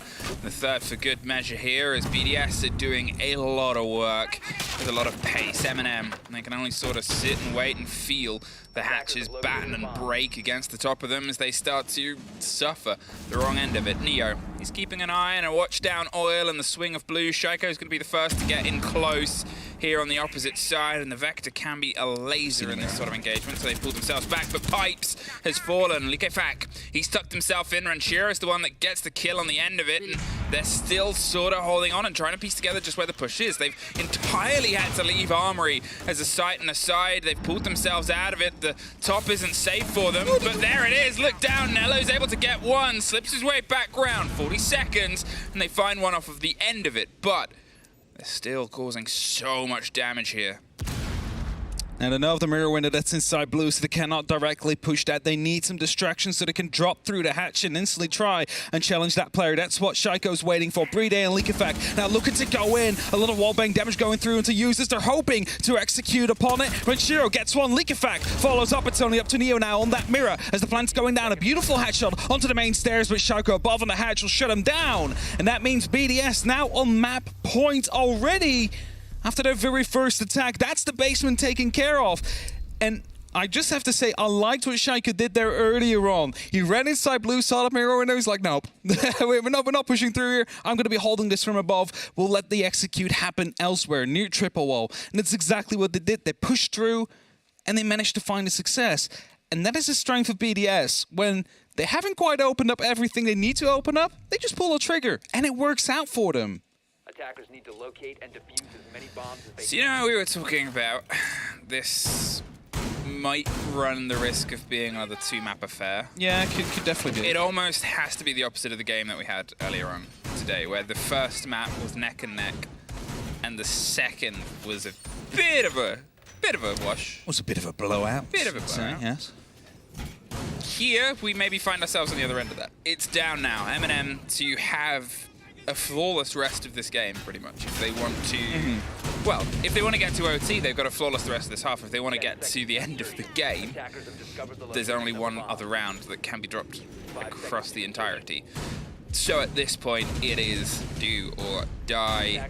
And then you know that you're leading in, obviously, to your map pick next, but it's Theme and you're starting on attack. Yeah, that's why I was saying to you earlier on, like this could be another 2-0 coming through if BDS handle Clubhouse quickly. Which is definitely something they're trying to do right now. Barricade and camera taken out, instantly putting up the pressure onto the main stairs as well. They're aware of the bomb site. They're instantly trying to cut down some of the rotations defenders might go for. But if you take a look at your right-hand side of the screen, you see that Ying. You cannot help but think there's going to be at least some form of aggression coming through. That could either be around the construction area where they try and instantly push through. It could be through any of the hatch drop downs into the direct side, or maybe even bathroom where the mirror windows are located. Just so many places you can use these Candelas and then try and find yourself with some extra success. Now the important walls that start to get popped open are these, the conjoinment of construction. We talked about how it is a bit of a big play space when you're trying to separate this top floor, regardless of whether you're going for the take and the plant on the top floor or the play below. Either way, it comes with a lot of attention, comes with a lot of focus. The drones and the blinds come off the opposite side. Solotov, he's looking to see if he can maybe get a fight on the back of it, but you can see that they're still droning. The Ying has no immediate rush. It's something BDS can do, is they know when to put the pressure on, know when to pull it slightly off. Neo, talking of, he's trying to find the right little pocket of pressure to get a swing into it, but he needs something else. There's a grenade that's about to roll here close, not close enough, and Alems is actually the first to find one. There it is, the swing round, the big breach, and look at what is suddenly free. They've been forced off the side, the pressure onto logistics, and Brede finds Tyrant, the start of what is turning into the end. User stops, and Solotov and User suddenly find ones in and amongst the mix, retake an important bit of territory. Alems swings on the top of the brick stairs. Solotov now all that's left, gets a great connection and has the yellow pings on that final player. Smokes himself one cover in a rotation. There's a bulletproof that's giving some of the game away. He's got the mirror window offering himself some support as well. He's forcing the fight to happen in a bit of territory where he has all the intel, or he's forcing Shaiko, who's going to have to somehow take the trade. MNM get the round. I was about to say, gonna have to take the fight at less health if he had a bit more. that might have been all she wrote. That would have been it, but due to the tiebreaker rules inside of a game, defense always wins a trade situation unless that diffuser is planted. So due to the fact that that wasn't the case, MNM live another round. A beautiful clutch to come through to provide themselves a bit of an extra lifeline. But that was way too close for comfort there. That was a trade, and, you know, maybe BDS a little bit, you know, annoyed by that, but it's going to be all it is, just a slight annoyance that they haven't been able to lock it off yet. MNM going back towards the basement, though, hoping to hold on to it this time. No mirror on the board, as it has been dealt with quite well by BDS. Choosing to go for different options. You see the Goyo on users, for example. It's going to be able to put some fire down in that room as soon as the pressure gets a bit too hot. So you see it onto some of the immediate entrance points that BDS would like to take, possibly, just to make sure that that will be slowed down ever so slightly. 5 seconds remaining. So it seems like a quite heavy row. Mozzie, Vigil, Mute, all up on that top floor. They're hoping to waste some time of BDS here, but, you know, the thing is, they're 4 rounds ahead. If they realize this, might just go straight for sight. I mean, I said they sort of had to be flawless, and you physically could not get closer. Yeah, could not get closer than that. Could not get closer to a round going away from you than what we've just seen. MNM by the skin on the skin of their teeth keep themselves in this map. Shaiko takes a fair chunk of damage there as he's caught in the fire on the breach and the breakthrough. Tyrant, I mean, he's playing with those bars. Does he know how close they are? Just on the other side, it's a very aggressive position. They seem to have some awareness. Bride wants to swing at the same time as the pressure, the calls come together. There's the drone confirmation, and there is the right time for Tyrant to leave. Trying to fall back here, but Shaiko already in quite deep. Leak Effect will find users, and you see that these rotations back towards the actual side are being covered off a BDS member. So what they've done is basically created an MNM sandwich here, with some down on the side, some up top, and they are going to be right in between, but they are actually the ones successful. Leak Effect finds a second kill. Nitrocell used in the attempt of potentially taking someone out onto Raptors, but no one's out there. And now you have 1 person on the side and 2 still left up top. BDS, they might just call to go for the side directly and overwhelm that 1 person. I mean, there's another connection there. LMs, he's been so consistent throughout this showing so far, but to be fair, who from BDS hasn't? They've been able to at least find some of the space back down to the site, but now they're coming into the back of a fight. A flawless to end what has been a dominating display here on Club. They really took the idea that this is our map and rode it all the way to the bank. 7-2. And MNM, they're going to have a heck of a team talk.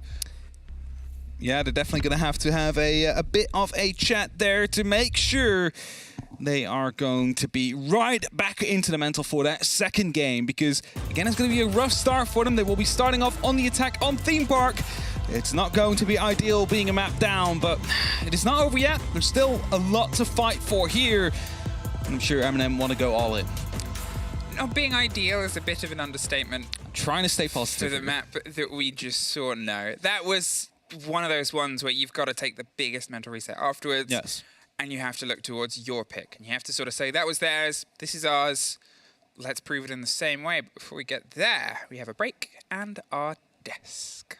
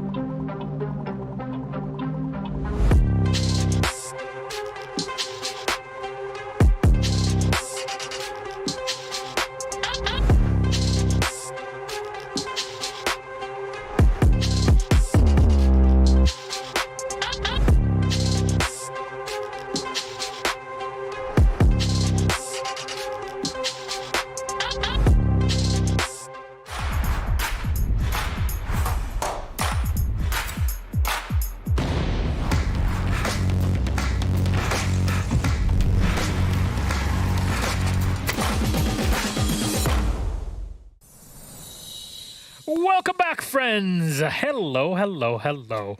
BDS, make it real quick on Clubhouse. 7-2. Who would have thought that that would happen? Literally everybody in the world. What a surprise. Except for MNM for some goddamn reason. But so how did BDS take this? I mean, if you look at the attacks on the side of MNM and the attacks of BDS, it's a very big difference. MNM let BDS get away with quite a few things on their attack, we could say. I'm talking a Velchem in bar, in the jukebox, and then Leak Effect flank in from Strip Club, where they're not aware of this. There's literally someone walking right behind the Thermite, and he's not aware of it. The plant, where Shaiko drops from construction and goes for the Ninja Defuse, where you could blame it on the fact that there's a C4 going off, probably at the same time as a tick of the plant. You get the tinnitus from that, but it's very unfortunate that BDS get away with these types of things. It could have been a 7-1, by the way, if you look at that, because MNM won one round off of a trade where they won it because they were on defense. They almost got Braziled. Nearly a 7-1. Yeah. The joke's not overused, Milosh, thankfully. But a player that's not overused is the rookie, EFAC. Again, MVP, the GOAT, as you like to call him. It's what he does. I mean... He's so good. There's only so much you can say about EFAC, but there's also only so much you can say about taking BDS to Clubhouse. I'm kind of like a bit speechless with it. All right. It's like, I don't know why. We can move to map 2 at this point. Honestly, we definitely should. Sorry, Jack, if you wanted to say something, but you have a clip. I wanted to talk about the Ninja Defuse, yeah. Yeah, okay. That was a really cool one. A ninja plant and then a Ninja Defuse. That was a good Have start. we got the clip of it? Yeah, we do. Go. I'm going to bring it up. So, here's what I thought about the plant. Now, there's a reason that Nello, particularly, is playing Gridlock. It is not to deny any flanks whatsoever. It is because the sound of the Gridlock track stingers are so loud, basically. And that's what enables Nello to get the plant down. You take the smokes down, you throw the Gridlock stingers, the track stingers out, the sound covers the plant of the sound, basically. Therefore, the plant goes down. Shaiko, completely above, completely unaware of that sound. When the plant goes down and Shaiko drops, obviously the Ninja Defuse goes off. And haha, it's funny. I think it's the first time we've ever seen a Ninja Defuse in Siege before. What undoes MNM is two things. One, Nello throws the track stingers. Watch on the left-hand side of your screen where Shaiko gets on this. The track stinger gets thrown now. So Nello covers his own sound of the Defuse going down, and then the C4 goes off. And that is just simply what has enabled this Ninja Defuse to happen. It's the two sound cues, and particularly one that MNM intended to use, has actually worked against them. And it was genius from Shaiko. I have no idea how he's got away with it, but he did. I mean, he keeps getting away with it. It's incredible. He's been getting away with it forever in pro play, and here he is now, champion, major champion. So there we go. A major champion, sneaky Defuse. It's beautiful. They countered one another without even knowing it. It's beautiful. Anyways, moving on to our next map, because we just got to throw Clubhouse by the wayside. It never happened, at least if MNM are concerned. And now we go to Theme Park. Now, luckily, both of these teams played the map yesterday and had the exact same result. So how does that go, Tristan? I think that's Skyscraper. They played yesterday, had the same result. Oh, yeah. What am I talking about? It's a in my difficult mind. day for me. It's just a really difficult day for me. Retirement home, McCollin. They want him back by 8. That's why it's going to be a nice quick 2-0. MNM have been told. They're on payroll. They're on Milosh payroll. I am so old. Milosh and malfunctioning. I like how M is laughing also. MNM.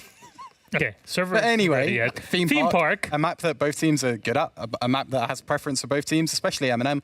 We spoke about earlier in the Challenger League game. It's one of those maps where they kind of, I know they really like to take the Monty. I know they like those sort of crutch operators, Ying, Monty, Lion, Dokkaebi.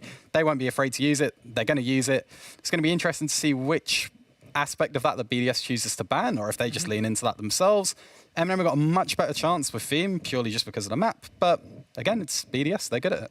I think the thing for BDS is obviously it's going to be the fighting at the borders, right? Fighting at the top cache, top dragon balcony, those kind of areas, and the cafe side for the top floor. And that's how Theme Park plays out in most scenarios. Whoever wins that initial tussle around the territory, the first port call of the map, tends to win the round, whether that be the attack or whether the defenders hold on to it. So, but yeah, I think it's certainly for M&M. Clubhouse is very clearly not their map. It was a permaban for them for a long time. Through to Theme Park, and I think they do have a better chance on that. And if we're talking about attacks on Theme Park, well, if you look at MNM, it is one of their best attacking maps, where they win about 64% of their attacks. Also one of their better defensive maps. You can say it might be one of their best ones, except if you take Chalet out, but obviously if BDS have a bigger map pool, they can just ban Chalet. For BDS, they have played that map against Liquid in the Grand Finals, and they then won all their attacks, so that's also a very promising sign for them. Okay, well, we're going to have a bit more time than we expected to get the lobby all together for map number 2, but look, if you're MNM, you definitely don't want this to be a quick 2-0, right? You also want to, put a couple more rounds on the board. It might be why they're delaying the game starting, to be fair. Maybe they know something that we don't. Maybe they know it's going to be a 7-0. It's actually not that, but it's more like a technical thing. Okay. Sure. Get your hopes up. Anyways, what should be MNM, what should they be doing now? Because, Jack, I don't mean this as like a disparaging thing, but a couple of years ago when you coached Chaos, right? Oh, I got relegated. No. Wait. Come on, everyone's in for this. Wait. I'm all in. I'm being very realistic about it because I love to hear things from Jack. I'm ready. I love his voice. Help. So, Jack, you used to say that whenever you play against BDS, you can prepare forever, but when you're actually in the server against them, your preparation will mean nothing. Yeah, they're very good at... BDS are a very good and, experienced team at having seen everything against them, basically. They will do very similar things. They'll keep it very simple and do very similar things, and teams will try and counter them, but BDS have seen every way of being countered, know how to deal with it themselves. And I think that's always what made BDS good.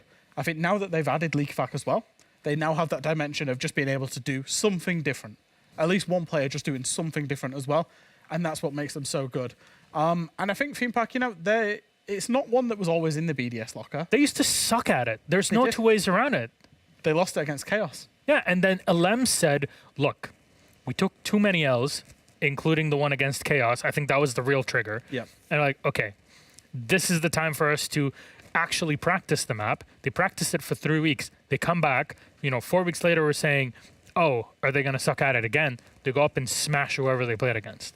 So, going in 1 month from Shaiko tweeting about Theme Park and complaining about it, that it's now in the rotation, to actually, we're pretty good at it now. It's pretty impressive. It shows that progression of the team as well, right? Yeah. Theme Park was a permanent ban. Villa was a permanent ban of BDS for the longest time.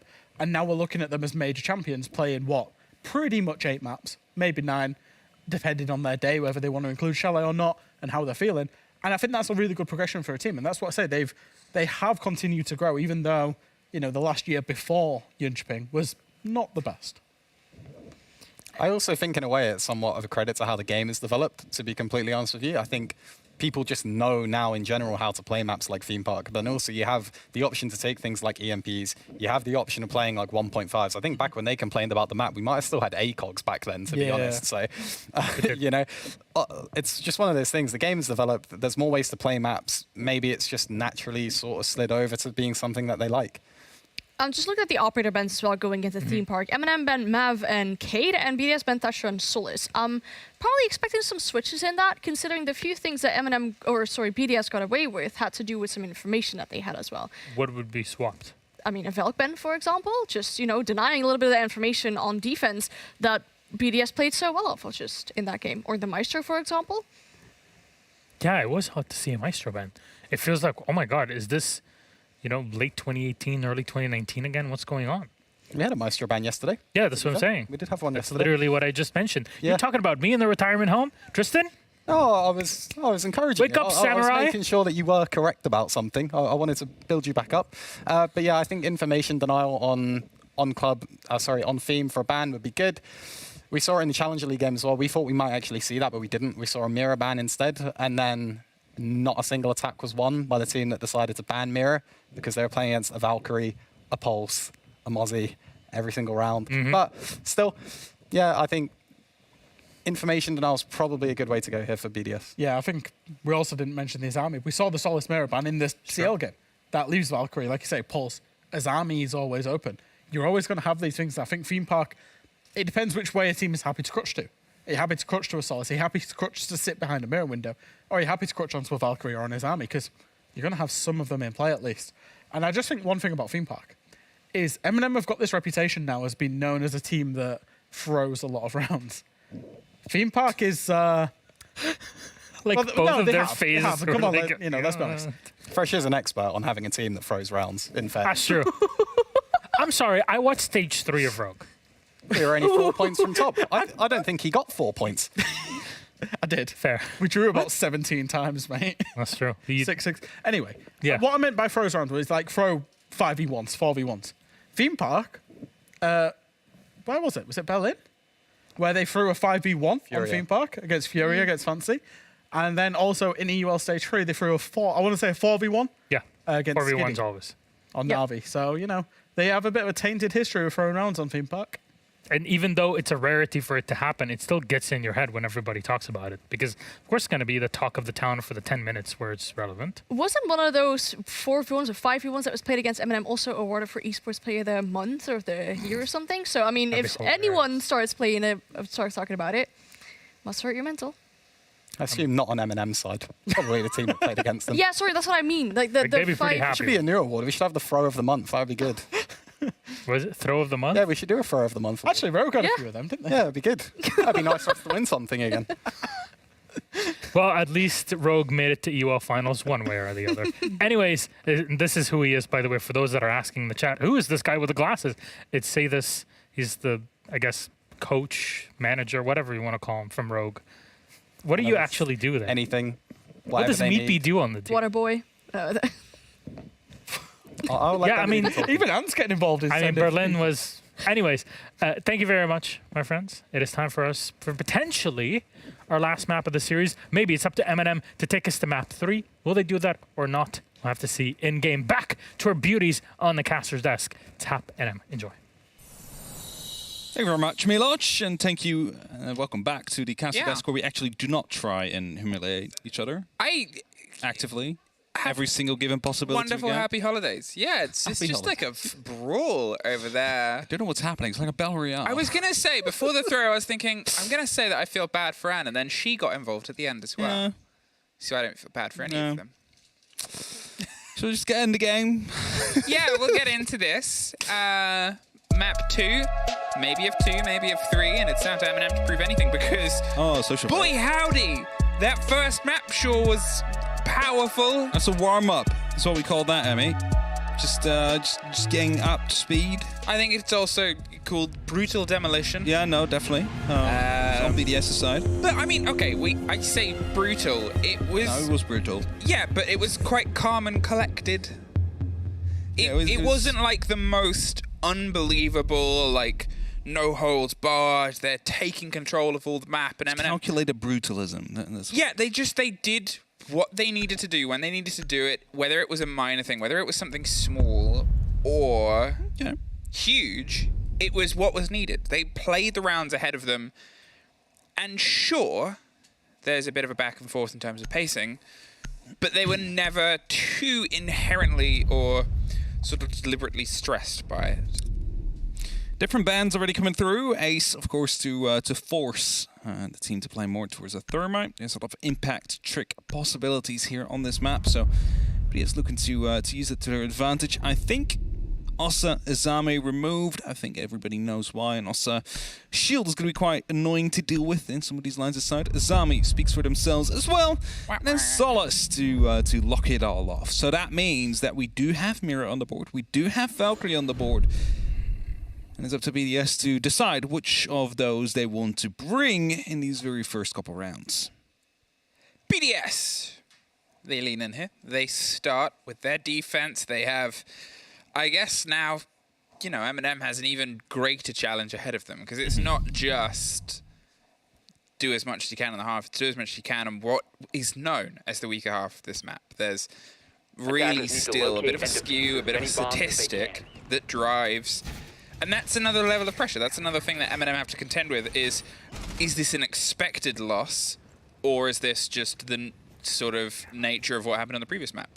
Yeah, it's what I was saying to you earlier, right? It's like Clubhouse is coming in, I'll really write that off to BDS. The big issue is that MNM is then starting off an attack on the second map, which they then need to win to bring this to a third. And I'm not saying it's impossible, it's definitely possible. I mean, MNM, they might just play the map of their lives at this moment in time. But again, you're playing against BDS, the current reigning major champions. They are basically reborn with League of Fact joining their roster. You really need to be on point here. And that kind of sharpness that we need to see from them, that was also lacking from Clubhouse. That was not just BDS being better, it's also just a lack of teamwork at times. All right, to the response, MNM.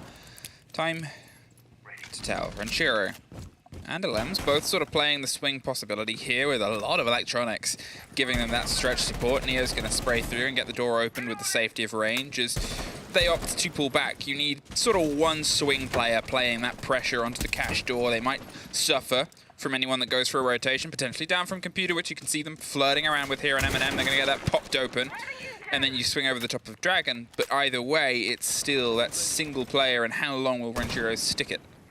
That's it, right? You always have that one player out there to do as much damage as long as he possibly can. And the more time you waste there, the better of a time these defenders on the side will actually have. And we'll talk about defenders, actually just Brede for now, but the rest of BDS has an opportunity to rotate back quickly. So shouldn't be too worried about that as of yet. That's the first frag to come in. Solosov to be taken up by Shaco all the way from the arcade mezzanine. So a very long shot coming through there for the entry. Hey, there's a prep on a window and a pause. Nello would have heard that, and he's going to get himself somewhere else. Swings through before he finds himself suffering from multiple different angles. Doesn't give BDS the full time to set up. Ranchero drops down. Tyrant gets Shaiko on the back of that. Caught the player out that was the support, but Alems then finds Neo. They keep the pace one into their favor. There's the pings on the player, the reveal, the pull back. It's not quite who Tyrant wanted to get, though. Ranchero, I think he's still able to just slip his way a little bit back. They've got both the players back into the site outside of the one caught out, and now they have a minute to see if they can try and defend it, with only one now loose from what was only one on the site 30 seconds ago. The roam clear definitely did his job, though. There's basically no utility left, but everybody's now back on the site.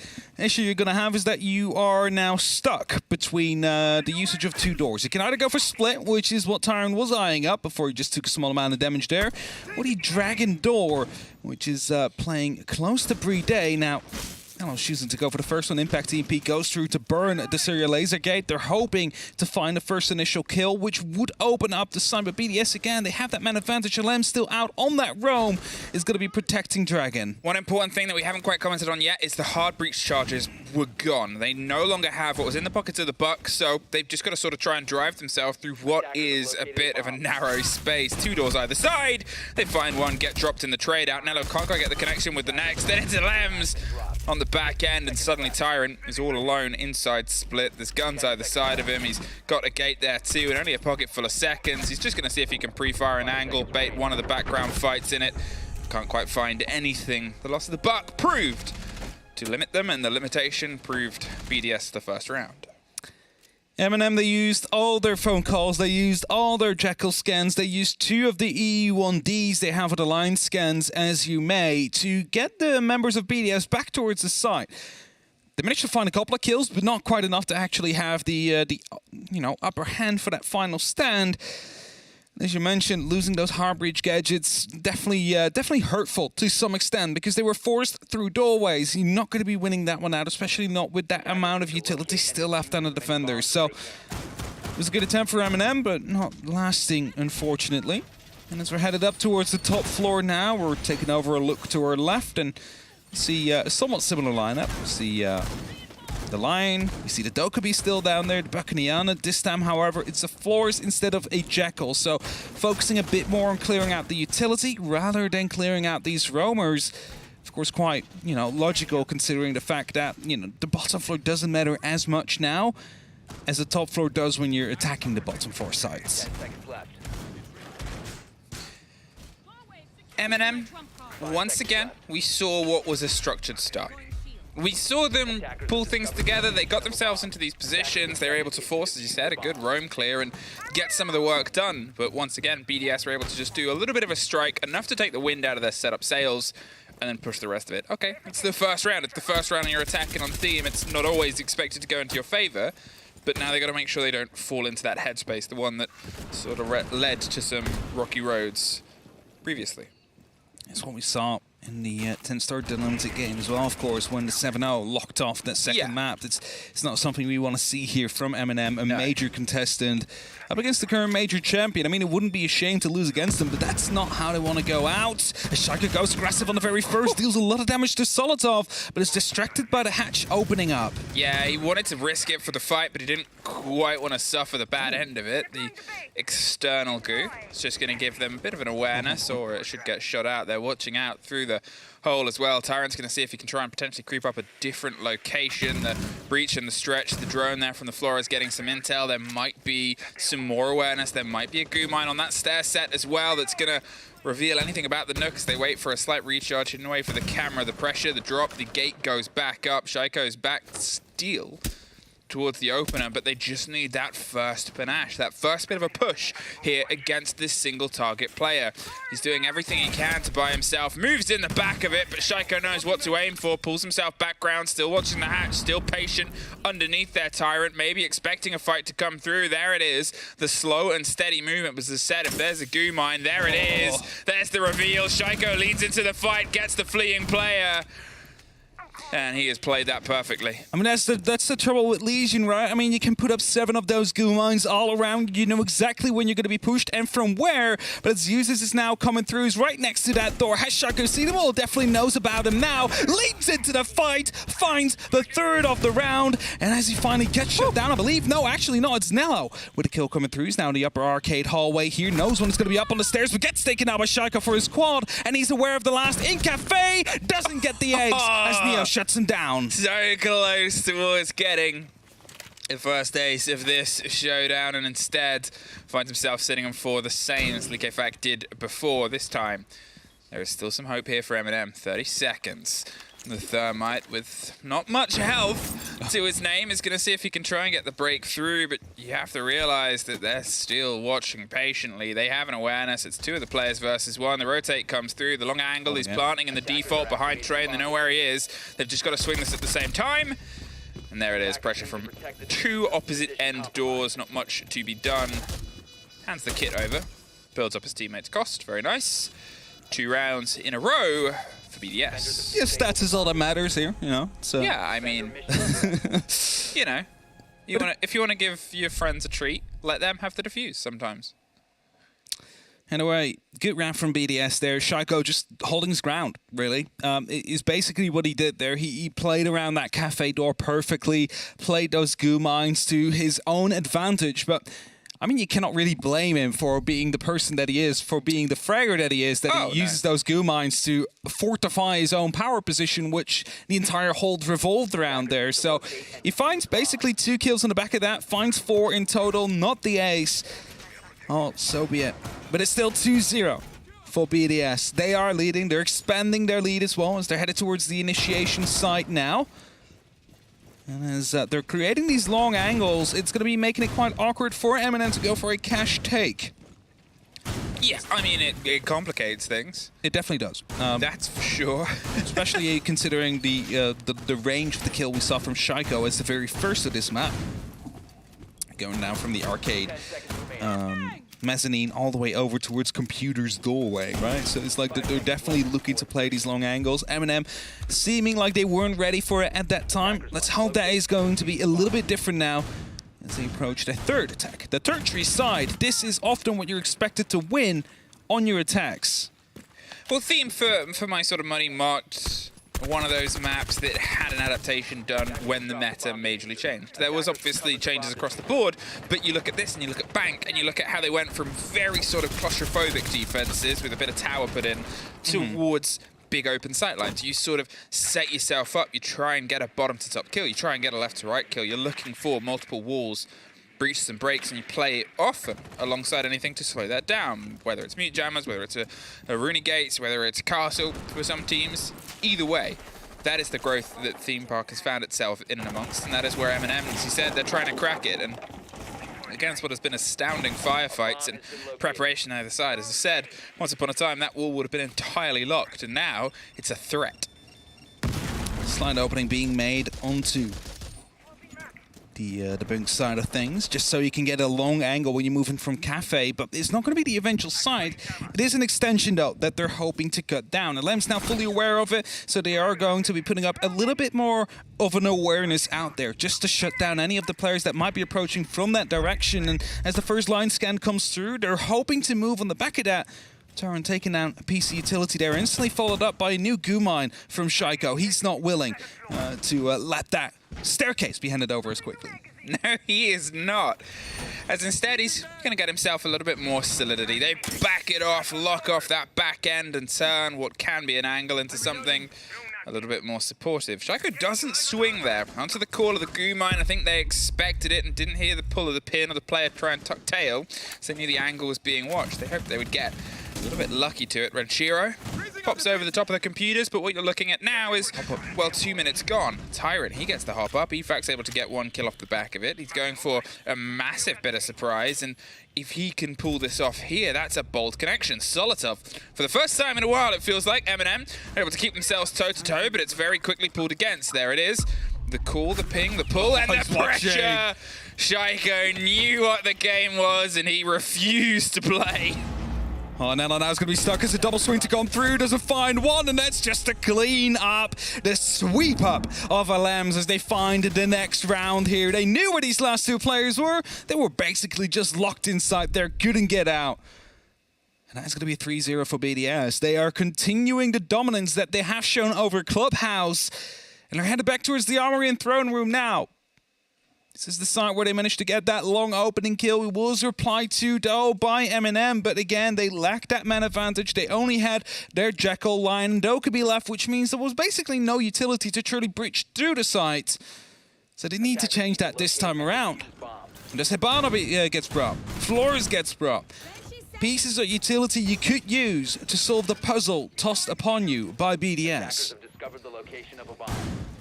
I mean, it is always one of those situations where things get tricky. As I said, there's evaluation. You have to evaluate the progress you're making and weigh it against the expectations you had here, and those change. Not generally round to round, but definitely map to map, and the expectations from the last map to this were, let's be more competitive. It's been tricky for them, but what you're looking at, if you glance your eyes over to the side of BDS, is only 3 players have technically got kills. Granted, they've got themselves a lot, but still, there is room there for MNM. They're a little bit more connected to, I would say, some of these rounds than they might have been in their sort of lowest towards the latter half of the previous map. It's also the front line, though, of BDS that is getting these kills. That was on drone. It was on drone. You still miss out on that one. What happens? Shaiko able to get that first kill, but instantly shut down. That's going to be helpful, at least slightly. And I'm not sure if they went on the drone right after they jumped in or right before it, but that's an unfortunate loss. It would have been before. It had to be before, because we saw them. We saw the whole interaction from the perspective of the drone. So did they. Renshiro finds Solotov. Nello's going to drive right into sight. He wants to get the swing onto the fight, but the reveal comes through. They're going to see if they can plant. They're tucked around in the corner. The impact hits it, the second and the third. But that is a little bit more punch packed into it. A 2 versus 1. Nello, he finds himself being watched, pops close with the shotgun, but suffers the wrong end of it. Can't quite find the opposing one, and I'm assuming we'll get a timeout. Yeah, looking at Nello's face as well, he wasn't too happy with how that round played out. I mean, they wanted to go for a quick rush. They saw Shaiko, they saw him isolated, lost the player to that, unfortunately, but still continued their rush. Got to sight, not the plant. And indeed, the timeout is being called. 45 seconds for MNM to try and get everything back up on the road. Seeing if they can actually get some rounds on the board here, because 4-0 so far, it's not boding well for them, especially looking at how Clubhouse went with that 7-2 loss. And you said it, only 3 players that kills on the board? Well, that's 5 now, so BS listened to your criticism and they decided, you know, if you want us to do better, we'll just do that instead.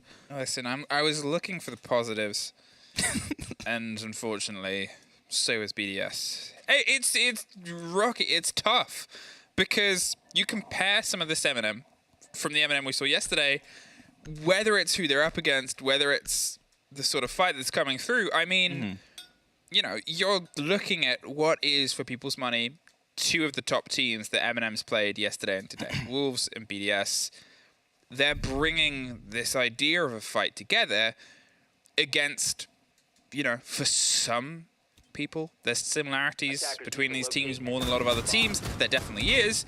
But, you know, it's also two slightly different approaches to it. BDS, they're being a lot more collected. BDS is currently the best team in the world as well. For those of you who missed the Jönköping major, they won it, right? They finally took it. They did what they have been basically favored by fans to do for years. And yeah, they've done it was only now. when they weren't favored. Yeah, when they weren't favored, they managed to take the win. But does this remove that pressure of BDS? Because now they've done it. They've won the major, right? What's another EUL final? They've already won one of those. Yeah. They've won 3 tournaments this year. That's the problem. They would win a lot of things like this and not get the major. If they can sort of demonstrate that they can do both. I mean, how many teams have we seen win a major and then drop off a little bit? How many teams have we seen win SI and then drop off a little bit? To be able to keep a consistency after major success is weirdly one of the tougher things for a lot of teams, especially in Siege. And BDS, I mean, if I'm going to say MNM, their performance is definitely suffering from yesterday. BDS is just as clean. And that's that sort of worry for any team going up against them. Definitely is. BDS not acting different to any of the teams they're playing against. It's always that same consistent performance we're seeing. And MNM so far hasn't been able to deal with it at all. It's always that worrying part. But as the pressure slowly starts coming down, 2 minutes left on that clock, you still see MNM trying to go for a bit of a guess. Where are we going from? Computers is being eyed upon now by Solotov, but as Gemini gets taken out, they see that shield. They know it's going to be quite dangerous to go out there, so Users explores a different option. But his drone gets shot out from the drone hole underneath, so he's not even going to be able to enter the building with that RC Rotero. Needs to go for a second. He's going to be going through. Solotov dies in the meantime by Likafak, who's still aggressive out on this balcony. Spots a second head. Wanted to go for it just for a second there, but he's not going to commit. He's sort of hoping that somebody's going for a swing round. Shaiko did. Shaiko committed, and Shaiko got locked off by Neo, still just holding the rappel. He's by himself. And that's what Likafak was trying to find, was maybe a support structure and hoping somebody was going to swing and, you know, treat him like the anchor. But there's nothing else that's currently coming towards the side of Neo. So they can sort of sit and wait. It's a pointless engagement now for them to take. Instead, they pull back. A minute 20, and well, why not start softening off some of this, because there's still that in the hard for them to get through. Nello, he's not expecting a jump out per se, but he's hoping that he at least gets a bit of a scratch of an engagement, maybe gets a bit closer to the window as the pressure comes across from the two of them. Heisei is going to pull back. He actually steps in, gets one. Oh, and he is waiting with bated breath behind the computer. Cannot get Neo. Neo finds his second and keeps them fighting. Still finding Tyrant though. That's a kill that he managed to take out of that engagement in the end. And that's 45 seconds left now for a 3-on-3 engagement. LMs still has that shield, but he's completely blind for now. Users hoping to put some pressure right behind it, but there's going to be a 2-man lineup right behind that shield. How close can he get? Another flashbang tossed in, goes for the hop-up, but blinds himself. Both now going to be blind. He finds the kill though, and that is going to be initiation in their hands. What can they do from here on? 25 seconds now, and they've done a bit of a dangerous drive here, but for the first time, it is the man advantage into their favor after the tack time out. Two BDS players, Renshiro and Bride, stuck on the back lines. Now just Renshiro, 2 impacts to his name, and 10 seconds to try and game this out. The flashes come through, but he doesn't see the end of it. MNM finally find their first round on this, the second map, 4-1. They might still be able to pull themselves towards a 2-4, a bit of an improvement on before, and what can be expected for some teams on their attack here on theme. At least they have that one round, which is going to be providing them that buffer going into the second half. If this would have been an 0-6 lock-off, it would have been very difficult to hold BDS back in all their attacks, because the thing is, right, they have that wiggle room then to try something funky, to just go for a rush, to just toss it in there if MNM doesn't seem ready for it. That's just something MNM doesn't have to their advantage right now. They are behind. They need to make up ground. They cannot throw in one of those pocket strats and just hope for the best. They need to try and play this as clean as they possibly can. And that last round, definitely clean.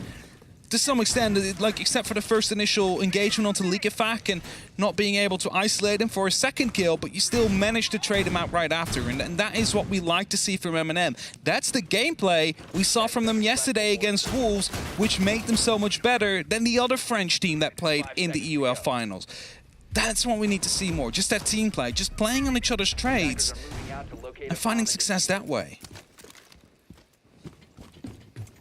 The Monty picked once again. We saw it once across Clubhouse on MNM's attack, and it didn't quite work. It was after the tack timeout and didn't quite have the right drive behind it to try and get control on the opposite end. So here instead they're going to see if they can set themselves up. It's worth noting the previous round, 2 of the huge guns of BDS were shut down by Neo. He's sort of held himself a bit solid. It's not always that name that you put on the list of kills, but at this point you need everybody to start showing up here and trying to plug the gaps that are otherwise being put inside of you. In fact, he's got himself stepped up and prepped up ready around the drop of the hatch if he wants to take it, but for now, well, his Tyrant may be putting some pressure on from underneath. There's the thing with MNM, right? Normally Tyrant uses and Solotov, those are the 3 that put up the kills for the team and really allow them to go for these entries. I was going to say, as Likefak goes unspotted again in that position, that could be crucial. Is that the Gemini? It's Yes, a Gemini, still. it's a Gemini. I was worried for him there for a second, but the grenade is going to be coming around the corner. That is something he cannot do anything about. Moves into it. That's the entry kill again for MNM. A perfect delivery there from Solotov, and now they're going to see if they can try and move behind it. The Monty is getting the pings out. They've got themselves prepped up here inside the control room. They're peering over that hefty computer desk and hoping that the swing comes around against them. The first drone is dropped and actually is able to pop off, not quite in the range there of where they wanted it to go. The second is just going to get the reveal of the player behind the pillar. The Monty is watching. They know that there's one technically isolated, but you still have to drive your way in. It was an XRC Rotero taking out that shield a little bit further in. Smoke canisters coming through right now to stop any form of support. But Solotov does that instead by taking out Ranchero. An instant return from a smoke canister coming through from a Lems to hold the Monty at bay. Grenade coming through, but it's not going to be doing too much damage onto Bride, who holds on tight. Has that shotgun out. Is wanting to go for an instant kill here. MNM still trying to knock on the front doors here with users repelling in.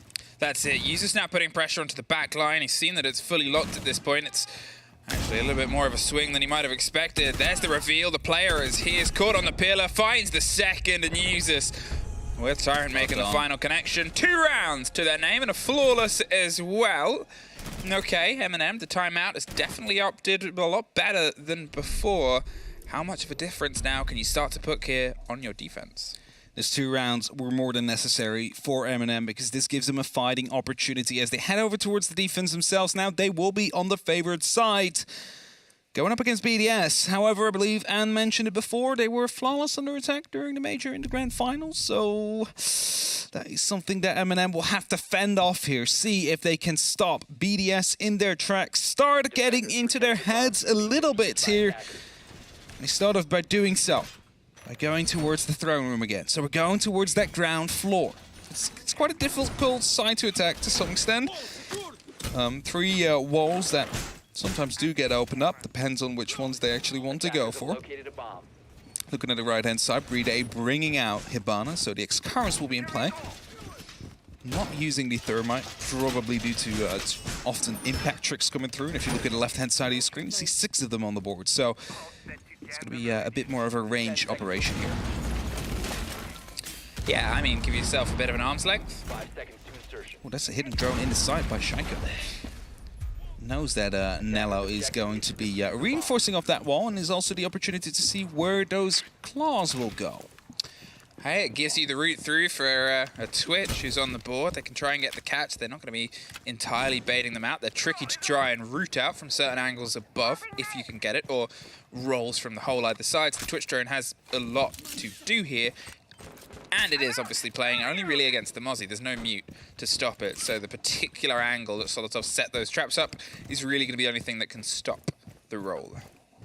And even if some of those drone holes are being covered off, they might just sacrifice a usual drone and send a Twitch drone in right afterwards.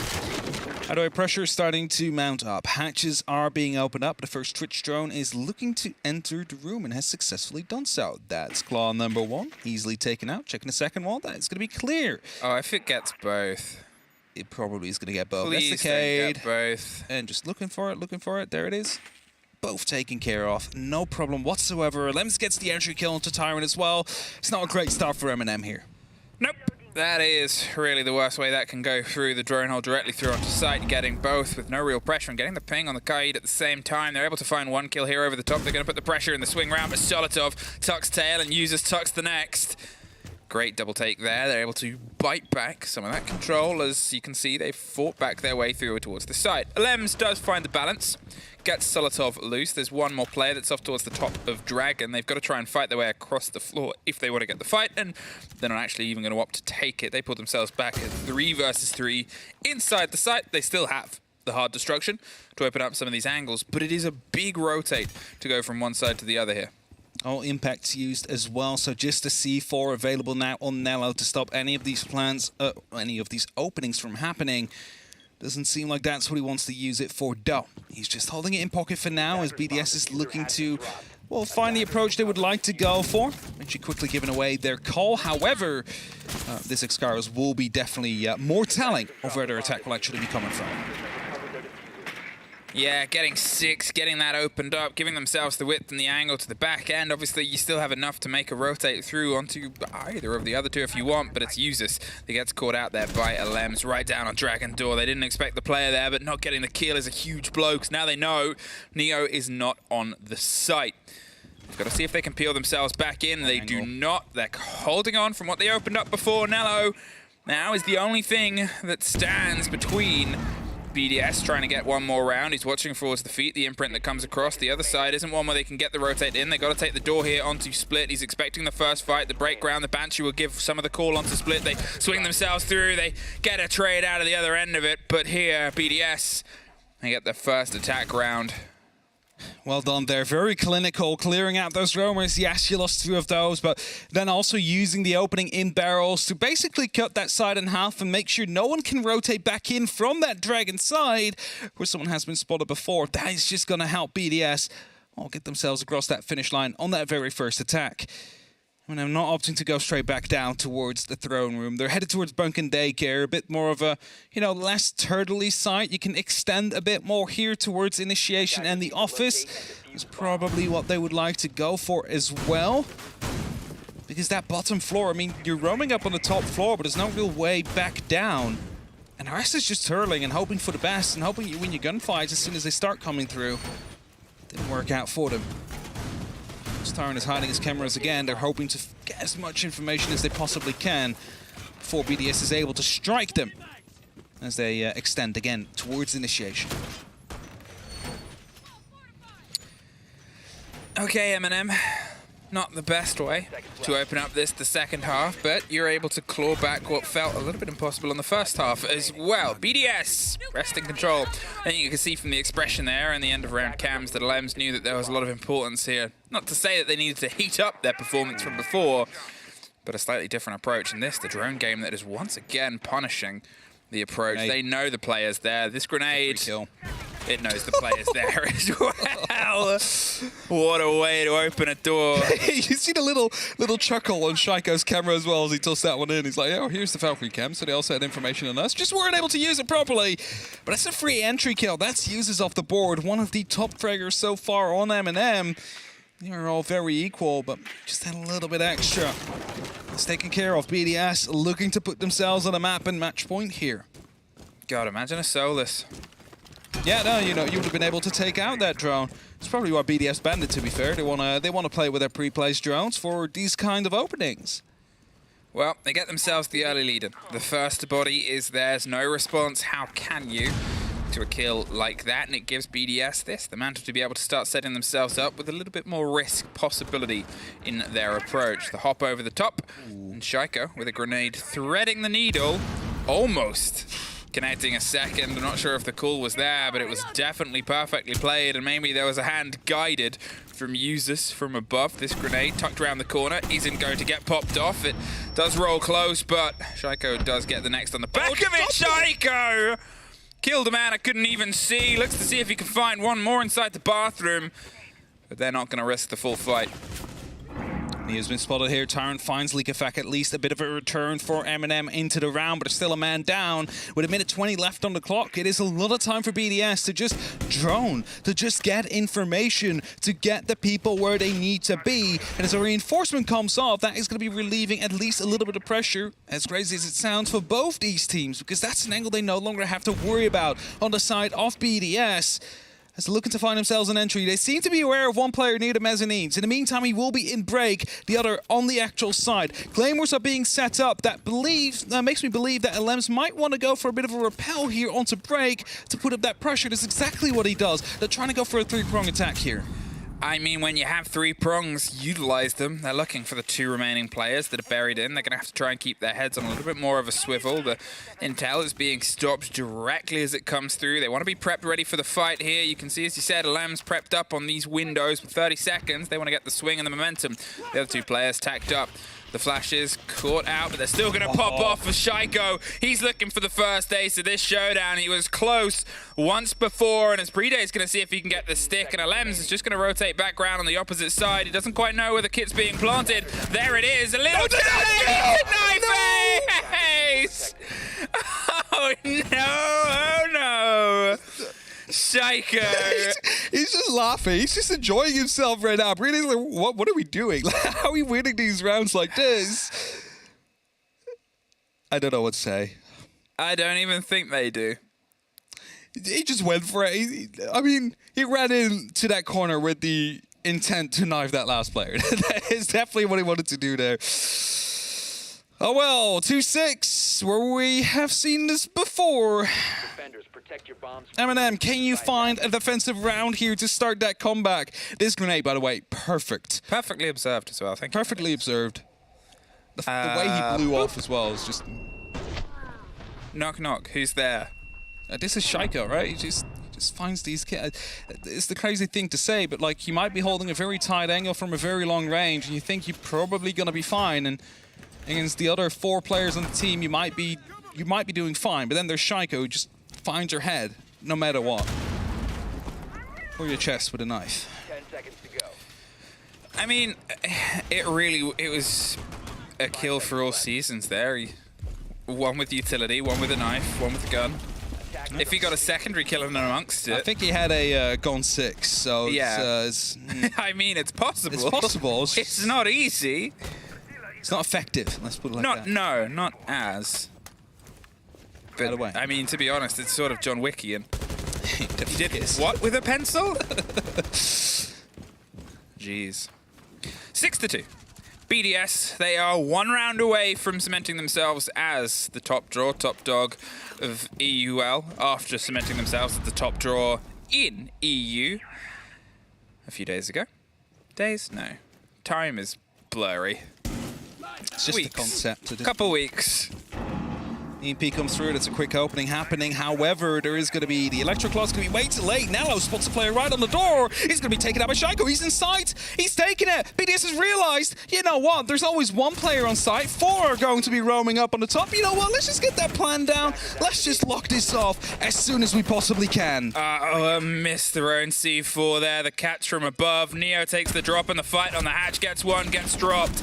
A post-plant situation. Usus brings 1 more body back. Solotov is caught out. It is just down to Usus. He's able to get a scratch in a fight, but it reveals the position, the survival of the player on the back end there. Efak, he has the end of it, and BDS have the meat of it. They've got the biscuits. They've got all of the trimmings of what is our #1 team. They are our EU champions. And they are the champions back-to-back. They're going to get their seed gilded in the league as well. And what a result it was. 7-2, 7-2. Almost completely perfect against MNM here today. And this is the BDS we knew from the year, from last year, from the year before.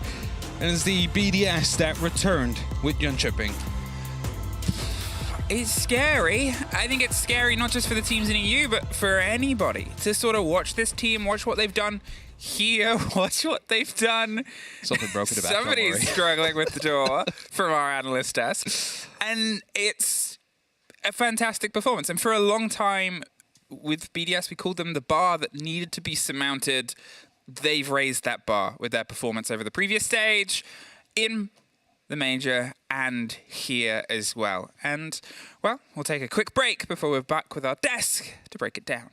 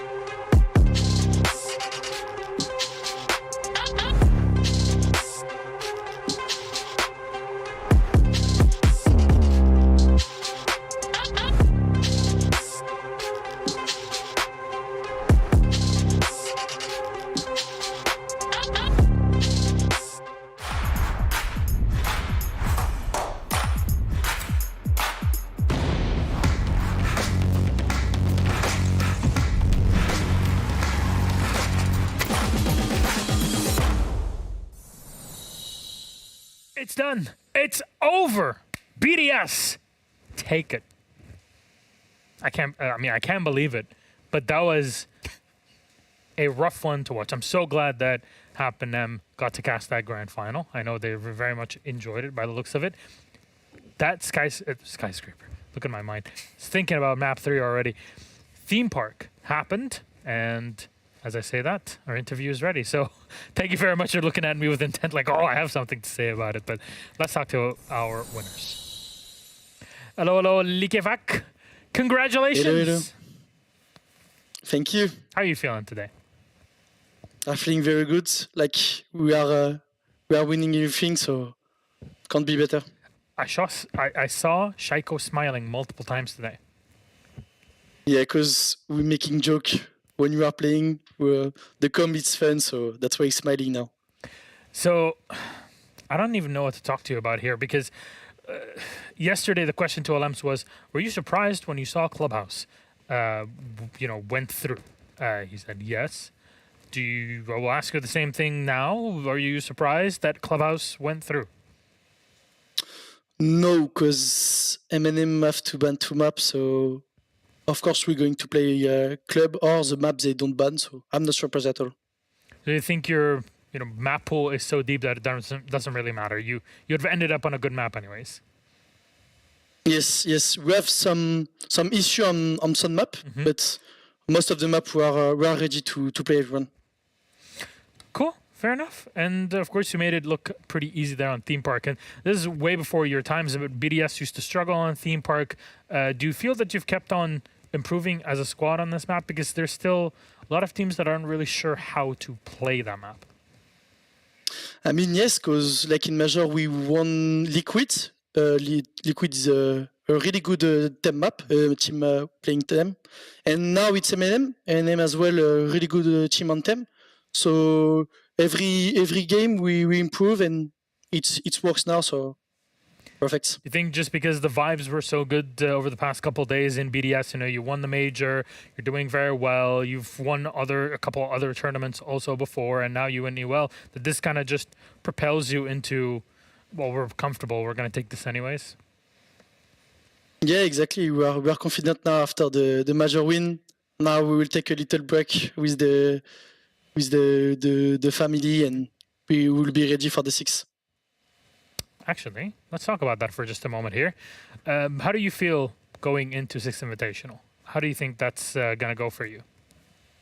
So for my side, it's my first time. It was a dream to play 6 with the biggest team in Rainbow Six. Now I'm playing with BGS, my favorite team. I'm playing with them, and I hope we will perform. Like we are working a lot for this. For now, it's working. I hope it will work for the 6th Invitational as well. But yeah, we will do everything to be ready. SI is in, what, 7 weeks? Not even. Yeah, 7 weeks. It's going to go by really fast. So you blink and we're already Yeah, everybody's in Montreal and then ready to go for. So I'm very, very excited to see what the team's going to do at SI. But who do you think is going to make it out of qualifiers from Europe? Because EU has not just 6 teams, but 7. They'll be going to SI. How do you feel about that? Like I said, like on the Playday 8 in European League, I have hopes on Secret. Secret, for me, it's a really good team. They have to improve, but they did really, really well. Okay. And maybe as well Navi. Navi working a lot. So expect them maybe to qualify. Okay. Any region or specific teams you're afraid of at SI? Not really. I'm just excited to play again W7M because we lost 2 times against us. Against us, and we can't take our revenge in major. So we'll be in 6. So I'm excited. And since it's topical, what do you think about Rogue? Rogue is a really good team. I have a big friend in Rogue, Spoit, playing Grand Cade when we were underage. So yeah, no, they will do well in 6 Invitational for sure. There you go. That's all we need to hear. So you made Tristan very happy now. Thank you very much, Ligivak. There you go. That ends it. BDS are winners, champions again. The team is now winning after difficult times earlier in the year. Very good times and invitational 7 weeks from now. Ligivak, anything you'd like to say to the BDS fans out there? Thank you everyone to supporters. Merci à tous de nous avoir soutenus pendant toute le UL, pendant le Major, pendant maintenant les finales d'European League. Et j'espère qu'on ne vous a pas déçus. On donne tout pour bien représenter la France et je pense que là c'est réussi. So merci encore. And thank you to you guys, Analyst Desk, the host, the caster, everyone. It's amazing. Thank you very much, Ligivak. I mean, we'll see. Maybe France can, take 2 wins in 24 hours, right? Yeah, I hope they will. I hope. At this point, I have to say, I'm legally required to push for France to win this at this point. Ligivak, thank you very much. Congratulations on your victory today, and we hope to see you in good health at Invitational. Till then, take care. Bye-bye. Thank you. Bye. Take care. Good to have a chat with Ligivak. Goat. There you go. He's on his toes. And the team is getting ready for SI. We're all getting ready for SI because when we're done with this, January is just the last chance qualifiers, and then that is it. Yes, Not Checkers. just the last chance qualifiers, the last chance qualifiers for 6 Invitational. That's true. Because there's the open last chance and then the closed open last chance and then the closed last chance. And that's why we're just giving 20 team spots next year from going onwards. Anyway, it is a better system, yeah. Well, he's bored of EFAC being the MVP, isn't he? Big 4Ks on the defense by just not moving at the top yellow stairs, and then a big ace finishing it off with a knife. He was on one today. He was just Shaiko, really, wasn't he? What else can you say? He was Shaiko. That's what we come to expect. That knife. I would not be happy if I was See inside that of. smirk on Yeah, his the face? smirk. But I saw it multiple times actually during the game. Just them like having fun with each other, or like the smirks and everything on their faces, just because it was all going so smooth this year, so flawless for them. It's very good to see BDS in this shape because a year ago we were thinking, oh, this is going to be tough. Look at before Berlin, we're saying, hey, maybe this is the wake-up call that they need, not being able to qualify for Berlin. Seems like that was the case. Look at the changes. Here they are now, winning 4 tournaments in a row, and SI is just around the corner. We hope that everything goes well for them once we get to the event. We hope everything goes well for Europe once we go to the event. And for you watching at home, if you have never been to a Siege event before, I'm not going to be recommending Benelux finals like we were doing like a few months ago. Good. They were, but I'm not going to be fun. recommending them because they're not coming in 2 weeks. They're not given up on it yet. On what? On Benelux. They've just lost the biggest team, actually. J-Lings are now a That's UK true. team as well, so... Really got to win those. I'm on copium. Don't worry. Benelux has been on copium for many years. And we were just talking about it in the background. But yes, we're going to be recommending to go to SI. There's no 2 ways around it. If you've never been to a major, to a regional final, because we know, German finals are very important. Also the French finals, the Benelux finals that I saw were fantastic in the summer. It was a lot of fun to watch it even away. Highly recommend you go to the regionals. and to majors, but SI is the granddaddy of them all. Like, you have to go there. You have to, try to do it if it ever happens. And you can still buy some tickets because those disappear very rapidly. So you can check them out on the UB blog or on the Ticketmaster website if you'd like to get your tickets for the weekend and fly out. No, is it like 45% of the audience is American? So we want more Europeans to be there? More we need English a good crowd, people? Really, don't we? We need more English people. I never thought I'd be saying that. God forgive me for saying this. Sorry, just repeat that, Milosh. I already said it once. Now go on, you can say it again. I believe in you. We need more English people at SI. I agree. Smooth. In the audience. Very conditional. In general, I think Easy has the perfect sticker or stickers for the England slander, as we like to call it. So you'll develop a taste for it. Okay. I trust you. Why would you? I trust you. Why would you? Anyways, let's recap the bracket. It's pretty simple. Actually, I don't know what I was doing this. Like, oh, these are not the droids you're looking for. There it is. BDS 2-0ing MNM and finishing up our league for the entire year. That's 2022 in a shellnut to end it all. 2-0 and a very quick one. And I would like to extend the entire stage here to our beautiful casters. Look at them. They look so beautiful. Standing on there. Standing? Well, we're sitting. Sitting. Yeah, and I'm just as tall as you while sitting. I'm not. I'm literally crouched Yeah, I know, over. I see. Fan Happers. Yes, hello. How have you been? I really missed Have I been? Do you have time? There they are. Oh, there's Santa's back. Get him! I knew Emmy was going to first. He dodged. He's dodging. Dodged it. He did dodge. He's quick. This is staple. Is You he start gonna- throwing things. He's when we sitting have in a the decorated chair. Studio. Oh, he's going to replace me. You better run. Anyways, how have you been, Hap? I mean, it was a short day, wasn't it? Just 4 maps. Thank you. Emmy. Yeah, it was a short day, wasn't it? It was just 4 maps. Yeah. I think. Yeah. All right, let's go back to the desk. Please continue. No, I I see you think set the line. What? You set the the line. What line? Hashime? Granddaddy of them The all. granddaddy of them Yeah. all, 6 Invitational. Yeah, I think I stole that from WWE. I don't think I can do it. Oh. You shouldn't admit to that on broadcast. Yeah, You you should should. admit that. Now they're going to get us.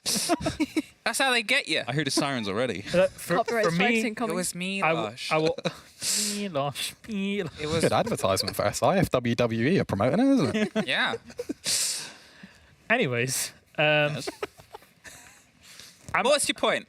What do you want to that- What's your purpose? I don't know. Happy holidays. Yeah, honestly, I'm happy that we're all here for these couple of days, even if it's just a couple of days, for us to just close out the year here before we go into January and then into SI later on. It's been a very up and down year in many ways, very, very tumultuous, very stressful in many ways. But I think all of us here being together and venting to one another constantly during the year has really helped us all get through it. So I'm very happy to call you my colleagues and my friends. We had a great year together. Wow. Great run. This is emotional. Yeah. Shame we didn't get the entire family out here. I mean, I would extend it Yeah, to Tim too. we are Yes. missing Tim. Des has gone home. Yeah, we He wish just- him didn't. He was feeling a bit poorly. poor. Poorly. Des has never felt poor in his life. Oh wait, is that Tim behind us? It's a. He's not moving. He's Wait. not moving. And you're just blocking him. It's now day. There you go, Christmas. Big Tim. Big No, Tim. no Des photo. No, we don't do that. Des He is. left voluntarily. Oh no, he hasn't left. There he is. He's down there in front Can of the desk. Oh, I didn't know. Do we have a gnome cam? That's actually what Des is like. If you've not been to a major and seen him in person, that's what he's like, not behind the desk. He's on a lot of risers and boxes and books. Yeah. There he is. There it is. Thanks, Des. Can anyone do a Des impression? Can't you? No. Wait, Maybe Not some- without swearing. Jack. Jack, No. you're the local Des aficionado. You have There's to just do it. one word you have to say to make it really an impression, isn't Why? it? What does Des say? I'm not going to say it. Go on. I got him that way No, last year. I'm not going to say it. No. I was just going to say I used this trick on him last year and it worked. So I'm not doing it. I'm not doing it. Is someone willing to pull that trigger? She's so destructive. I mean, you're What such do you a do? Gemini. What do you toss off? Nothing. I didn't do anything. Deforestation You think I'm a nowadays. Gemini? My birthday is in like 3 days. Hey, Your mine birthday? too. What date? 22nd of the. I actually have to ask my Are you mom. both Capricorns? Yes. So am I. When's your birthday? 20th of January. That's The You're right at last the day. edge. The last day of Capricorn. You're 22nd. Emmy and I were born on the same day. What? Well, if the mood is in retrograde, as they say. I don't know what. I don't know either. this So means. talking out of our asses about this one. But yes, Em, Hello. happy birthday. Thank you. It'll To be you as well. Christmas You music. too. There you go. Is this...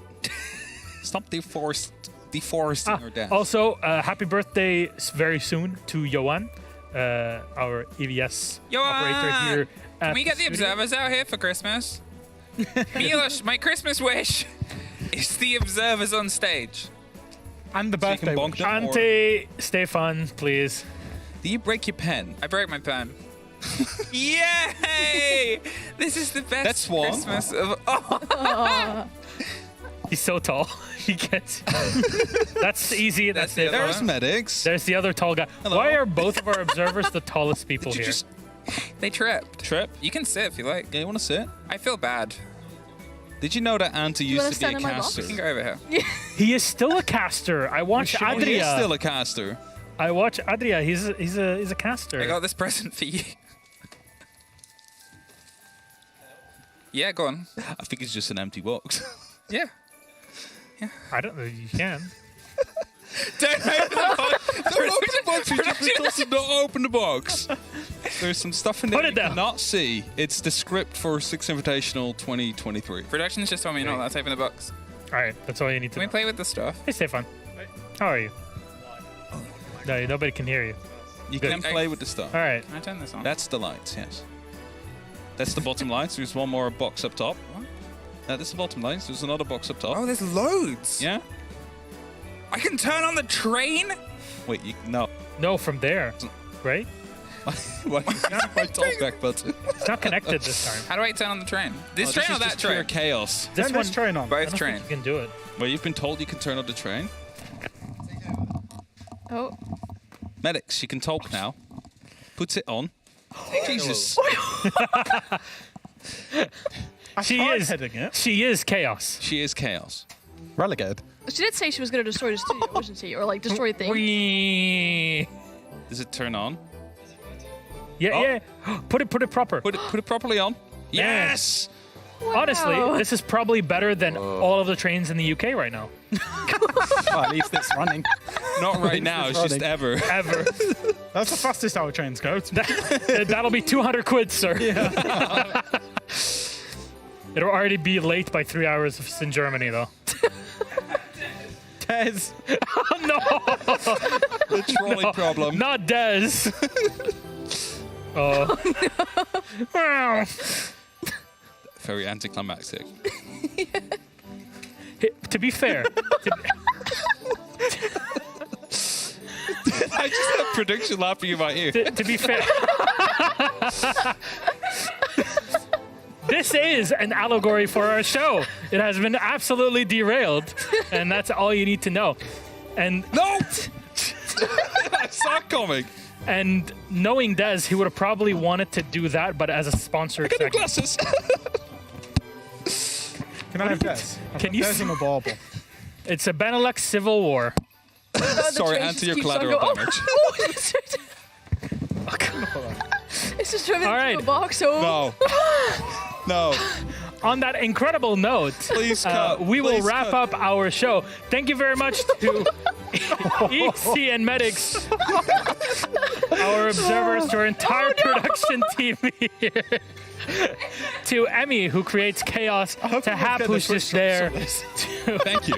to Tristan for joining us here at the EOL Finals, to Daz. Jack and Anne, to Daz, to Tim. Of course, we wish him the best. We wish same for Dez. And for our entire broadcast, of course, Ollie and Demo that joined us earlier this year, our CL crew, including, of course, Janiro and Gibson and Whippet. And that is it for our No Fabian. And Fabian. Completely forgot. Fabian. God jul, as they say in Sweden. Till then. This whole place is gonna be set on fire. Anyways, we love you so very much. We hope to see you for the qualifiers and later on at Invitational 23. Make sure you buy your tickets and go to Montreal. Until then, we love you. Take care. Good night. Ta-ra! What is the ending for everything? Just the ta-ra. The sound is so distracting as well. It's mine! Oh! Did you bring the tree?